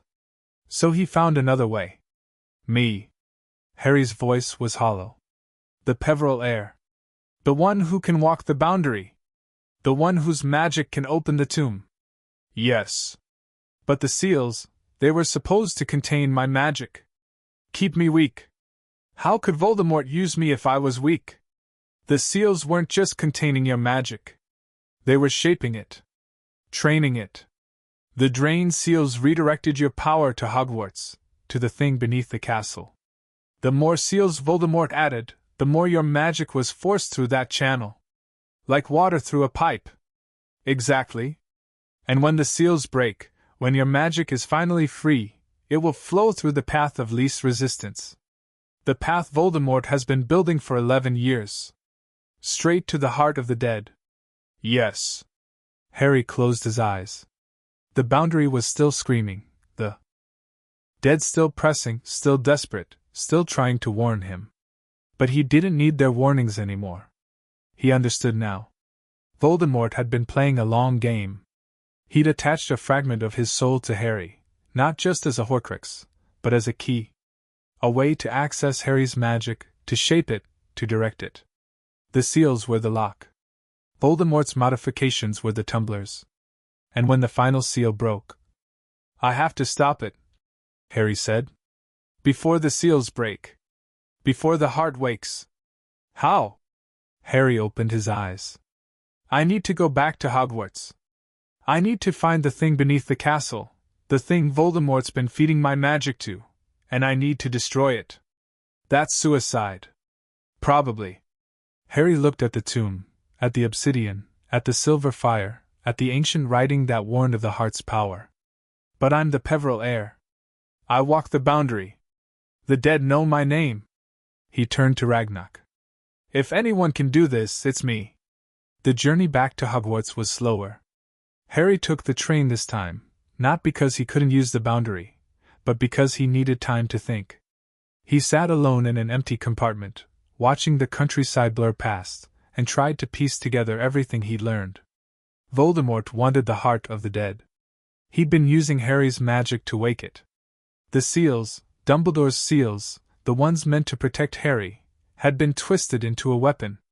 And when the final seal broke, "The dead will cross into the world of the living," the Sorting Hat had said. "The thing beneath the castle will wake. And chaos will follow." Harry pressed his forehead against the cold glass. He could feel the seals weakening, the Peveril gift eating through them, faster and faster. 24 seals remained. 23. 22. He had days, maybe hours. Not enough time. Not nearly enough. The castle was quiet when Harry returned. He slipped through the hidden passages, the ones the Peveril grimoire had shown him, and made his way to the 7th floor. The Gryffindor common room was empty. Everyone was in class. Harry climbed to the dormitory and sat on his bed. The golden light was pulsing beneath his skin now, visible even in the daylight, impossible to hide. He'd stopped trying. The heart, he thought. "I need to find the heart." The boundary answered. Darkness. Stone. Chains, massive iron chains, wrapped around something that pulsed with malevolent light. But this time, Harry could see where the chains led. Up. Through the castle. Through Dumbledore's office. Through the seals on his own core. The heart is connected to Hogwarts, Harry realized. The founders built the castle on top of it. The wards are the only thing keeping it contained. And the seals on my core are tied to the wards. When the seals break, the wards break. And the heart wakes. Harry stood up. He needed to talk to Dumbledore. Not to accuse him, not yet. To understand. The headmaster had created the original seals. He knew about the Peveril gift. He might know about the heart. And if he didn't, if he was as much in the dark as Harry, then they needed to work together. Harry walked to the door. "Hermione?" Ron's voice echoed from the common room. "Have you seen Harry? He's not in." "I'm here." Harry descended the stairs. "I need to go to the headmaster's office." Ron and Hermione stared at him. "Your hands," Hermione whispered. "They're glowing." "I know." "Harry, what's happening?" Harry looked at them, his first friends, the first people who'd ever chosen him without wanting something in return. "Everything," he said. "Everything is happening. and I need your help to stop it. End of chapter 13. Thank you.